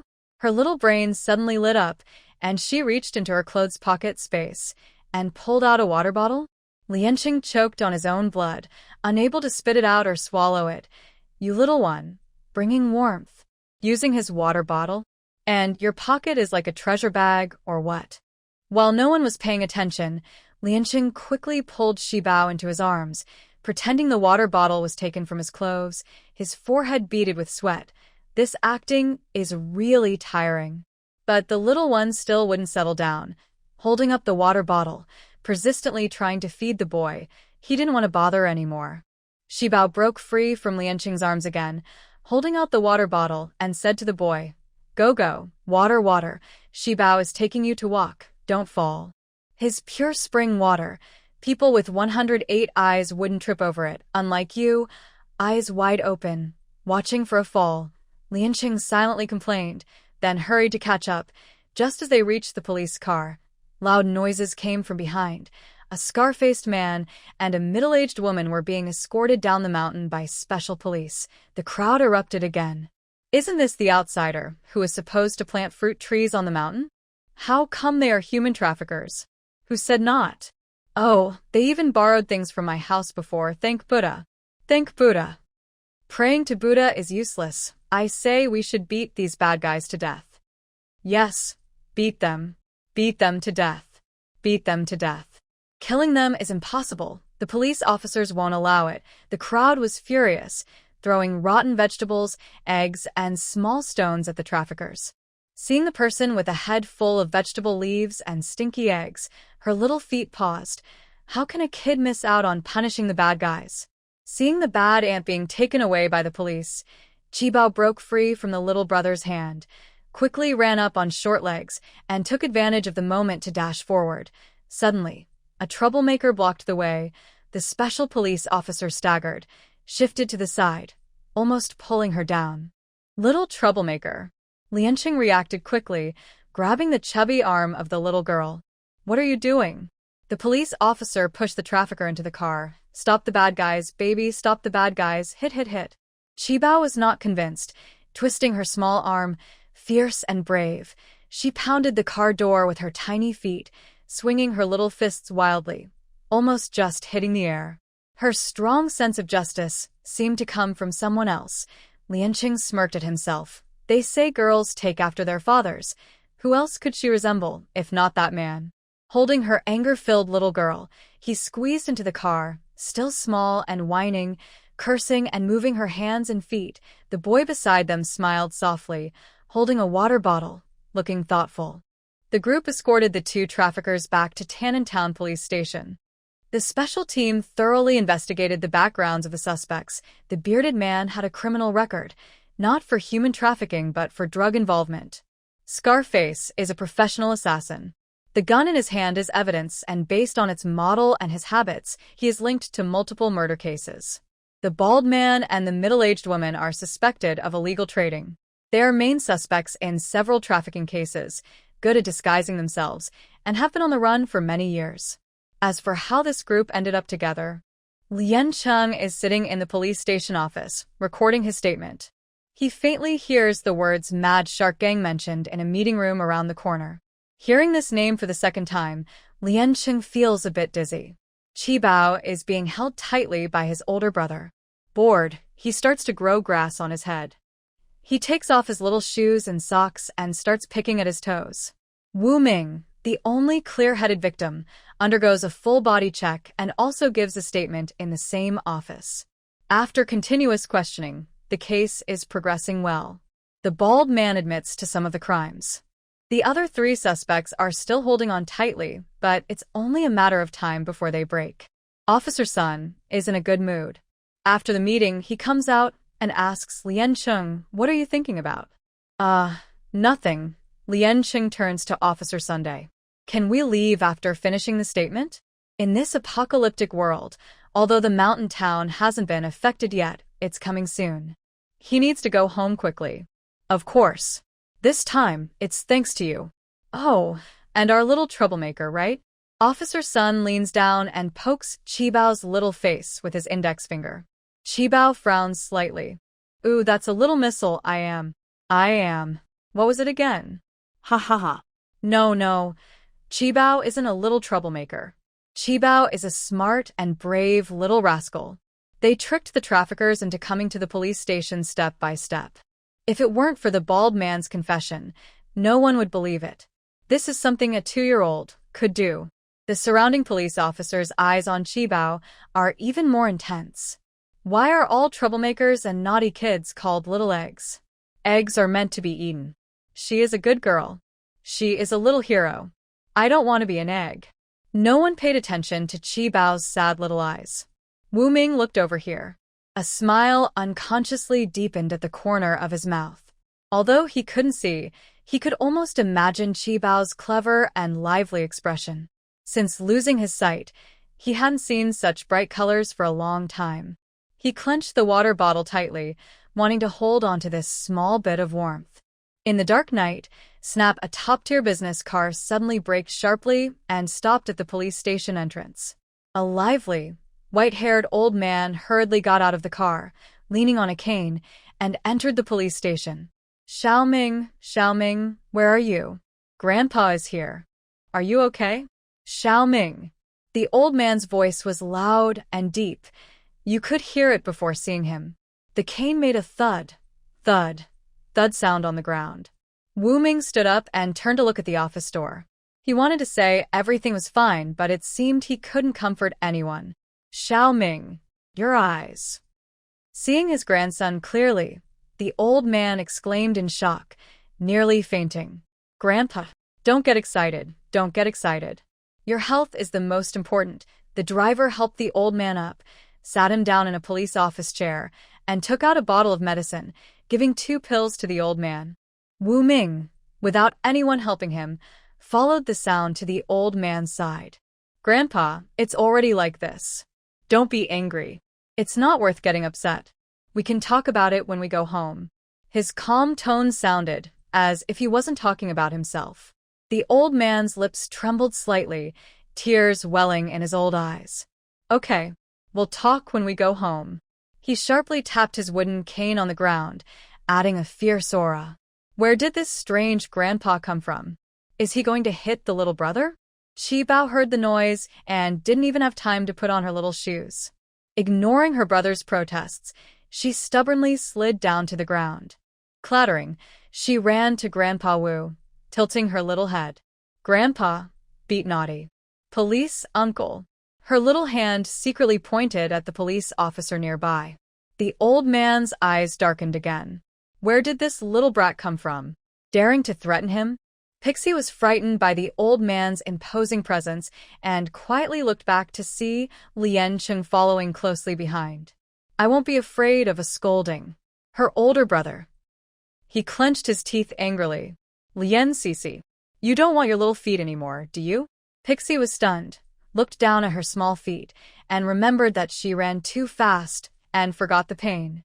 She sat down the ground, wriggled her toes, tilted her head up, and with teary eyes said, It hurts. Everyone. No wonder the traffickers were caught. If only they wanted to be kidnapped too. Lien Chung picked up Pixie, patted her soles, and put on her little socks and shoes. Who told you to run? Your bare feet don't hurt you, but who does it hurt now? The blister had already scabbed over.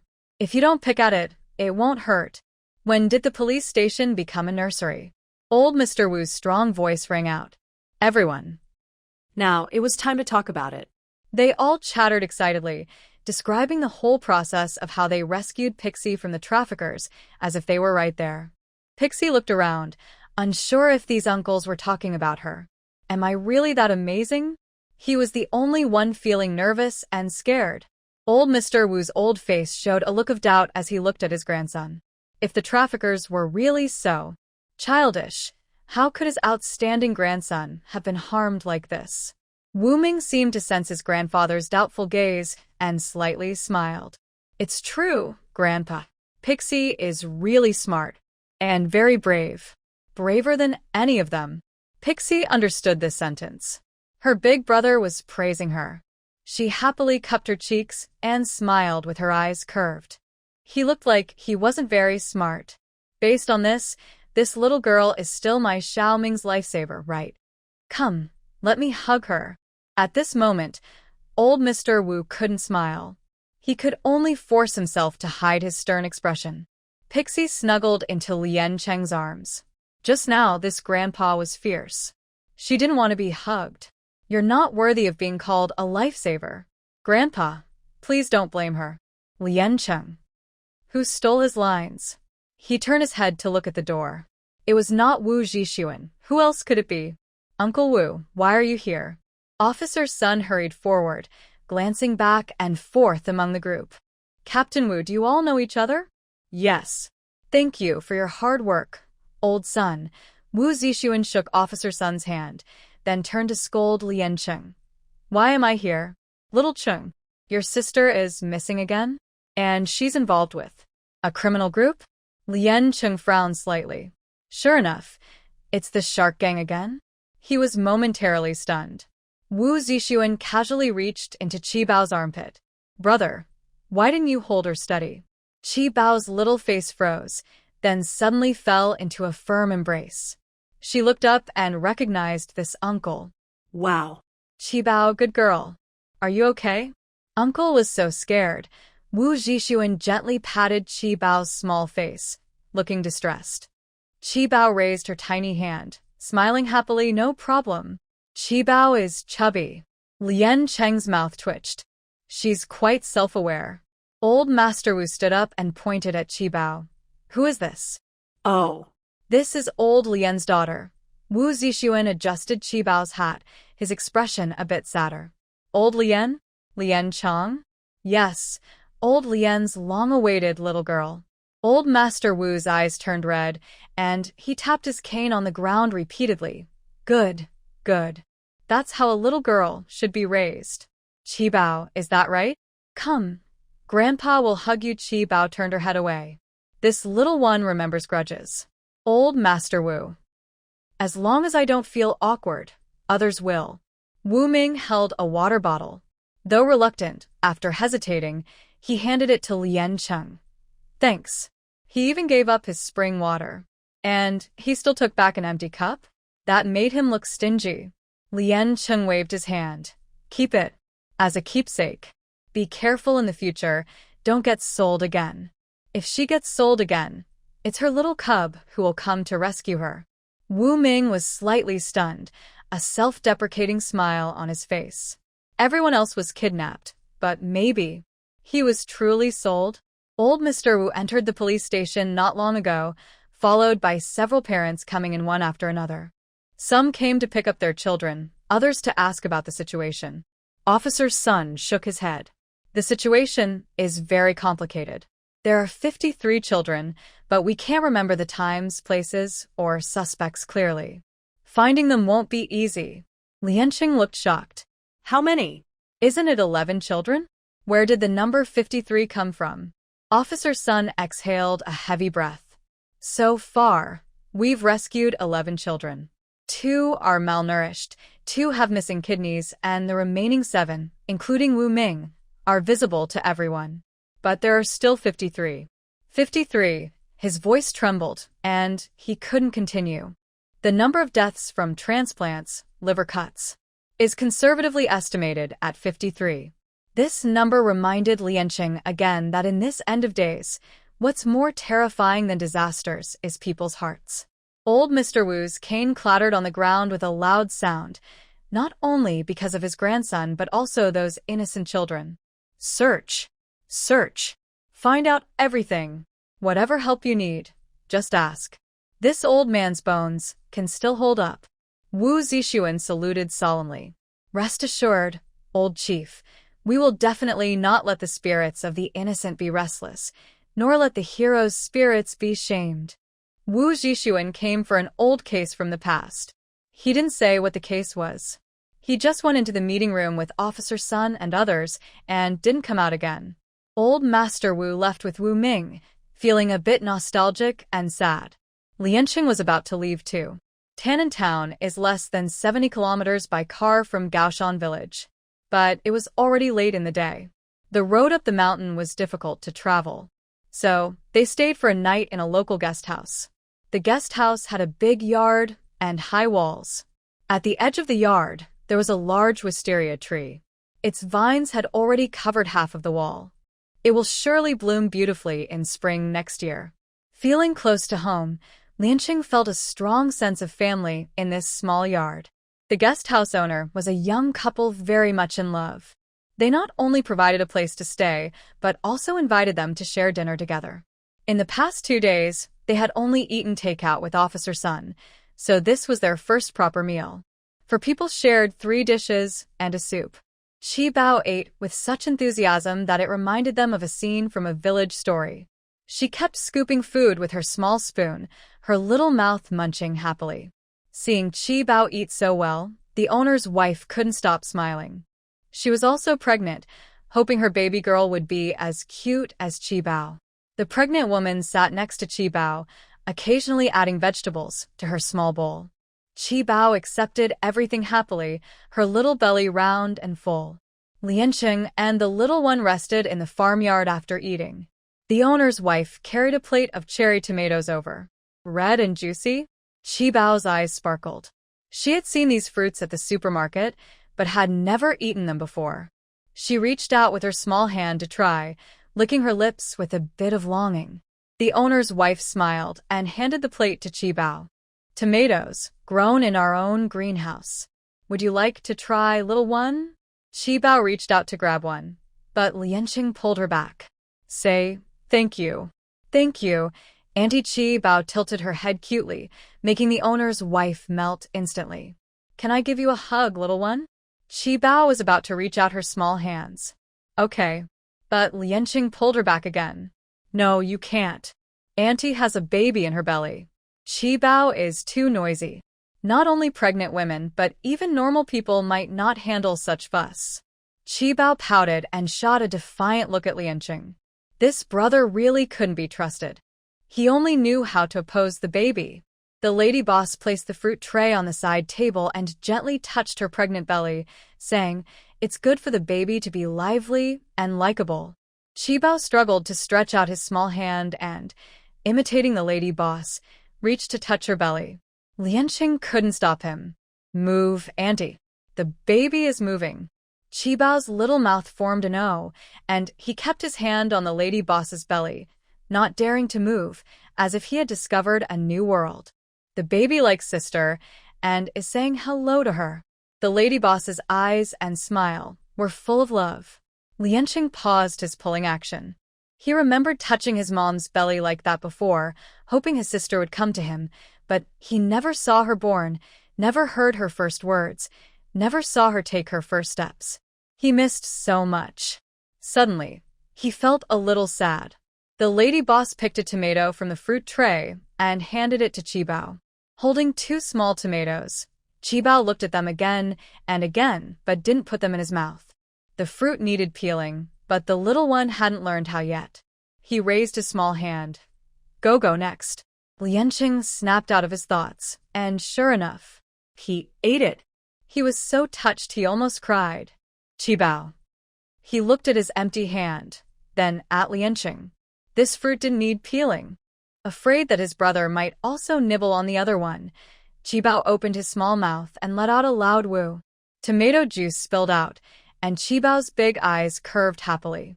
The sweet and sour taste was just what he liked. The lady boss smiled happily nearby. Tomatoes are rich in vitamins, so the little baby can eat more. She handed a few more over, and Qi Bao happily accepted them. Lianqing felt a little hurt again. He only knew Qi Bao didn't like vegetables, but he didn't realize the little one loved red fruits. Tomorrow he must stock up more. Small tomatoes must be arranged. Uncertain about her older brother's feelings, Chi Bao was eating a tomato and, at the same time, leaning towards her aunt's pregnant belly to say hello to the baby inside. When she had free time, Lien Qing finally checked his phone. Sure enough, there were many missed calls. Yesterday, Chi Bao went missing, and his grandmother called him. He was worried about causing concern at home, so he answered with a few brief words.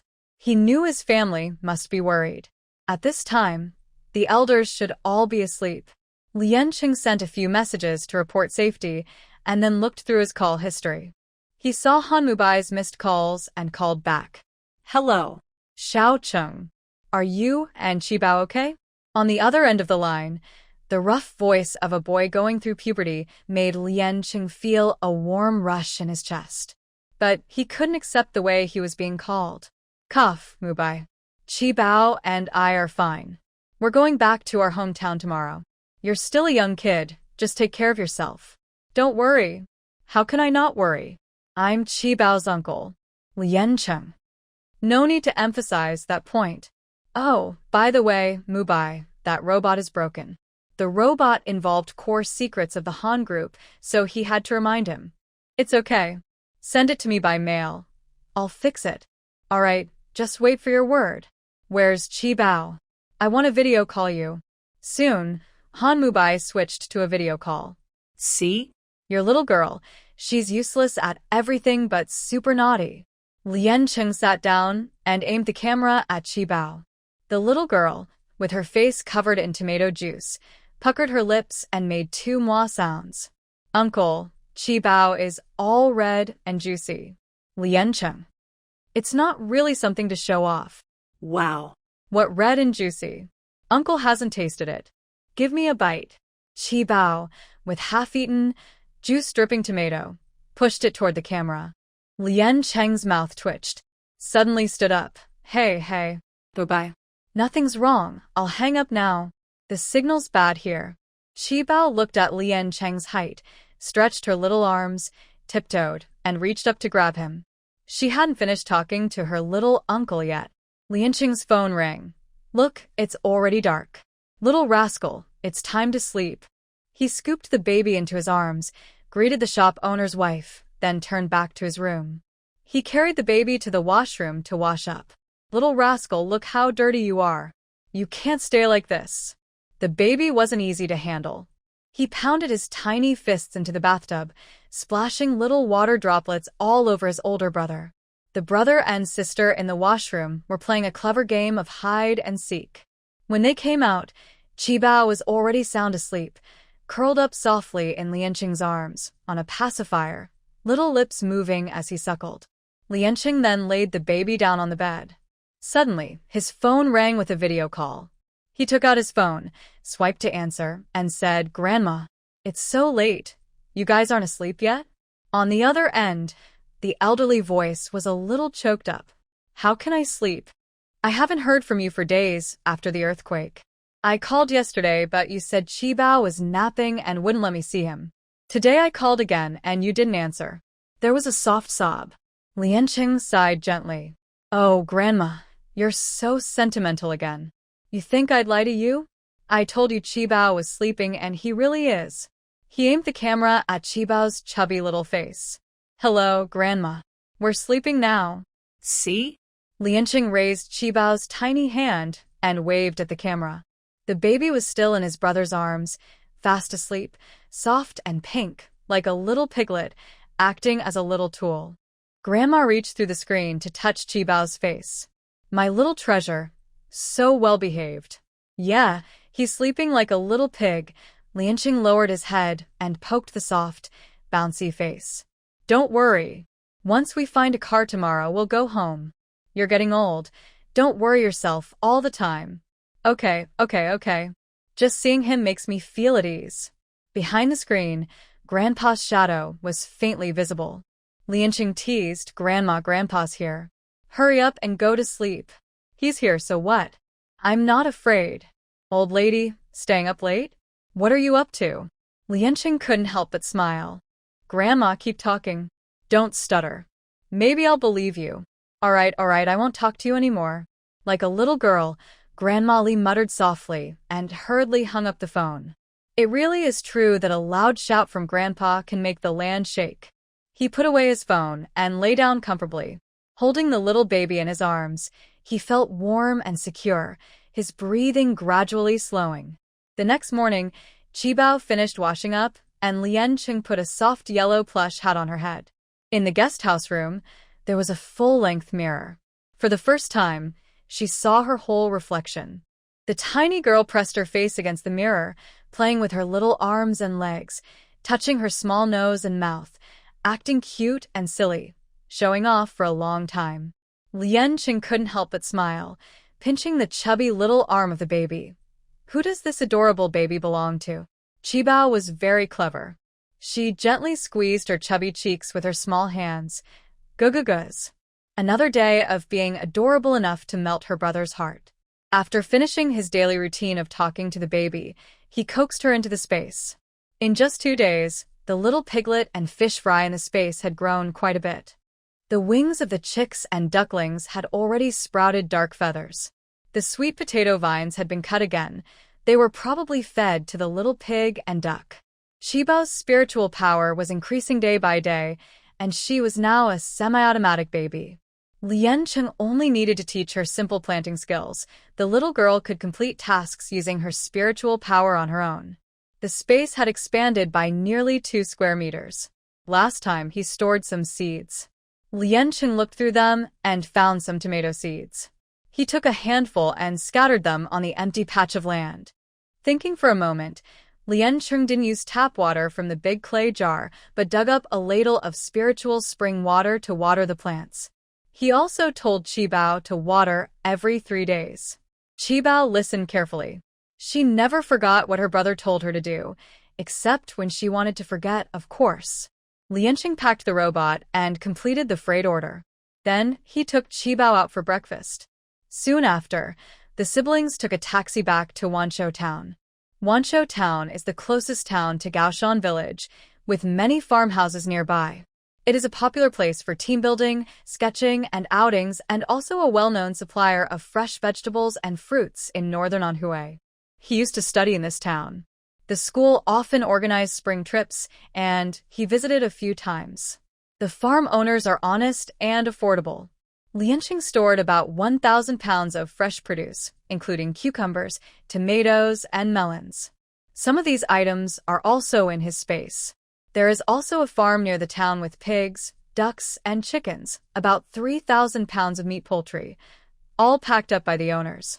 To store these items, Lianqing cleared out the freezer at the local appliance store. These supplies are meant for future use, with a proper reason. So he asked the farm owners to help find a truck, which was used to transport everything openly to Gaoshan Village. His home is a small Western-style building with an attic and cellar, enough space to store everything. After organizing these, Lianqing took Qibao to the supermarket in town. Little Xiaobao, take whatever you want, food, clothes, toys. Today I'll pay, Lianqing said confidently with a big gesture. Qibao pouted and tilted her head to look at Lianqing. Her older brother was finally being generous. Could she really pick anything she wanted? Before her brother finished speaking, Qibao pushed her shopping cart, her short legs moving quickly. She darted into the supermarket in a few seconds. It turned out her brother was just a figurehead. He pushed a large shopping cart behind her, both looking handsome and cute. The brother and sister attracted attention again. In less than half an hour, both carts were full. Lianqing saw that Qibao's cart was mostly filled with junk food besides some red fruits. He smirked, feeling a bit regretful. Then he looked at his own cart, which was full of apples, grapes, bananas, pears, and a bunch of small shoes, clothes, socks, and hats. Everything messy and random. He had already stored quite a bit in his space, but his brother couldn't resist. After all, dressing up his sister was their family's specialty. Qibao pushed the small cart and waited at the checkout counter, a tiny figure. Today, Robot Mom was not here. She smiled sweetly and said, "Guagua. Here, all for Guagua." She eagerly grabbed snack bags with her little hands. Lianqing chuckled. "Are they all for him?" If only she could always be this well-behaved. Meanwhile, the delivery truck had just finished loading. The siblings went straight back to Gaoshan village with the truck. The two big trucks full of goods caused quite a stir in the village. At the village entrance, Widow Wang was the village's loudspeaker. Whenever there was any news, she would shout so everyone knew. Before Lien Cheng even reached home, her grandparents had already heard the news. They hurriedly gathered with uncle, aunt, second uncle, second aunt, and the older cousins Xing, Lin, Zan, and little cousin Anin, all rushing over in a big group. Except for second cousin Lien, who was in the army, everyone else was there. The big truck was stopped by some mischievous children from the village. Lien Cheng was exhausted. She had to carry Qibao out of the car and said, "Everyone, please make way. Let the car go first." Wow. Little Chung, it's been years. Are you making money in northern Anhui? Those two big trucks must have cost a lot. I heard you sold your city house, really true? Widow Wang squinted and stared eagerly at the trucks. How much I spent is none of your business. What are you looking at? Grandma strode over confidently and stood in front of Widow Wang. Her family's matters were not for outsiders to comment on. Grandma was known for being fierce, and she didn't get along with Widow Wang either. Widow Wang pouted and backed away grudgingly. Lien Cheng smiled silently. Qibao, however, saw the person behind Grandma and called out softly, "Wake up?" She remembered seeing this aunt in a video. Qibao hugged Lien Cheng's neck, looked at the aunt, then stared at her brother, seeming to confirm something. Aunt Yu Yunyun's eyes suddenly filled with tears that couldn't be held back, and they fell quickly down her face. Her throat felt like she had a fishbone stuck, and the pain made her heart tremble. She is the biological sister of Yu Huanhuan, the mother of Qibao. Their family has two sisters who married two brothers from the Lien family. She is the eldest daughter, with a strong personality. All her parents' favoritism was given to her younger brother and sister. Even Yu Huanhuan's marriage into the Lien family was arranged because her parents thought that with her as the eldest sister, Yu Huanhuan wouldn't be bullied in her new home. Yu Yunyun resented her parents' favoritism. It wasn't until Yu Huanhuan passed away that Yu Yunyun realized her love for her little sister was just as deep as her parents' love. Since childhood, when her parents went out to work, she spent more time taking care of her sister than her parents did. She raised her sister as if she were her own daughter, because she loved her sister so much. And then she was gone. Qibao looked very much like her little sister, chattering happily as she called her big sister and ran after her. Uncle Lien patted Aunt Lien's shoulder and said, "Yunyun, there's no need to cry on such a happy day." "That's right, sister-in-law." Qibao finally came back, so don't cry. Second Aunt Qin Konglan also comforted her. Qibao, acting like a grown-up, waved her little hand and said, "Stop crying, good baby. We are a happy family." The good baby didn't even know who she was calling. Okay. All right. Yu Yunyun wiped her tears and reached out her hand. "Good baby, let Annie hold you." Qibao looked at her older brother. Lien Cheng's smile deepened. Qibao understood and immediately stretched out her small hand. "Wake up, huggo. My good grandson. Grandma hasn't hugged you yet." Grandpa grabbed Grandma's hand. "You hug him." "Don't let me hug him, just stay out of it." Grandma immediately blushed and reached out to pinch Grandpa's soft flesh around his waist. "You're in your 70s and 80s, you old man. What are you saying?" Grandpa pulled her hand away. "Stop touching me." How old are you, Grandma? Today, my little granddaughter came back. She was happy and didn't want to argue with the old man. She gave a quick glance at Widow Wang and moved closer to Yu Yunyun to play with Qibao. Lien Cheng felt a bit complicated. After experiencing the end of the world, family love is like a seed hidden inside a cold heart, only breaking through when meeting the right person. Tears filled his eyes as endless longing flooded in. "Xiao Cheng, what are you doing? Missed brothers on?" Lien Zan suddenly wrapped his arm around Lien Cheng's neck, acting like two brothers who haven't seen each other in a while and are eager to fight. Lien Cheng is the same age as Lien Zan. Since childhood, they have been very close, with no boundaries. Lien Zan loves to tease people in a playful way. This is a special way of expressing affection among family members. In the past life, Lien Cheng would always avoid Lien Zan with a cold face when he was unkind.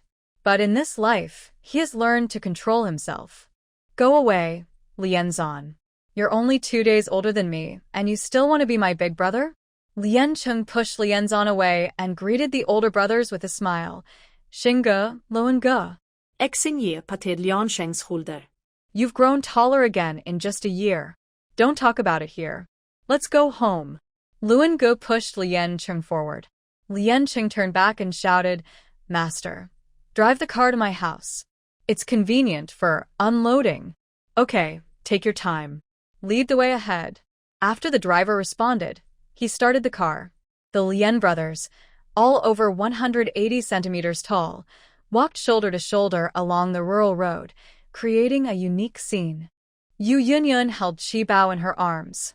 Grandma was very eager and kept asking, Bao, can Grandma hold you?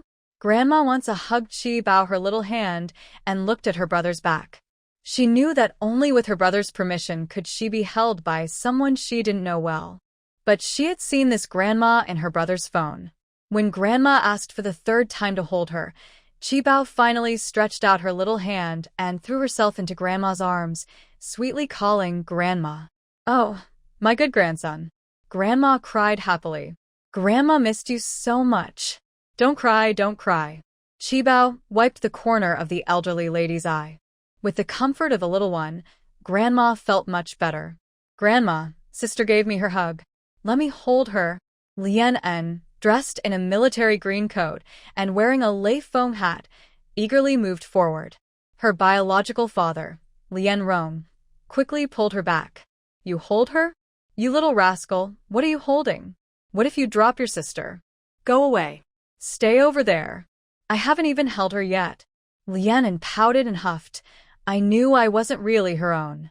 If I can't hold my sister, I'll go find Brother Cheng. Like a small cannonball, Lien En rushed toward the tall figure of Lien Cheng. Suddenly, a little head peeked out from the side. Lien Cheng smiled slightly and picked up Lien and Xiaonan. Why aren't you wearing your floral jacket today? Weren't you the one who liked to wear floral jackets the most? Put me down. Put me down. Lien struggled and tried to jump to the ground. And floral jackets? Was that what I liked? You brothers, none of you have a conscience. 7-year-old Lien En was very angry. The younger sister from Uncle C's family never brought her home. All the brothers at home treated her like a little sister. Since she was young, they gave her nice clothes, little skirts, and butterfly hairbands. She didn't realize it when she was little, but as she grew up, the boys in the village teased her. She was a little girl, but now she's a young lady. She didn't want to wear floral jackets anymore, nor did she want to be held. Finally, she had a younger sister she wanted to hold. Her aunt, grandma, and mother took turns holding her, but her father hadn't yet. Anan looked back with hopeful eyes, then felt a bit down. Oh, dear little sister. Are you jealous? Don't be mad, Brother C will hug you, she said, trying to go and hug her youngest brother. Lien En struggled to stay away from Lien Zan. He was the worst older brother. Little sister? I'm not little sister anymore. She's over there. Lien En pointed in the direction of Qi Bao. After saying that, she suddenly felt something was wrong. She stomped her foot. Little sister? I'm a little brother. Little brother, not. Please call me Lien En or Little En. If you call me little sister again, I will cut ties with you. Cut ties. After shouting angrily, Lien En went to hold his 3rd brother's hand. As for the eldest brother, he has always been the serious head of the family. Even the 2nd brother, who is in the army, is less imposing in front of the eldest brother. As for his younger brother, Lien En clearly understands the situation. Naturally, he would seek help from his 3rd brother when forming alliances. Lien Cheng is also someone he wants to bring into their circle. Soon, they arrived at the family home. The Lien family's house is like a large courtyard with a roof and walls, built with a mix of small Western-style buildings 2 stories high. The front yard is enclosed by a high stone wall. The area is big because the mountains are wide and sparsely populated. Lian Cheng's solar wind power system has been installed. There are 3 sets, one for each family. The Lian family is a branch family that shares the same household, but not the land. When the 4 brothers divided the family property, Lian Sheng used all their savings to buy a house in the city, so he didn't get any land from the old home. The other 3 brothers paid for and built the old house, so Lian Sheng had no share there. The grandparents have always lived at Lian Cheng's house. Lian Chong, a former military officer, bought a house in the city and lives there with his wife and children in northern Anhui. But that house isn't considered a real home. Lian Cheng and his son both understand this clearly. The truck stopped at the gate of the Lian house. Unloading the goods was hard work. Lian Xing called out for the elders to lend a hand. His father, grandfather, and second uncle all said they were busy holding the baby. The brothers looked at each other. What else could they do? Lian Cheng, I told you, why buy so much stuff? It's exhausting, Lian Zan said, feeling his back ache as he supported his knees and complained.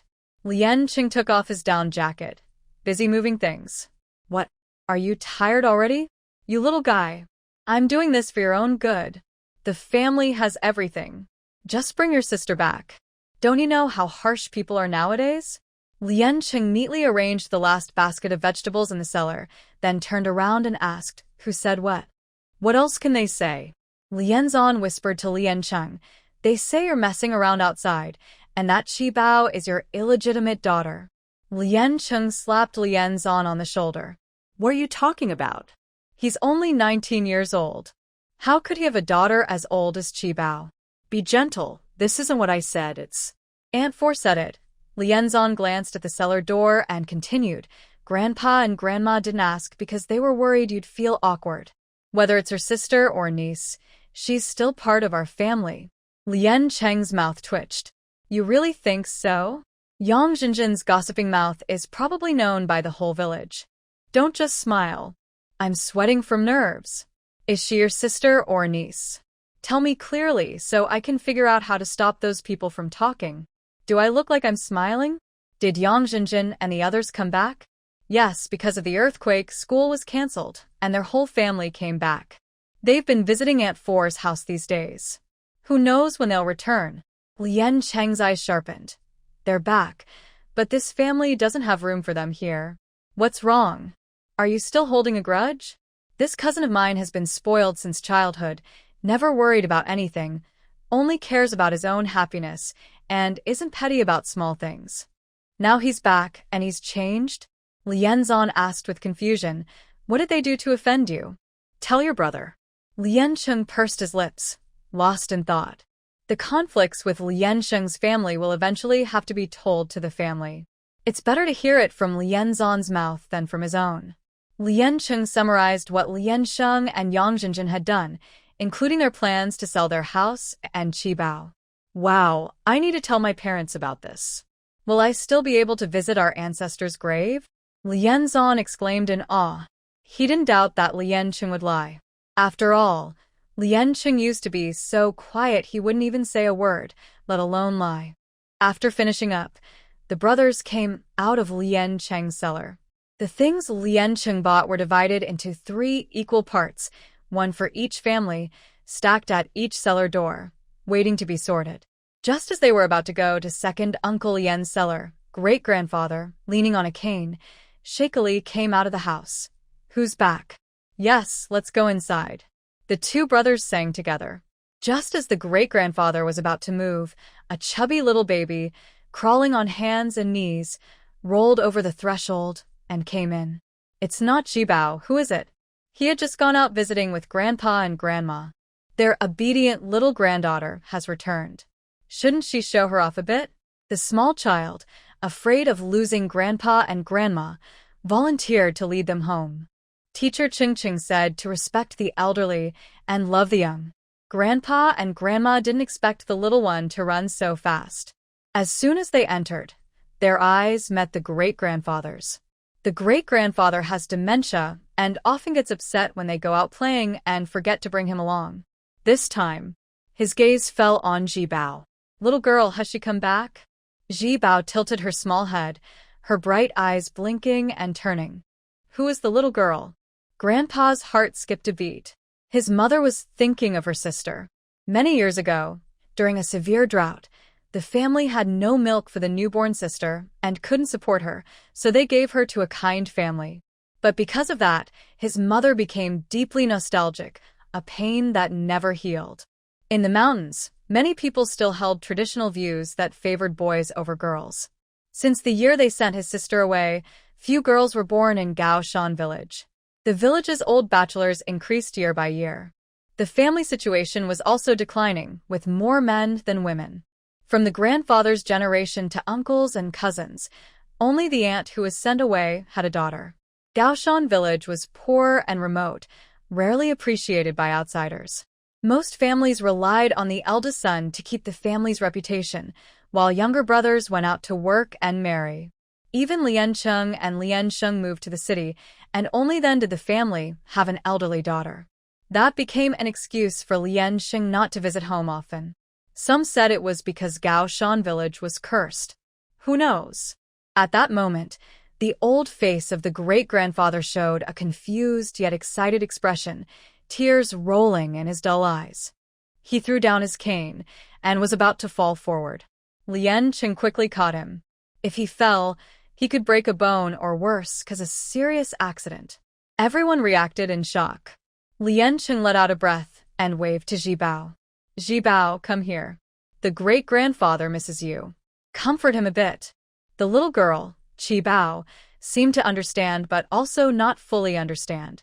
She ran overexcitedly, trying to help her great-grandfather. Grandpa, Grandpa. Okay, let's go home with Mom. Her great-grandfather slowly turned around and took Qibao's hand as they headed back. Qibao scratched her head, confused. Her mom didn't look like that at all. Seeing the old man and the small girl walking away, Grandpa's eyes filled with tears. His mother had secretly visited his sister before, but his sister was doing very well. Later, she even moved abroad with her adoptive parents. The old lady didn't want to disturb her daughter's peaceful life. She never mentioned finding her sister again. But deep inside, maybe she was thinking about it. Everyone was lost in a strange, quiet mood. Even Jian Liancheng supported the great-grandfather, who was struggling to walk and holding Qibao's hand. They slipped out from behind the door and ran after them. Qibao, little brother is holding your hand, don't fall. He gently touched his sister's soft little hand. And Jian felt happy. He couldn't help but sigh. Taking care of his sister was really up to him. Qibao was very good at playing cute and singing the nursery rhymes her teacher taught at kindergarten. She could dance and share her toys happily with her great-grandfather and older brother. After dinner, the family sat in the main hall of second uncle's house, discussing how to spend the new year. Lian Cheng bought many things. Making smoked meat, sausages, and preserved foods was essential, nothing special there. The main focus was on the food for the three families. Second uncle suggested everyone eat together at his house, since he had a big family. He was the extra person in the house. Big uncle said he would host the meal because he was the eldest and also the uncle. Grandpa and Grandma. It felt strange for the whole family to argue over who should host. Lian Cheng raised his hand weakly. Maybe we can all eat together for one day. Auntie, who was also the big aunt, was good at cooking. Second aunt's skills were pretty good too. They took turns preparing dishes, which made him happy. Qibao sat in Grandma's arms, pouting her little lips happily. Her older brother was both greedy and lazy, not wanting to do anything. Let's just decide on that, Grandpa said firmly, and no one else objected. Fourth brother is helping Auntie wash dishes in the kitchen. After finishing, Auntie looks a bit upset, with her eyes slightly moist. Lian Rong pulls Uncle Lian and Yuan to go upstairs, signaling that they have something to talk about. Just say what you want to say, why go upstairs? Even the men in the Lian family spoil their wives. Though they complain, Yuan still follows. Grandma looks at Auntie Qing Konglan with a strange expression. This second daughter-in-law is usually polite and quiet. What's wrong today? She seems secretive. Lian Rong comes down from upstairs, looking unhappy. He pulls his older brother aside and says he wants to go for a walk in the woods. In Gaoshan village, Every household has mountain land. A few years ago, they turned the mountain into orchards. Now is the season when oranges, tangerines, and grapefruits are ripe. No one watches the orchards, so they might get stolen. When they have free time, the family members go for a walk there. But today, it's getting late. Uncle Lien waves his hand. It's almost dark. No one is going to the orchard now. Just rest at home. Shibao just got back, so he has a chance to hold her, and he doesn't want to let go. Hey, Big Brother told you to come with me, so come along. Don't hesitate. He tries to pull his older brother. Xiaobao. Play with Grandma for a while. Uncle will pick some fruit for you. Uncle Lien reluctantly hands Xiaobao back to his mother, pats her little belly, then follows Uncle Lien into the dim night. Xiaobao points at their backs and looks at his brother and Grandma. Plant fruit paper. She's small but also wants to go. Lien Qing turns his head and looks along Xiaobao's gaze. Uncle Yuan has something to say to Uncle Lien. He probably guesses what it is. He pinches Xiaobao's chubby little hand. It's dark now, no going out. We'll go tomorrow. Lien and also comes over. Little sister, tomorrow Big Brother will take you out to play. The village is fun. Playing, you just want to play. You little monkey, don't spoil your sister.